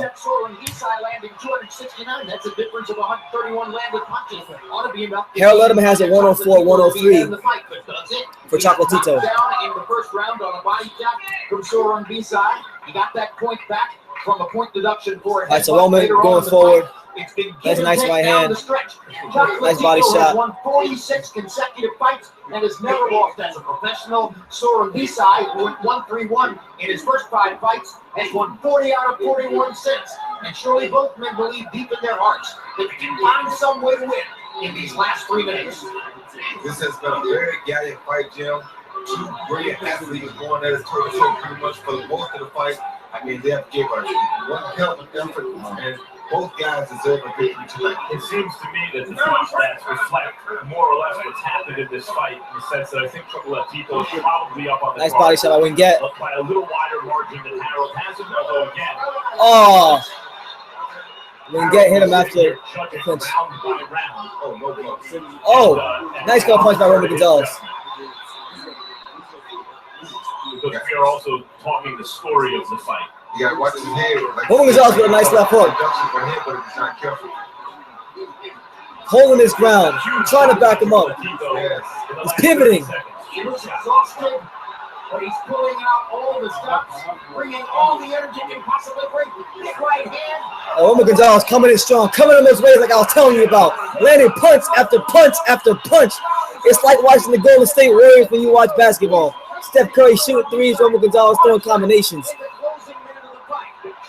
Ron Biasi is running away from Roman. You don't want no problem. You don't want no problems with Roman Gonzalez right now. Look at how Chocolatito is finishing this fight. Look how he's finishing him. Last fight he gassed. You know, he might be a little bit gassed, but he's finishing a lot stronger in this fight than he did the Cuadras fight. He's taking risks and closing the How can you not love this guy if you're a boxing fan? You don't gotta think he's number one, but you gotta respect him. When he gets clinching, he's getting his Andre Ward on. Come on.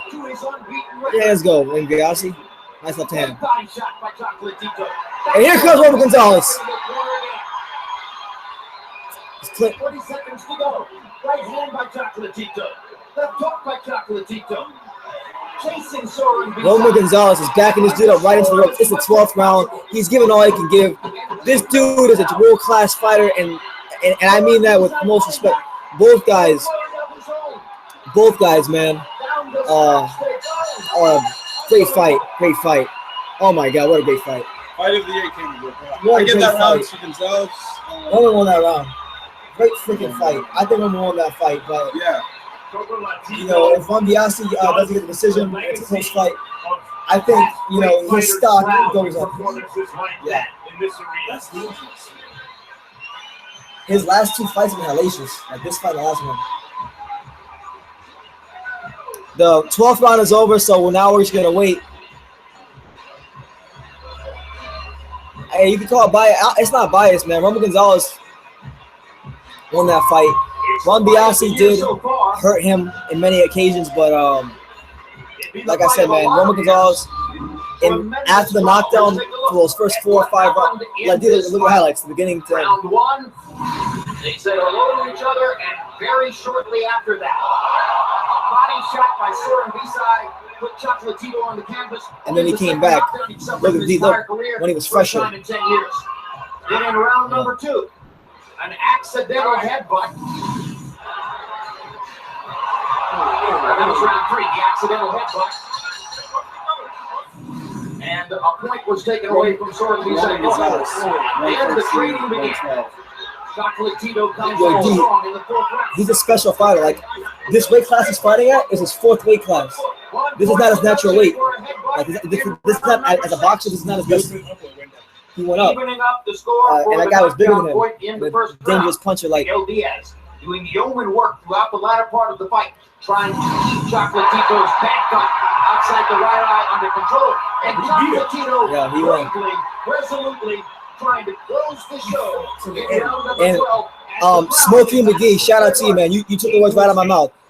Roman Gonzalez was the bigger fighter, not in terms of size, but in the way he fought. Because in boxing, you can be a bigger fighter, but fight that, like, as far as height, fight, smaller than you really are. Roman, like I've always said, and I'm going to continue saying this until it happens. Unless you can back Roman Gonzalez up for a consistent. 114. Leatherman has a 7-5. So, unless you can back up Roman Gonzalez consistently throughout the course of the fight, and while doing that, hurt him, you will not beat him. And Juan Biasi did a good job of that in the first couple rounds, which is why he had success. And as you saw, once Roman Gonzalez started putting that pressure on him, it was a fight he couldn't win. And it was a great performance by him. I think you give him all the credit in the world. But like I said, Roman had the advantage of foot speed, boxing ability, angles, maybe not power, but he was able to wear him down. I think he deserves the decision. 7-5 seems like a good scorecard. Maybe 6-6. And as far as for him being pound for pound, look, I love Roman Gonzalez. I think, if you want to put him pound for pound, great. But it'd be a lot harder now to do that with this performance because of how he. Hold on, here's the scorecards. You see. Well, let's go roll down scores at 113, 113. He has it even. Julie Leatherman and Glenn Philbin both scored the contest 114 to 112 to the winner by majority decision. And new WBC. Oh my God.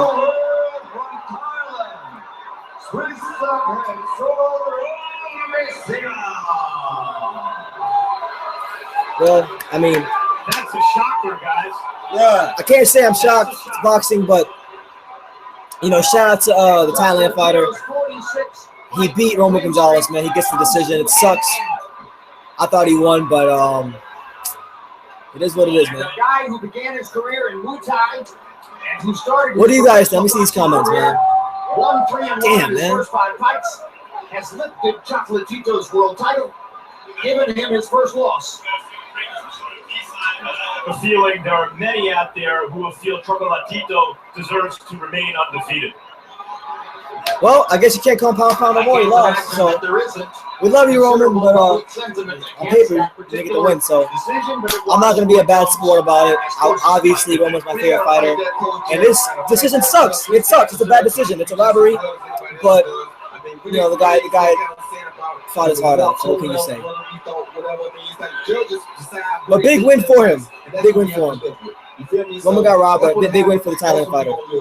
How much might blood and body language have figured into the decision? But for sure, the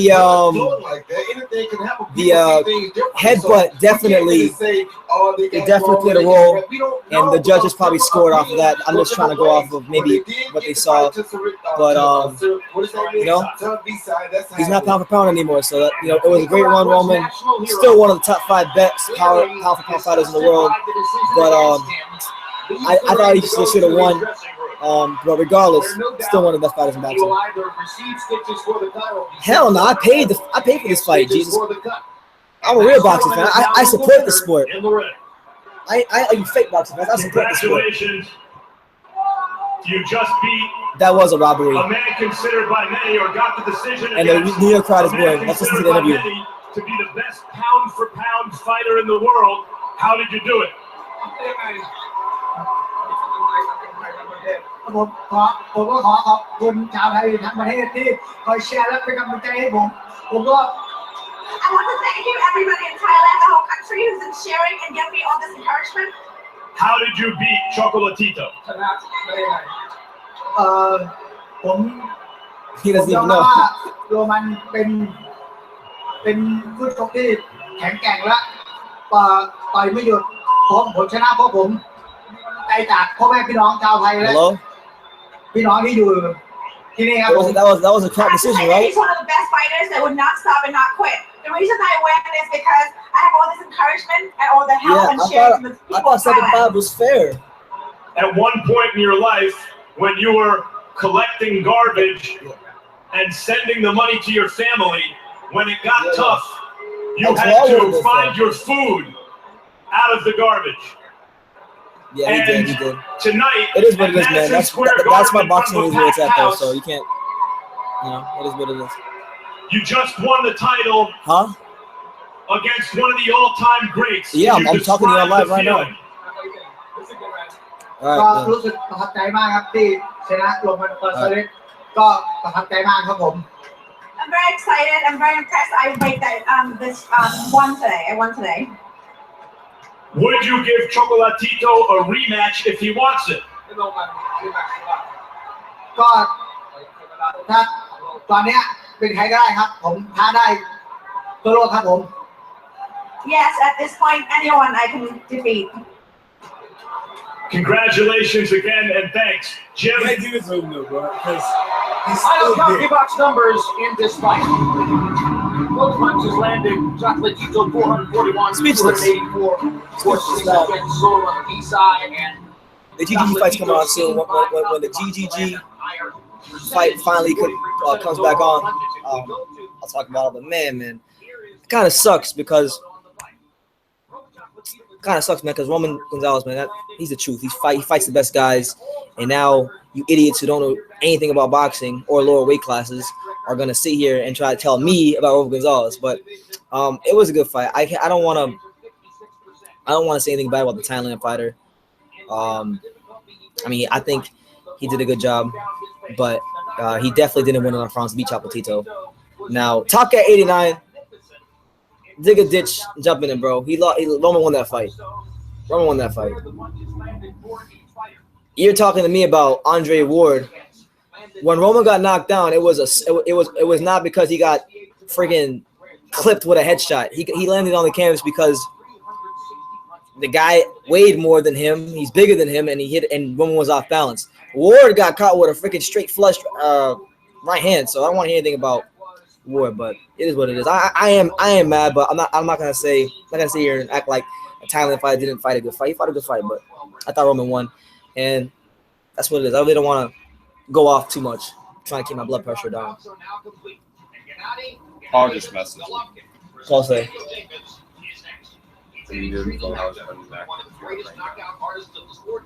Is he?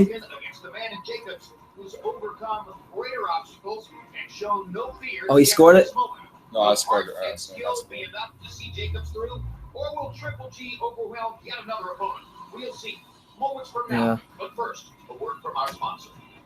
What is he talking about? This is talking about grape soda. I don't know what he's talking about. But it is what it is, man. Shit. It is what it is. I don't even want to think about that fight. It was a great fight. I thought that was like one of my favorite Roman Gonzalez performances. And he didn't get the decision. It's boxing. It's happened many times before, and it'll happen many times again. So it's not like I should sit here and be surprised. But I just thought with the way he came back and the way he was able to outwork him, especially after the knockdown, he would get the benefit of the doubt. But Thailand guy did have some good rounds, and he did hold his ground, so I can't see him get too mad at him. It wasn't as bad as Andre Ward versus Cole. That was worse. But let me see. What do you got? I'm trying to move on. GGG versus Jacob. What do you guys think, man? Derek Nelson. I haven't seen him in the comments, but Ward's not even top 10, bro. Maybe he's 10, if that.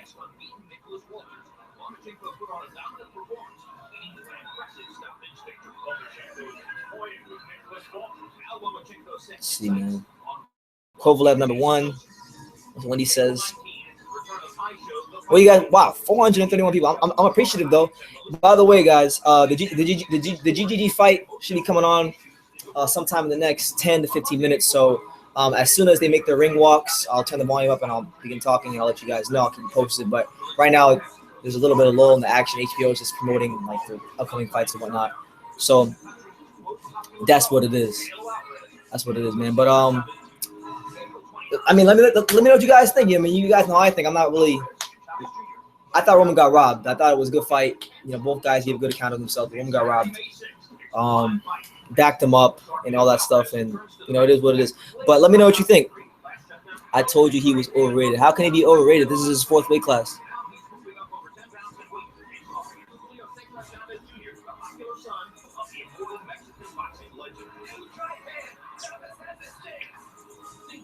What? Let's see, that boy mad. Yeah, I'm mad. I'm mad as hell, man. Bro, I'm trying to figure out because usually this is my thing. Yo, that means no rematch, bro. Damn, bro. That's actually another reason I thought you get the decision will be the rematch.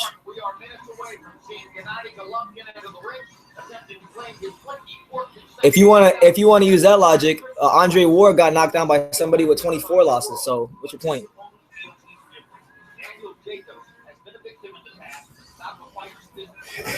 God. Anyway, yeah, man. Was that wrong? Yo. All hail Roman Gonzalez, nigga. Oh, Roman Gonzalez. That's right, man. It is what it is, man. All good things must come to an end. But that's what it is, man. I'm from the great city. Triple G could go ahead of Roman Gonzalez. Yeah. Yes! Yeah.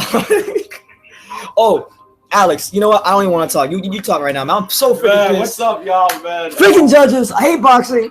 You know, man. That was a BS. All right, I'm gonna sit right here. All right, so you know, that was a bullcrap decision.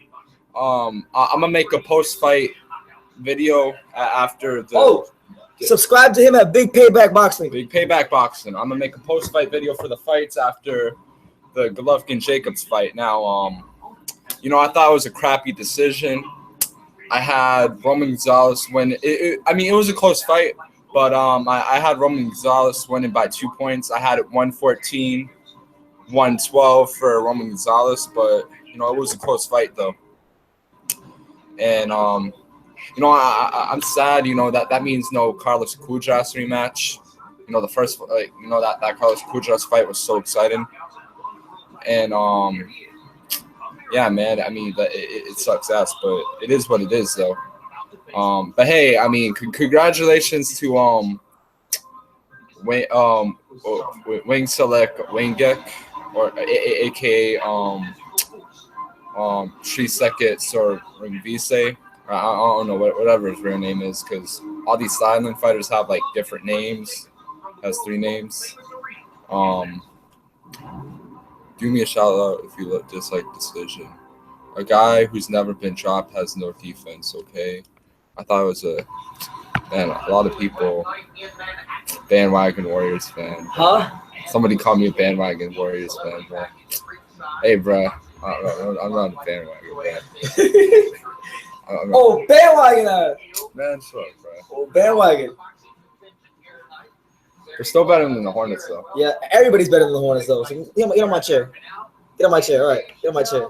GGG is a great fighter. Get on my chair. Nah, bro. Nah, I'm still talking. So Oh my god. Yeah. So anyway. So what's next for Ringvise? Oh yeah. Okay. So all right. Brendan's gonna come back. I thought you want, even though he told me to talk. Yeah. No. Stop talking now. All right. So I'm gonna turn. I got Jacobs, man. I got Jacobs. I got, damn it. I got GGG, man. Gennady Golovkin stepped on our unofficial scale tonight and weighs 170 pounds. Daniel Jacobs did not step on the scale. He skipped an interim weigh-in this morning by the International Boxing Federation, which required him to weigh no more than 10 pounds more than he weighed at the weigh-in yesterday. If he wanted all right, so nobody knows what Daniel Jacobs weighs. He gave that up. He cannot compete for Golovkin's IBF belt because Daniel Jacobs, according to a main event. source, let me know what you guys got as far as your picks. You got. Let me know why. 180 pounds or more. Looking for every advantage he can get. He will outweigh Golovkin unofficially by 10 pounds or more in the ring tonight.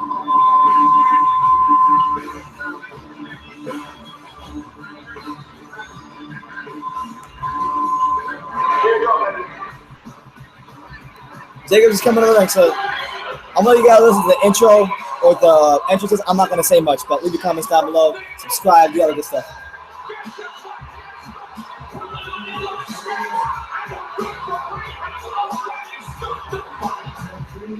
Yeah, living my dream. I want to be a champion. I consider myself a radio champion.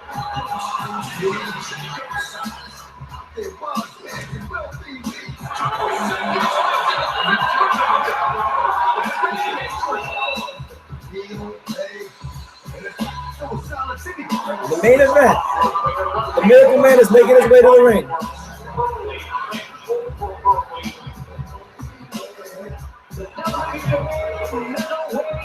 Well, I wonder how much pay-per-views it's like.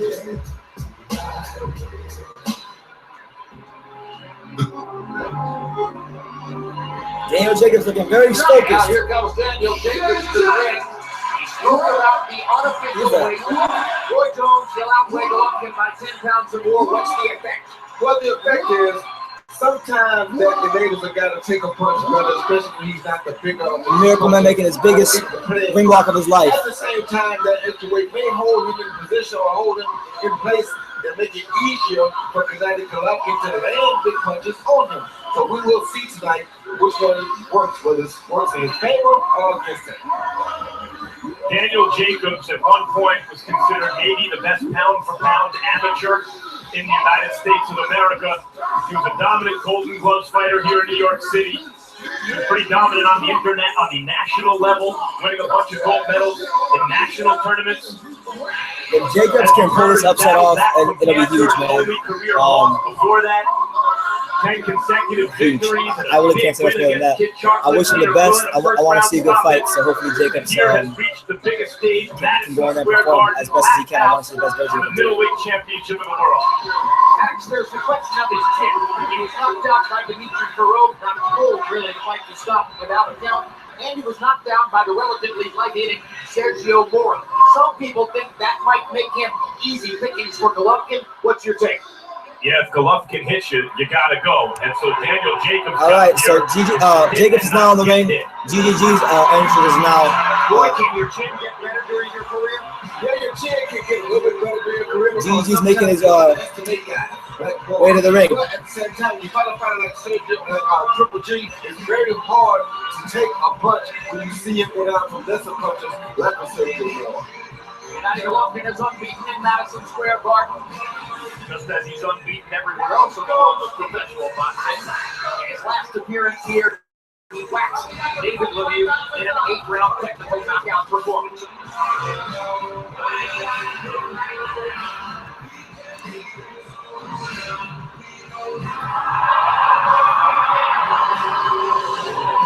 Crowd begins to roar as they anticipate Golovkin's I just realized this fight's happening on March 9th. He's been taking over arenas and fan followings all over the world, even reaching out to try to steal some of Canelo Alvarez's fan following by speaking Spanish in post-fight interviews. GG's got a drum line for his entrance. By the way, guys, go subscribe to True School Sports if you haven't already. Good boxing content we got on the channel. For Triple G to enter. Got a cool little drum line. Turn this up for you guys.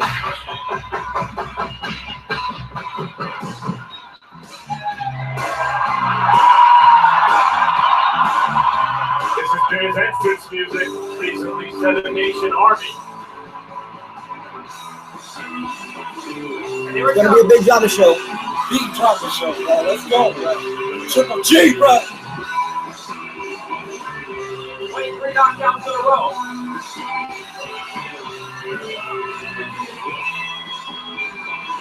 Global fans following, growing by the day. Let me know where you guys are watching the fight from. What city, what state, what country, what continent. Let me know down below. All 502 of you. Wow, we got 500 people here. Shout out to everybody around the world watching the official Gennady Golovkin versus Daniel Jacobs live reaction. GGG is on his way to the ring right now. Boxing IQ, amateur pedigree, and punching power. Yeah, man, he is a bit sensitive about when it comes to his Warriors fandom. As he comes to the ring, Roy, his confidence, his self-belief is enormous. How he come there, much self-belief. Toronto, Canada, Detroit. The relationship with trainer Abel Sanchez rapidly becoming the stuff of legend. Hey, but guys, I'm not a bandwagon NBA fan. I'm a Charlotte Hornets fan, which fast as hell. Sanchez had no idea, basically, who Golovkin was. When Golovkin picked Shout him out to out Dallas, and Texas. said, I want you to train me. Went New to the Mexico, gym and shout out to prepared, Mexico, and the London, action began. East Los Angeles, Local Cali, Las Vegas, Nevada, Green Bay. I'm in Florida. Mongolia, Texas, Pakistan. Daniel Jacobs also looks very confident here, standing his ground, bouncing in the ring as Triple G walks past him, looking for eye contact with Triple G. And now let's go to Michael Buffer for All the right, main event. I ain't gonna say much. I've said all I need to say. Here's the introductions. Ladies and gentlemen, from the most famous arena in the world, the Mecca of boxing, Madison Square Garden, New York City, New York, USA, live on HBO pay-per-view. This is the main event of the evening. 12 rounds of boxing for the middleweight championship of the world. And it's all brought to you by K2 Promotions and Triple G Promotions in association with TGB. Sponsored by Tecate, Born Bold. Chevys, Win the Right Way. From the Universal Motion Pictures, The Fate of the Furious, in theaters everywhere, April 14th. Tesla Bank, Capital Holding, Hublot, the timepiece of champions, and the International Expo 2017 this summer in Astana, Kazakhstan.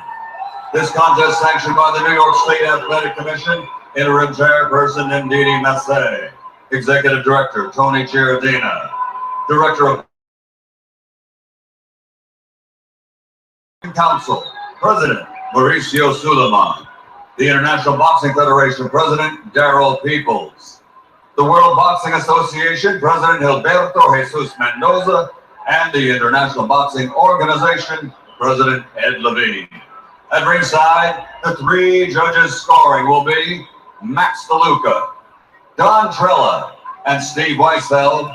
And inside the ring, in charge of the action at the bell, your referee, Charlie Finch. And now, the officials are ready. No. The fighters are in the ring, and they are ready. So for the thousands in attendance and the millions watching around the world, ladies and gentlemen, let's get ready to rumble!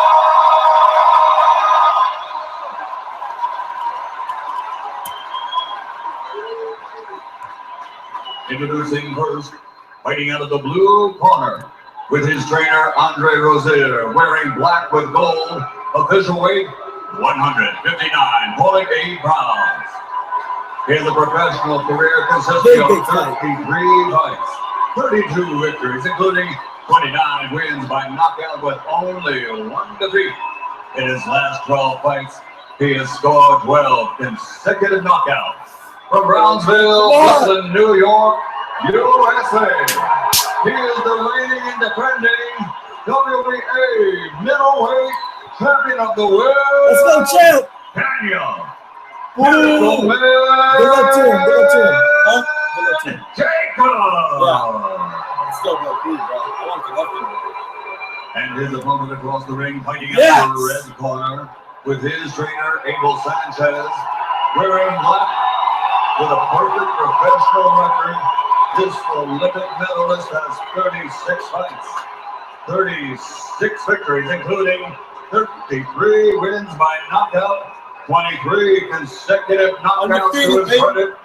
From Karaganda, Kazakhstan, the reigning, defending, undefeated, universally recognized middleweight champion of the world, Gennady Golovkin, a.k.a. Triple G.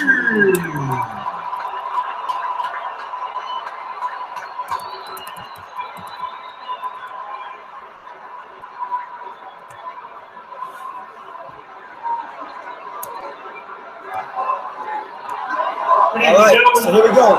Big fight. The talk is over. Jacobs, Golovkin, both laser focused. Who's going to win?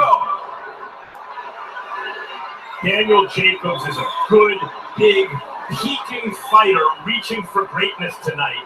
And he seems to be the biggest obstacle yet between Gennady Golovkin, Triple G, and the superstardom he's seen to be destined for since he showed up in the United States, appearing here on HBO for the first time 4.5 years ago. So if you've been watching college basketball all day and you just now turned on the fight, welcome. Your timing is perfect. There you go, round one, big fight, big fight. And so here we go. GGB comes out, and he's in the black trunks. Jacobs also in black trunks. Posture in the middle of the ring. Jacobs measuring with his left hand, not doing much, just posturing right now. Pivoting and turning. Use that jab. Find out what Danny Jacobs has to offer before The crowd chants Triple G. You get a lot of chants, and Jacobs is still down. That tells you something about the way the fight world feels about Triple G. This is Daniel Jacobs' hometown. He was an amateur star here. He's fought here for most of his career, and they're chanting Triple G. Original rules. And so they're knockouts. Triple G has left a string of knockouts since he first appeared on American television. A big string of them. Like Golovkin, big string of jabs a few times already. Jacobs not really opening up much right now, just kind of pivoting around the ring. Going Jack. Nice little combination there by Jacobs. Has a couple nice punches on Triple G. Especially early in fights. When he hurt Peter Quillen takes chocolate. The fight that Quillen was considered the favorite going in. He chunked on Quillen and got him out in the first round. GGG keeping him up there on the jab right now. You can't leave yourself as open in your attack. Triple G like the crowd chants, let's go Jacobs. Half for Triple G, half for Jacobs. One shot from Triple G. Both fighters are relatively cautious in the first round. Now Triple G begins to step up. Triple G power shots. trying to cut that distance, cut that ring off. Good jab. Just misses with the right hand. Misses. Jab landed a couple times. Good jab. Just missed for the right hand. Firing his jab down the pipe. I hope that gets caught by Daniel Jacobs.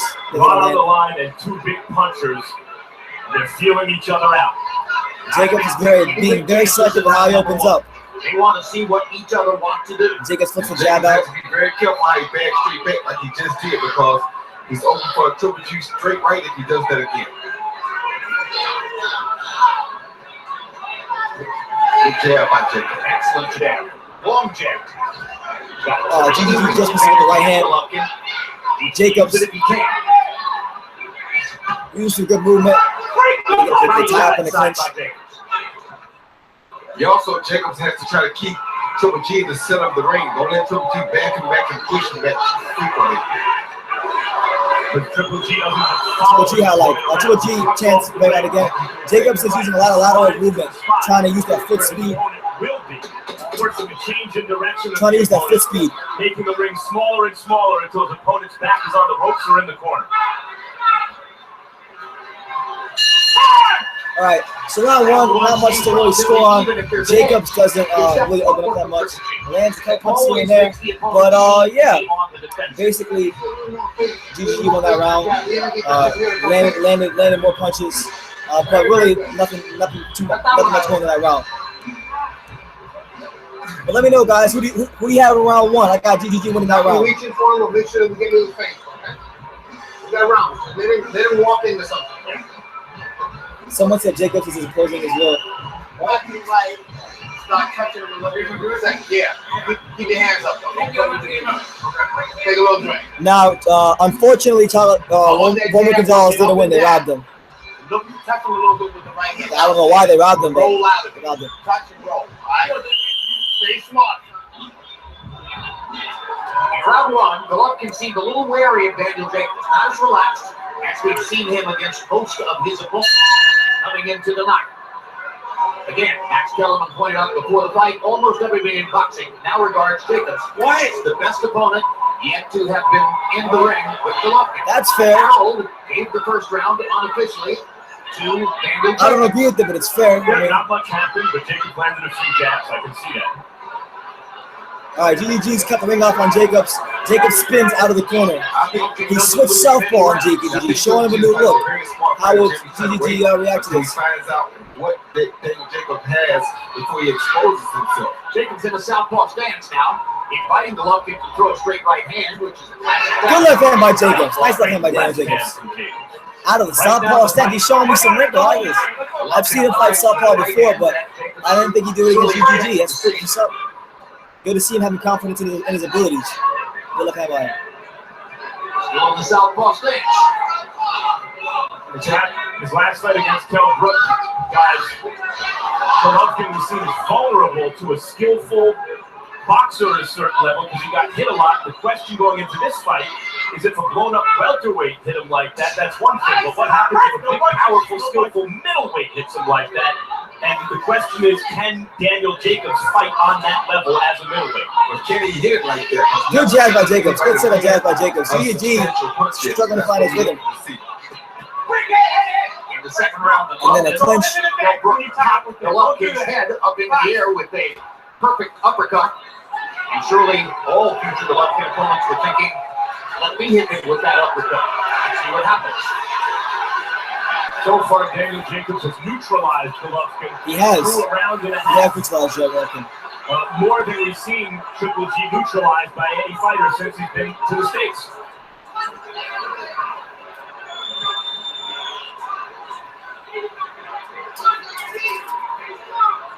Golovkin looking again. Wary of Jacobs. Yep, usually his offense is starting to get on track by now. There's his jab. Jacobs is using his movement very well. Right hand over the top. GG's got to take that distance. Partial contact, not full. Followed by a counter left hook by Jacobs.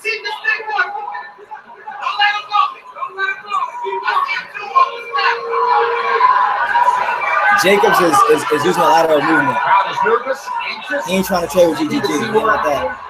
Nice flip by Jacobs. Gets away from the right hand. Golovkin blocking the hook with his glove.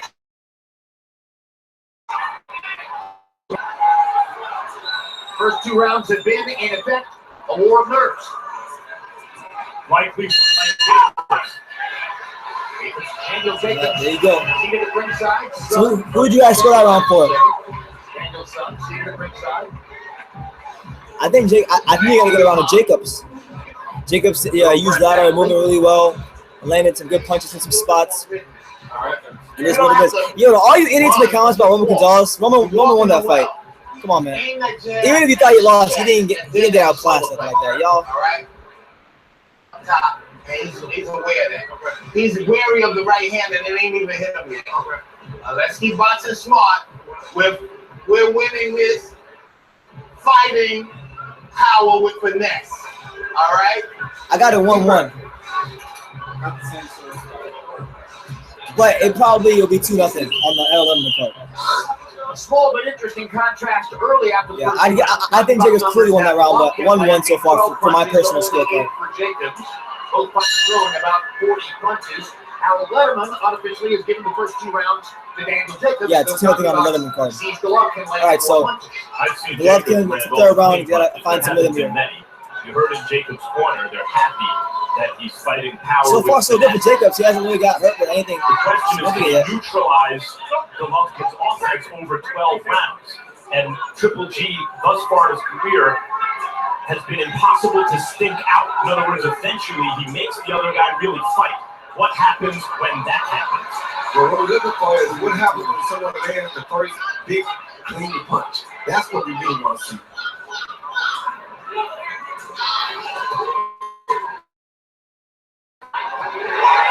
Jacobs doing a good job. He is not allowed to continue coming at all. Wasn't clean, but it was close to a big punch. Knocking his head back with a jab upstairs. Partial contact with the right hand. In case you just joined us for the main event, these two fighters have a tough act to follow. The fight which preceded them into the ring was clearly the fight.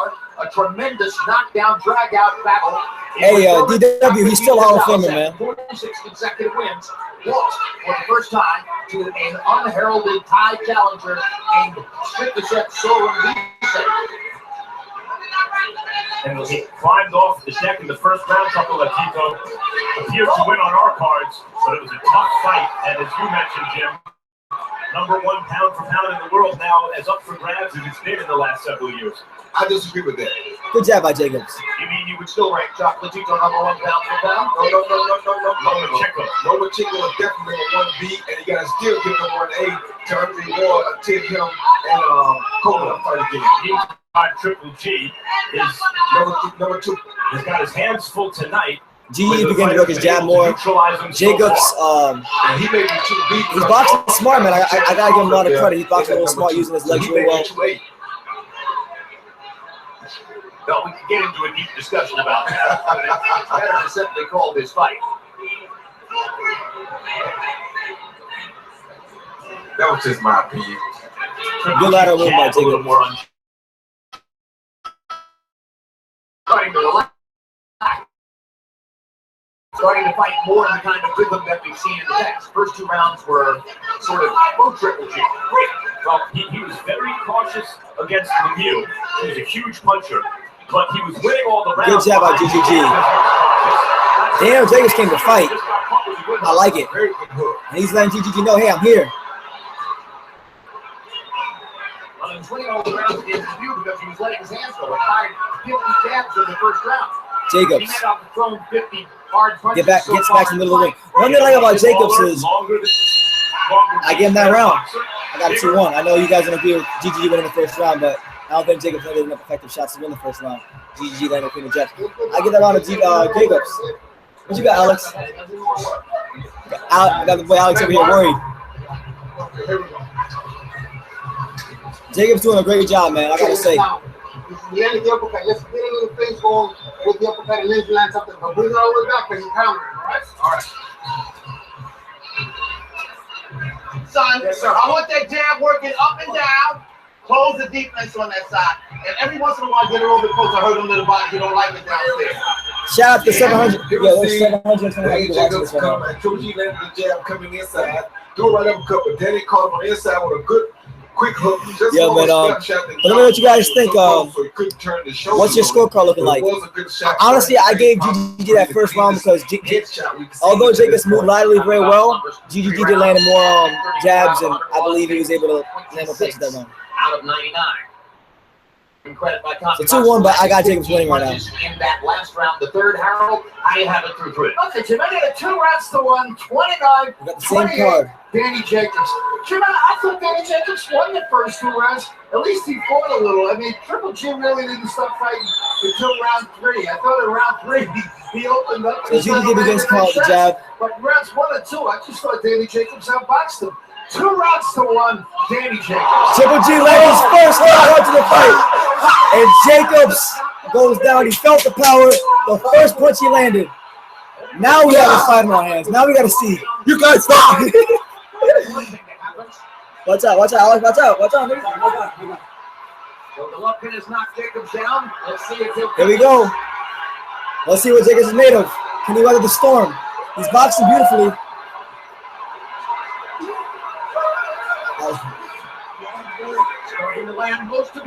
Good job.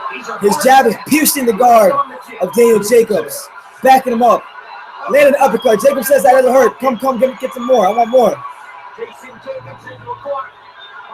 Can the Miracle Man pull off the miracle? Here we go. The jab is piercing the guard. Golovkin has seemed to figure him out. Jacobs has to make adjustments. He's got to get back to movement and boxing. He can't stick with GGG and beat him.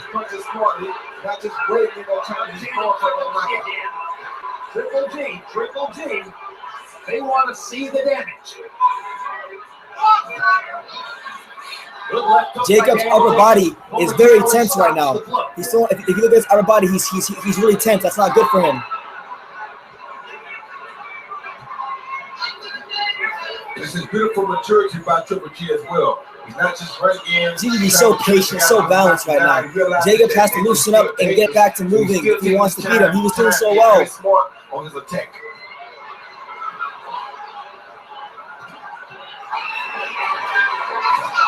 Jacobs trying to answer back now. Got his bearings. Wants to land something hard. To leave that impression in Golovkin's round part 9. Good jab by GGG. Another good jab by GGG. Another jab by GGG. And fiercely over and over now. If Daddy needs to do something to the counter or take that jab away, or it's going to cause him some problems. Nice jab. If the jab keeps landing, the right Jacobs has to make sure he stays active. He has to get off as well. Daniel Jacobs just now, and he landed a nice right hand on Golovkin's head before that. He's very tense and he's going up into a shell, which is not very good. He's got to loosen up that upper body. Good little flow by Jacobs, but nothing doing there. Good job by GGG. That's a 10-9 round for GGG. 10-8, 10-8, 10-8, I should say. 10-8.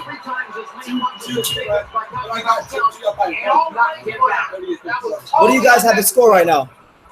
Big rep. Regain control. I want you back. Hey, shameless plug. If you guys haven't subscribed to True School Sports yet, go ahead and subscribe.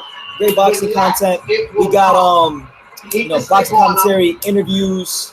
I'm going to Heavyweight Factory on Monday. I live here in San Diego. I go to all the gyms and interview the fighters. So if you want some good boxing content, someone who's going to come up who loves to support, subscribe. But man, GGG caught him the first right hand flush he catches him with. Sends it to the canvas, and that chin was what a lot of people worried about. So I think Jacobs, he needs to get back to laterally moving and loosen up. And here's Swin Golovkin. To the action. Celebration of the fight. Or the Golovkin won. So you got round number 5. Number 5. What's GGG got in well placed right hands by Gennady Golovkin. This is a huge round for Jacobs. There you go. Jacobs is moving a little more. So on the run of the card, GGG is up by a point. That he could neutralize Golovkin. Now the Triple G got untracked and started to really do damage. Oh, here he goes again. Piecing him up. He lands a hard right hand in the clinch, GGG that is. Jacobs has to get back to boxing laterally. He's standing there. He can't beat him like that. Really good punches. Good little hook by GGG. Good jab. Good 2 jab by GGG, piercing the guard of Jacobs. Jacobs has become very stiff with his upper body, and he doesn't look like he really has any rhythm right now. On the inside and leg clean shots. I don't think Gennady Jacobs is here trying to sneak him up. He's just looking for the right opportunities. He's not trying to sneak the fighter. I totally agree. He's trying to fight him. Yes. Good body shot by GGG. Jacobs looks like his legs are getting a little unstable. He's turning southpaw again, which is not good because that leaves him open for the straight right hand. And you don't want that with GGG. He can have a lot of success with it. Going on. GGG's measures right now. Triple G's arm was straight. The ref hadn't said break, so he kept punching. You heard Andre Rozier between the rounds saying to Daniel Jacobs that was totally unnecessary. I thought that it landed flush and he fell down. It wasn't the most devastating punch, but it was still. I understand it. It hurt him. He opens himself up to Golovkin's right hand, which is every bit. Jacobs needs to not be in that southpaw stance. He's gonna get clipped with a right hand anytime, any day now. He just got.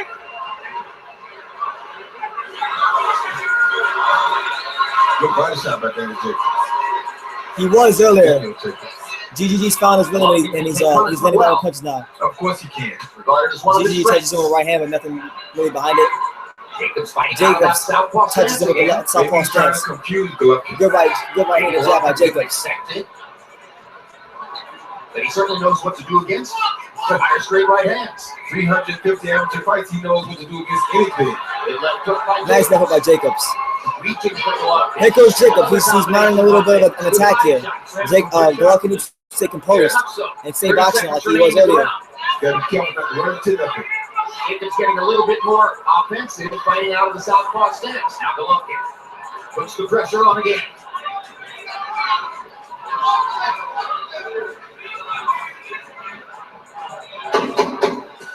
Good right hand by Jacobs. Nice left hand by Jacobs.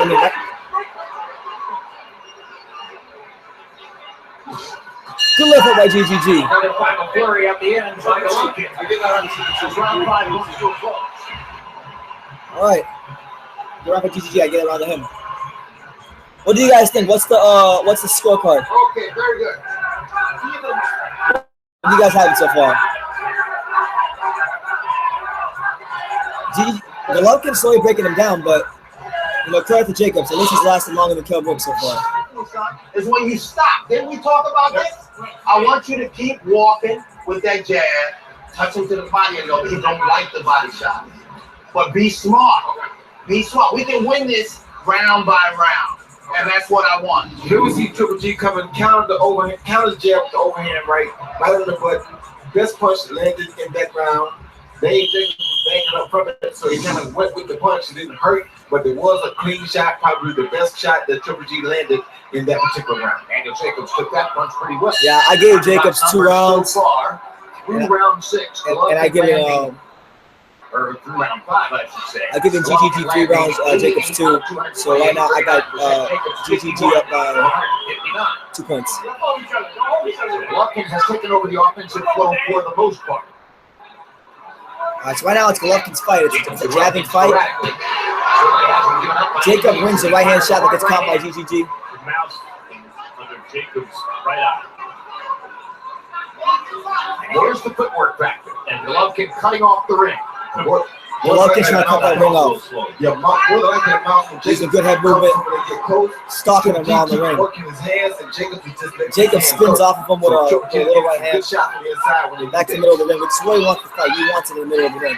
That's his best chance. We'll open up Daniel Jacobs' trainer, Andre Rozier, and listen to him as he barks out instructions to his fighter during the round. Let's see what happens. He's walking. There you go. Not.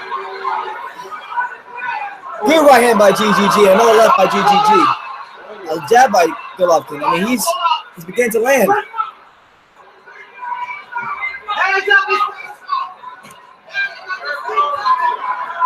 Hard to say how much of that Jacobs hears from Rozier.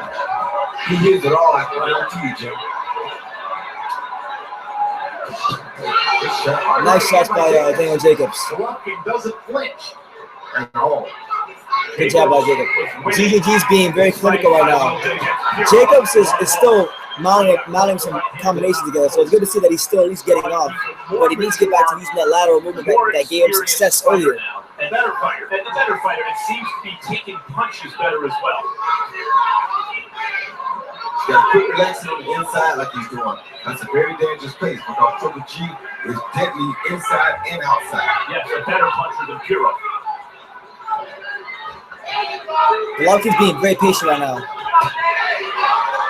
Jacobs throwing a lot of combinations. Jacobs, at least 10 pounds heavier than Golovkin in the ring tonight, firing hard shots. And that weight might save him from getting stopped. Considerable caution, except at those moments when he steps forward and attacks with combinations like that.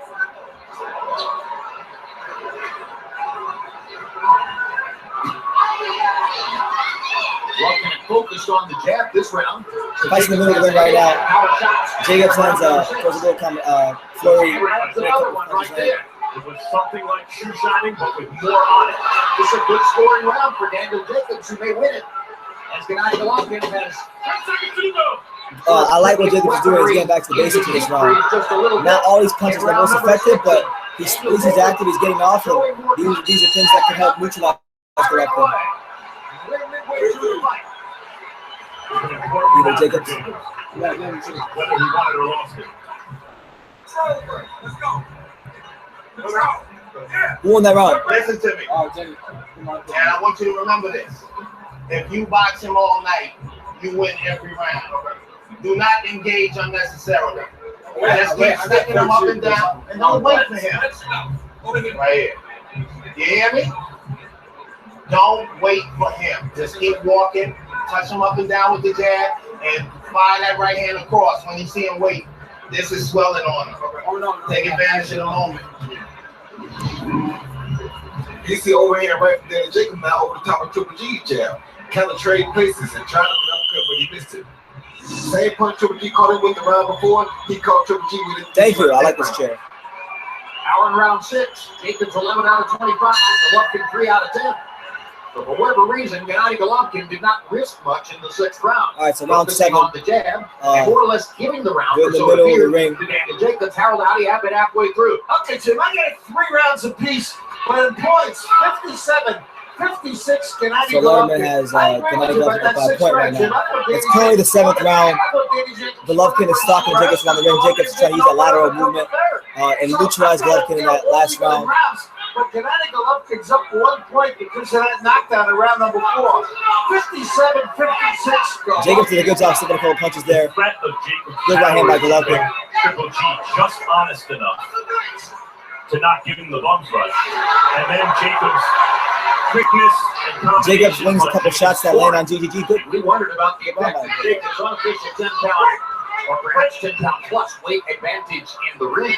We may just have seen some of that in the last round, as Golovkin was clearly very conservative in a round in which Jacobs was throwing power shots. What happens to a fighter like Golovkin, Jim, is that when you knock a guy down early in a fight, it makes you feel like you have no sense of urgency. Good right hand by GGG. Cuts the ring off, lands a series of right hands. That's what it is. Right now, GGG's up by a point. Keep going out the left hand with stance. I don't know, because you keep getting caught repeatedly with that same overhand right. Jacobs using a lot of creative, good feints. I gotta say, man, Jacobs is fighting a real smart fight. Lands a nice little right hand. Jacobs who lands a right hand over the top instead. Right hand for Golovkin. A right hook out of the southpaw position. Golovkin lands a couple punches. Jacobs into the corner, and Jacobs fights his way out. Jacobs has enough power to keep GGG honest. He's keeping him on with some power. He's fighting with smart lateral movement, quickness. After a couple of those shots, which in boxing is the universal signal that, yeah, you got me.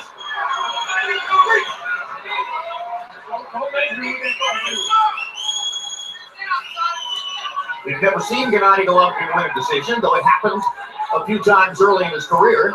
How about lose a decision? That's never happened. It has not happened. Jacobs is having a really good round. I've already seen one. Golovkin's really got to step it up if he wants to win this fight, man. Lose for the first time tonight. Certainly, it's not out of the question it could happen to Golovkin too. You can fight on Harold Letterman's scorecard right now. With the exception of the knockdown point. Golovkin looks like he's.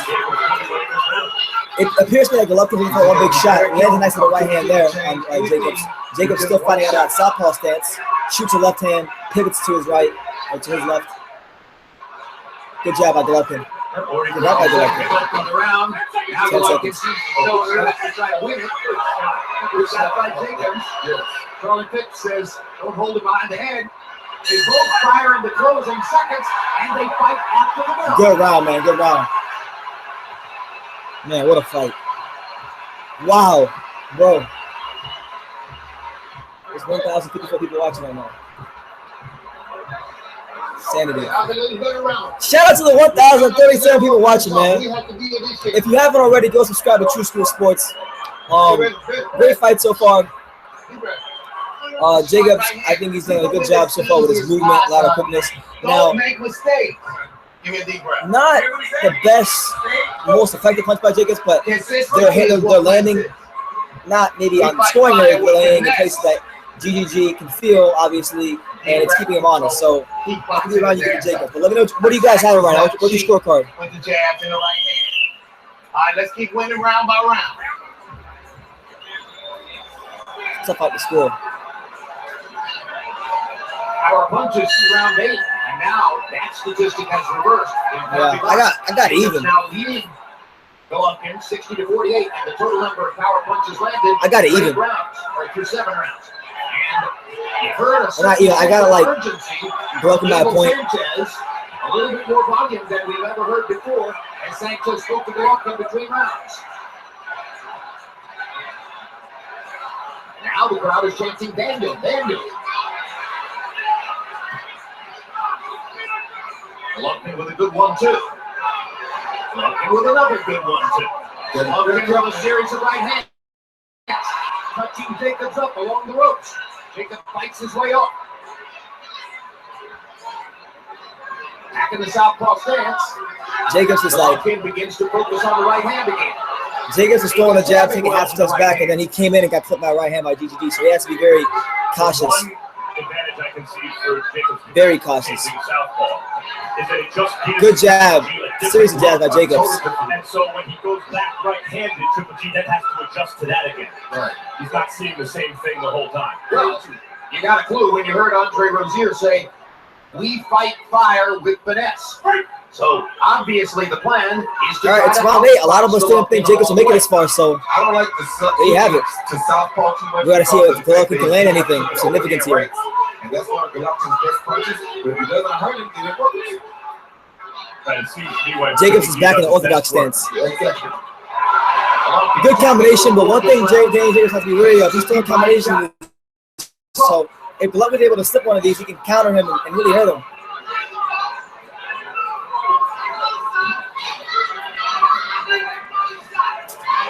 One minute left in this round. Good right hand by Jacobs. Right hand by Jacobs. Backing Golovkin up. 1 minute left in round number 8. Another very competitive round. There's the little room in this building, the theater at Madison Square Garden, that Daniel Jacobs dominated the New York Golden Gloves. Seemed to win every year. And Jacobs back to using the lateral movement. Very good showing. He's using lateral movement right now. Champion of the world. This is how he needs to fight to beat Golovkin. Good body shot by Triple G. Triple G needs to cut that distance. Oh! Golovkin with the right hand. Yep, took that very good. He took it though. He took it. Good job by GGG. Another jab by GGG. Another jab by GGG.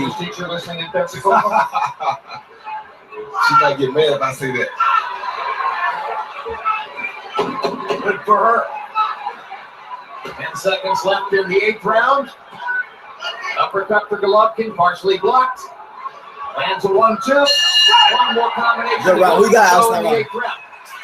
Jacobs? You gave it to Jacobs? That was close. You made it close. Who you guys got? That's a swing round. Stick to the I'm giving GGG that round. I want you moving that jab. He landed the harder punches. When he gets close to you, fire a quick 2. And then Who you step got? around him. You still in front of him. Give me that. All right? Give me a deep breath. Man, shout out to the 1,147 people watching this fight. Where you guys watching the fight from? You're in. Can you see Gennady Golovkin the one jab hook? What city? What state? What continent? Hook. I thought GGG got Not that. many fighters can do that jab on the move. Jab hook, straight overhand right. That's Shout out to Houston, Texas. Well-coordinated athlete to do Triple that. G had a beautiful overhand right, and that's where that extra 100. It's a close fight, man. I honestly don't know. I stopped scoring it. I'm talking the fight. Because if he was 160, I really stopped scoring it. he would not have taken that But I shot. think Jacobs. I think if you ask me, I got Jacobs slightly ahead of Golovkin. Usual territory for Or even. As we go to round 9. It was strategic for Daniel Jacobs to not weigh in this morning and therefore not fight for one of the sanctioning body belts, because no one in the end is going to remember who won the belt. They're going to remember who won the fight. Yeah, the win is much more important than just the belt. Nice jab by Golovkin. Both fighters. So he made the 160-pound limit. Good jab by Golovkin, pitching his head back. Decided the advantage of putting on And they wound up in the more clinch. important than fighting for some belt. Happy Box numbers show that Daniel Jacobs has managed to limit Gennady Golovkin's output and number of landed punches compared to what he's done before. Last 12 Good fights, jabs by Golovkin Jacobs. averaged 28 out of 50. He's fighting a smart, intelligent fight. The average is 17 out of 46. Landing fewer, throwing This is the fewer. round where I thought Golovkin would stop Jacobs, so I doubt my prediction to be right. Yeah, if the idea is that Triple G will catch him with something big that will signal the beginning. Good right hand by Jacobs. Maybe time to forget about that and start winning these rounds behind more activity for Triple G. Yeah, Max, but the thing is when you're used to surviving like that, that's been his shots from Jacobs. Yeah, for lately, that's been what he's been doing. He's been landing the big shots on guys to get them out of there. So it's not likely that he's going to outpoint or outbox nobody. He's used to, but he's usually winning most of the rounds. That's not what I'm saying. What I'm saying is he's still used to seeking the Jacobs is throwing a lot of little short shots on the inside that aren't really hurting GGG, but they're the kind of punches that judges will score. So a smart move by him. But the way he destroys is by moving those hands, and Jacobs is largely neutralizing that. Yes, he is. In the 23 knockout streak for Golovkin. Hasim Uma, a few years back, made it into the 10th round. Golovkin ultimately put him away. Martin Murray made it to the 11th round. In Monte Carlo a couple years ago, Golovkin ultimately put him away. Daniel Jacobs looks more resilient tonight than anybody has during the 23 knockout streak. Oh, nice uppercut by GGG. Jacobs with a nice hook. Firing back and Good job by Golovkin. Golovkin throws. Oh, he slapped. Oh, he And slapped. Triple G is not digging the body as frequently as we've seen in previous fights either. Doesn't want to drop his hands. We've seen him score vicious one-punch knockouts with body shots. Good uppercut by GGG. Oh, and he hurt Jacobs. He hurt him. He hurt him. It's round 9. Jacobs said, I took it. What's up, champ? Brooklyn. He's backing him up. Shaking him up. Waking him up. Destroying him. Jacobs is taking it, though. You got to give him his credit. He's taking the punches. You don't want to take too many punches, but he's taking them. Yeah, Jacobs got dropped earlier. You're making it hard. You had that round, and you're giving it back. Man, this is hard, man. I stopped scoring the fight. We'll go either way at this point. I don't know.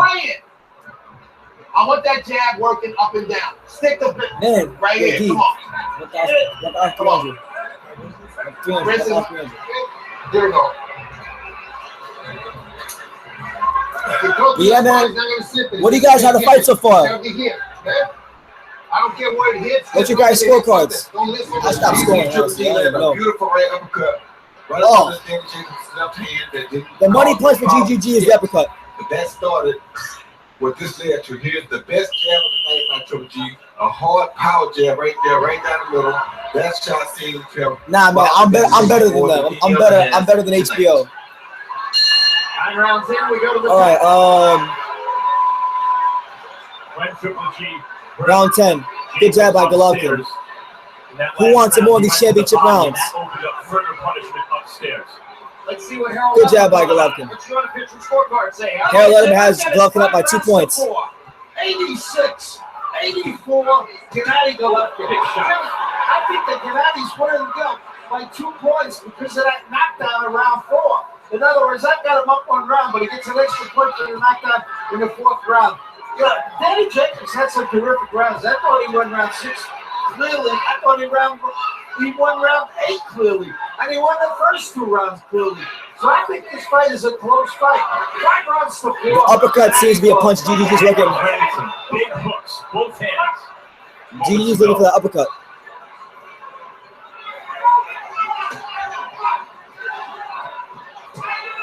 Jacobs, through much of the fight, has been more active. He's more active right now. There he is, moving his hands very Golovkin with a nice jab. Careful not to get caught with a big shot. Golovkin seems to be falling into the trap, trying to line Jacobs up for one big shot. And Jacobs is also pounding Golovkin's body well at times. Jacobs measuring him with the right hand out of the southpaw stance.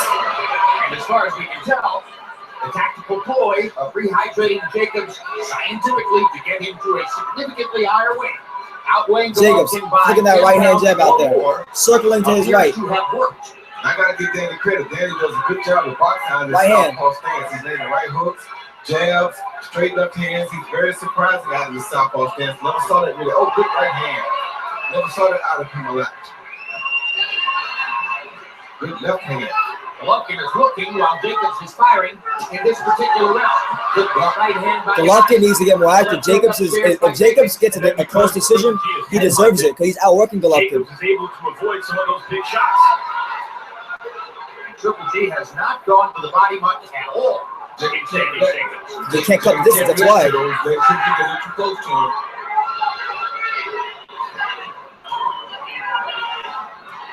You would think that as the clearly shorter man, Golovkin might want to get inside. Nice little hook by GGG, subtle I think hook. so, Jim, but for some reason, well, it's not some reason, because that's what he's used to doing. Most of the time, he can knock guys that out with headshots, and because he's hurt getting with a headshot earlier, he feels as though he always can pull off that knockout. Jacobs is boxing beautifully out of southpaw stance. That was an entirely different fight. I mean, he's neutralizing him, and he's going to get criticized for quote-unquote running, but I think he's doing what he needs to do. Hesitant to go downstairs. But that's not like Golovkin. Here we go again. He's had a lot of success. Lands another one. Oh, nice hook by Golovkin. Jacobs is getting hype. You need to stay composed. Good shots by Jacobs. That was a difficult to score round. Carolina gave it to Jacobs. Give me that water. Give me that. Rich. That narrows the margin to a single point. Yes. But listen to the unofficial scorecard. I don't want you to be careless in round 11 and 12. Yeah, I don't know, You man. understand me? Only 26 deep breaths landed in the fight so far by Gennady Golovkin. We've seen some round deep breaths. So far, the comedy box numbers have Golovkin up by 40 more punches. Which I could see, because Jacobs throwing a lot of shoe shining punches that look good but aren't landing. But, you know, I gotta admit, he's been boxing beautifully for many rounds in this fight. And the knuckles of the glove did not land. So it wasn't really a significant Golovkin still, I feel like Golovkin hasn't landed his best punch yet. I just get that feeling. A lot on the line now as we go to the so-called championship rounds. Round 11 coming up. This is the round in which Golovkin knocked out Martin Murray 2 years ago in Monte Carlo. Once again, 23 consecutive knockouts. That streak very much in jeopardy now, looking at the way Jacobs looks and how he's fought. So Right hand by Golovkin. He's in the 11th round, so right now he's in the Martin Murray territory. Golovkin is only up 1 point on the Letterman scorecard, so 1 point on the Letterman scorecard. You have to be very careful here. Jacobs using that lateral movement. This would be an incredible upset if Jacobs could pull it off. And he's in the 11th round. He needs to land something meaningful here. Jacobs, it'd be great if he could. the knockdown point is the only difference on Harold Letterman's card after 10 rounds. Golovkin stalking Jacobs around the ring. Hey, nice jab by GGG. Diego Sanchez told him between rounds that that's what he needs to do. Nice uppercut by GGG.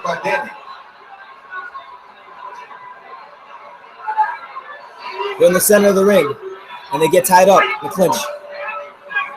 Triple G has fought and beaten some solid fighters and really beaten them up, but this is a peaking fighter, a big, athletic, skillful, peaking fighter with a real Right now they're wrestling in the clinch. pedigree, who's overcome the odds in his own life, as we mentioned, being cancer, who prepared for this fight meticulously and is fighting the fight of his life. I mean, neutralizing Triple G's offense early, getting his own offense going after being knocked down.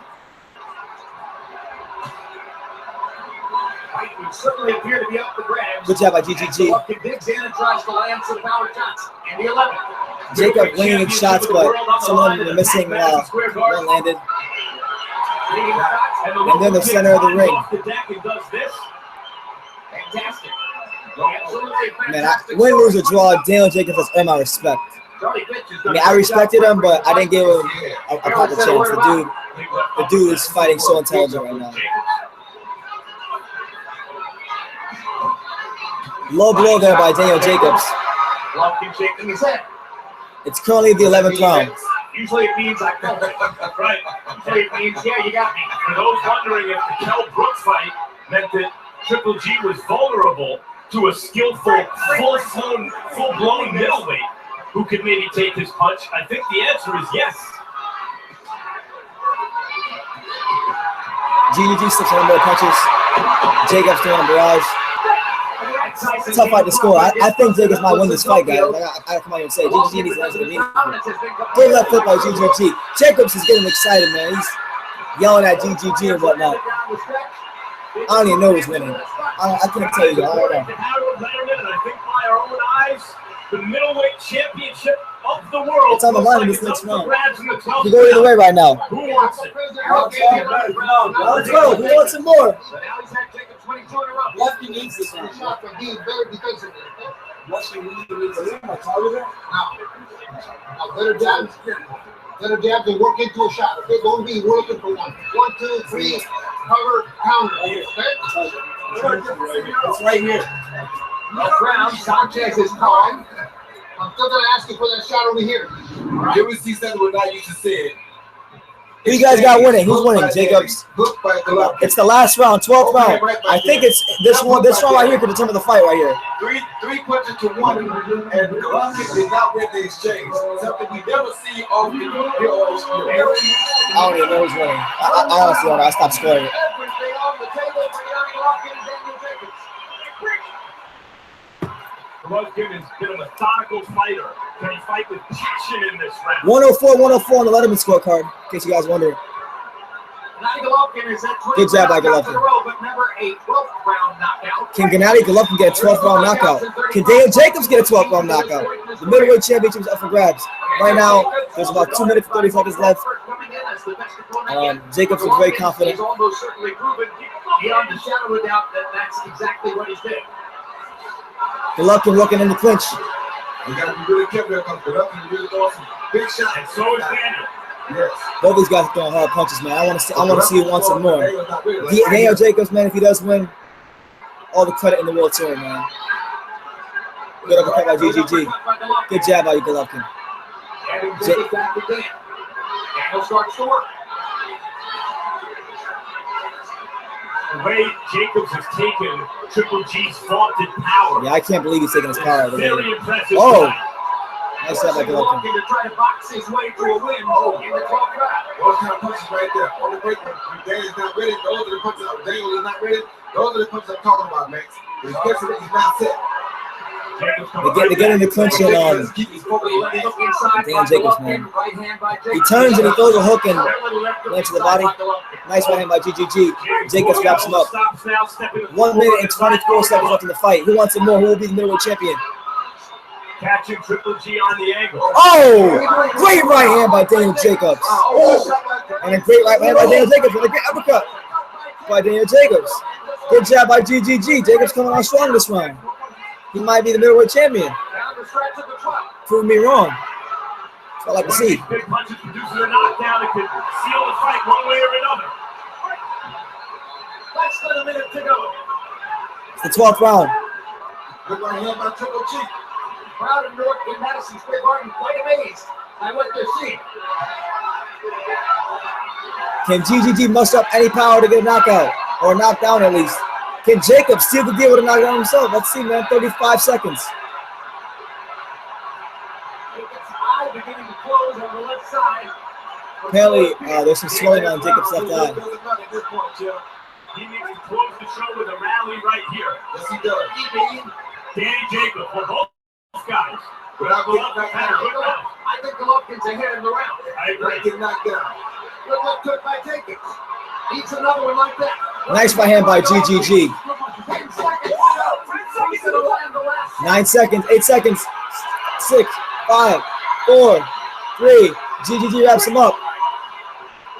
And that's the end of the fight. So Daniel Jacobs has become the first guy in 23 fights to make it to the 12th round of GGG, man. Regardless of how the decision goes, all the credit in the world to Daniel Jacobs. You know, he fought really well, boxed beautifully. You know, I didn't think he'd win the fight. And Abel Sanchez comes across the ring to hug Daniel Jacobs. I didn't give him a proper chance, but he proved me wrong. He proved the doubters wrong, and he deserves all the credit he gets. So shout out to Daniel Jacobs, a great fighter and a true champion. Although, yeah. What do you guys think won? You may as well go ahead and put this in the books on number 2 because this would be a great fight again already. A lot of infection exchange. I wouldn't mind seeing a rematch no matter how it goes. After a great fight in Madison Square Garden, they had a comeback to follow after Chocolate Gennady Gonzalez and Teresa Ensora Isai produced the fight of the year. GGG draw. Now let's take a look at what might be the decisive point in the fight, and that is the round 4 knockdown by Golovkin. GGG, Jacobs, GGG, Jamila. But enough to get the extra point. The most thunders knockdown, but we saw the same thing happening in the first fight, and look what happened. Well, Harold Letterman, what is your final scorecard? So what do you guys think? So if I get it 114, 113, Gennady Golovkin. I just think he had fought him in that round 12 to win the fight. I mean, now I could definitely see two things. I could either see you give the fight for Jacobs because he boxed beautifully and he was able to neutralize Golovkin. Then I could see where Golovkin had the the harder effective shot. So it's gonna be one of them fights again, unfortunately. And I know nobody will be happy, but personally, off rip, I'll give you guys my personal opinion. I stopped scoring the fight in the 5th round. Okay, Chip. I thought Jacobs won the fight. I thought excellent judge. I could see. I thought Jacobs neutralized Golovkin. Judge. He works for the WBC. So I give him all the credit in the doing a world. great job. Every time we see him, he gets better. He's from Connecticut. And Steve Weisfeld from New Jersey. You know him well. He worked for us. So 3 really good judges. I think we'll get a good decision. Gennady Golovkin's 23 knockout streak has come to a close. Has his 35-fight unbeaten professional career also seen its first defeat.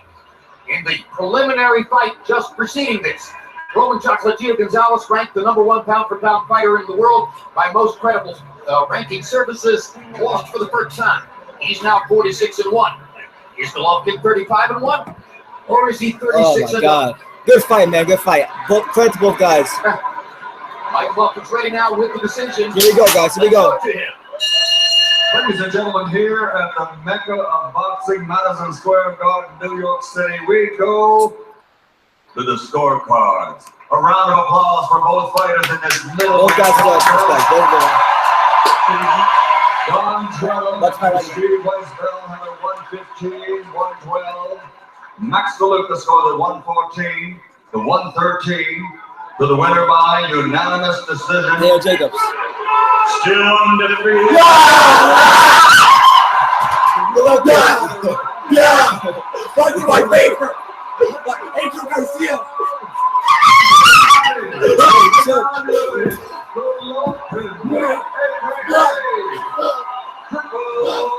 Hey man, good fight, man. It could have went either way.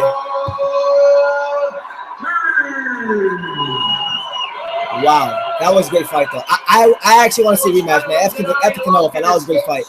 All the credit in the world to go to Daniel Jacobs. All the credit.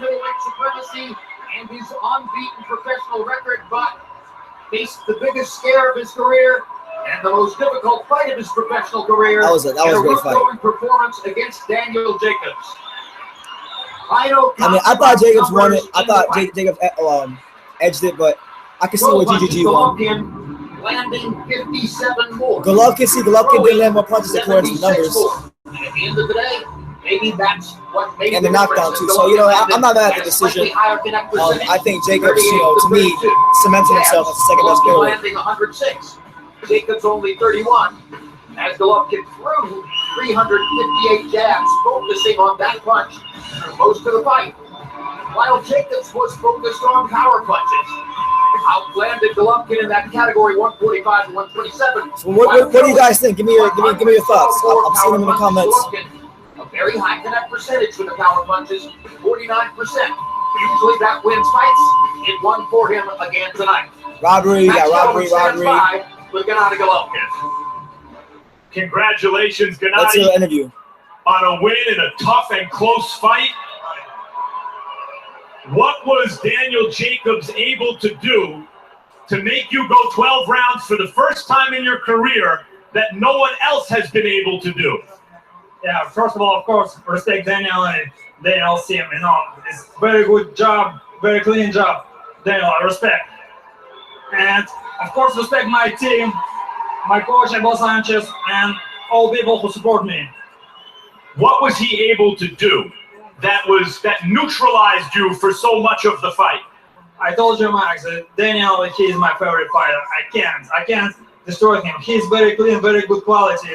He's very good fighter. You said that going into this fight, that you recognized that his size, his speed, his boxing IQ, his punching power was the best you'd faced. And what do you think of it now?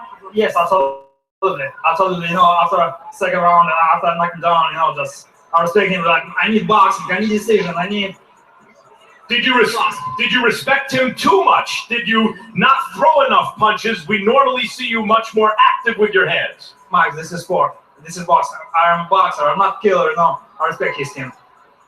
Going into the 12th round, on Harold Letterman's card ringside, he had it even. And we thought whoever won the 12th round would win the fight, and we thought that you won the 12th round. Did you think going into the 12th round that you needed to win it to win the fight? Mike, this is boxing. Yeah. I need decision fight right now. If you want big show, big drama show, I'm ready to big show. Right now, it's my first test for 12 rounds. Did you think you needed to win the 12th round to win the fight? Did you think the fight was up for grabs? No, this is boxing. This is boxing. I know a lot just for 12 rounds. I need for very quality fight. I need quality fight.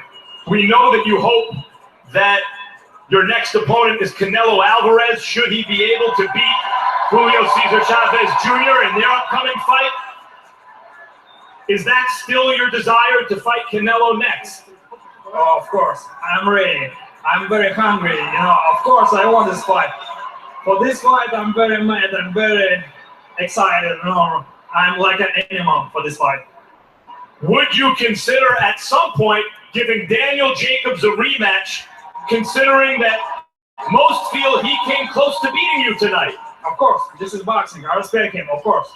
Max, I give him a chance for a rematch, or if you want, just of course I'm ready. Thanks, Jeff. Always fun watching you. Daniel? Let's see what Daniel Jacobs has to say. Let's see. Congratulations on a terrific performance tonight. Who do you think won the fight? I think I won the fight, and I think these fans support me on that decision. I think they all felt like I won the fight. I thought I won it by at least 2 rounds, minimum. You didn't think, we thought whoever won the 12th, that the fight was up for grabs in the final round. You did not feel that way? I mean, when you're in the fight, you can't really keep pace with it, but I did feel like I was ahead on the cards, and I felt like I needed to win the last round just to kind of seal the deal. But this is boxing. Obviously, he's a bigger draw than me, and they want to make that super matchup with him and Canelo. So Daniel Jacobs probably got X'd out, but I understand that I'm the champion in this fight. I won this fight. I won the decision. But all I can do is be gracious in defeat and be gracious in my victory. And God bless him. You've overcome a lot in your life. Earlier in your career, you were knocked out by a single punch by Puro, who's not considered the puncher Triple G is. You've gotten bigger, stronger, better, smarter since then. And somehow you were able to climb off the deck against that Triple G knockdown. All of his shots for the rest of the fight and never go down again. What is the difference? What's the difference in this Daniel Jacobs? How were you able to do it? I told him he had to kill me in order to whip me out this ring. Here's the knockdown. It was a good shot.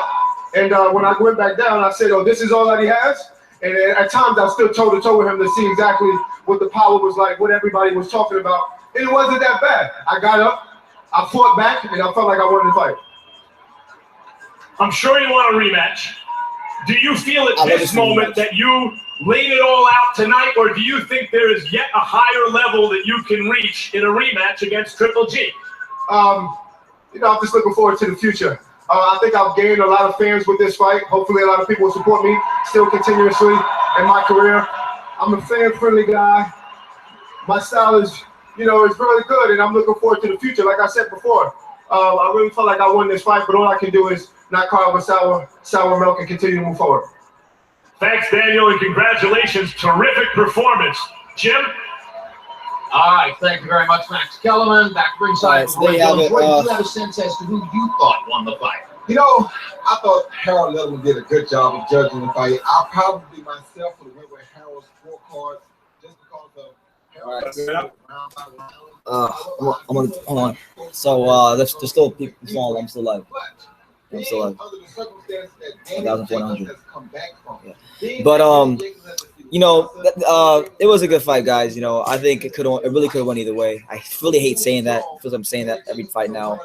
But I gotta say, man, I was dead wrong, and I've never been happier to be dead wrong. Daniel Jacobs showed tonight that he was a true champion. That he is the #2 middleweight in the world.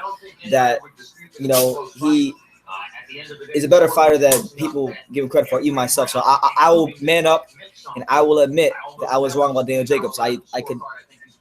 Initially I thought he won. I'm gonna have to watch it again, but I thought he won. I don't have any issue with people who thought Golovkin won because Golovkin did have the knockdown and he was hitting him with harder shots. And but as far as neutralizing Golovkin, we haven't seen somebody do that, since he got to America. So just for that alone, you gotta give Jacobs his just credit. All right, you got to give him his just credit for that. So whether you're a Golovkin fan, whether you're a Jacobs fan, you got to give Jacobs his credit, man. That's what it is. So, where do they go from here? I mean, Jacobs said that he's the media darling, he's the bigger draw, and they want to set up the Canelo fight. I'll be honest with you guys, unless GG is getting a Billy Joe Saunders fight, to fight for the undisputed title, then I wouldn't do that. I wouldn't go. I want to see this fight again.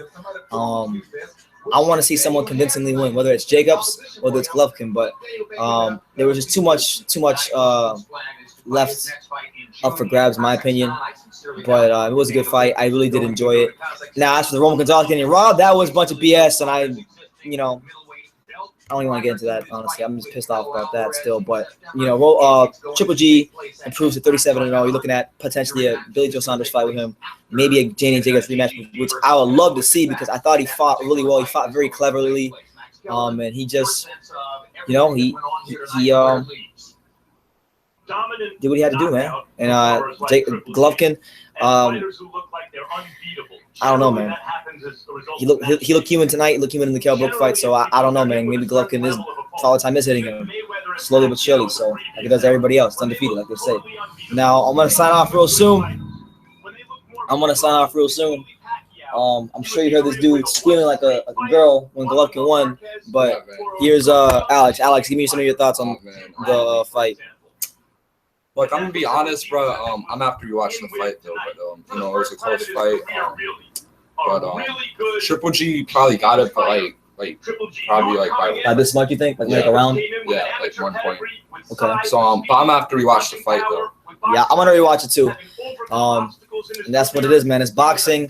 I gotta go do my post-fight video, but before I sign off, guys, let me just implore you guys, the 1,000 of you still left on here, to go subscribe to the channel. I got a lot of great stuff coming up. If you don't know me, you should know me. I'm gonna be a force in this boxing game for a while, whether you like it or not. So, stay tuned for upcoming videos. Got some great ones coming out, and Golovkin stays undefeated. He's in line for a mega fight coming soon, and I just thank everybody from around the world that watched me today. This is my biggest stream. Most people, we had over 2,000 people watching the stream at one point. So I thank you guys for that. I thank you guys for supporting boxing. Let me know what you guys think in the comments once this video uploads, or even right now. But I'm gonna leave. So thank you guys once again. It was a great night of boxing. Some things I was pissed off about. I think Roman Gonzalez got severely robbed. But it is what it is, man. So we'll have a lot of time to talk about it. A lot of great videos coming out, and that's what it is, man. So let me know what you guys think in the comments down below. Take the time to subscribe, and you can love me or you can hate me, but I'm just a kid from Dingin. So until next time, take care, guys. So was it a win or was it a blemish on Triple G's career? The fighter to whom Triple G has most recently been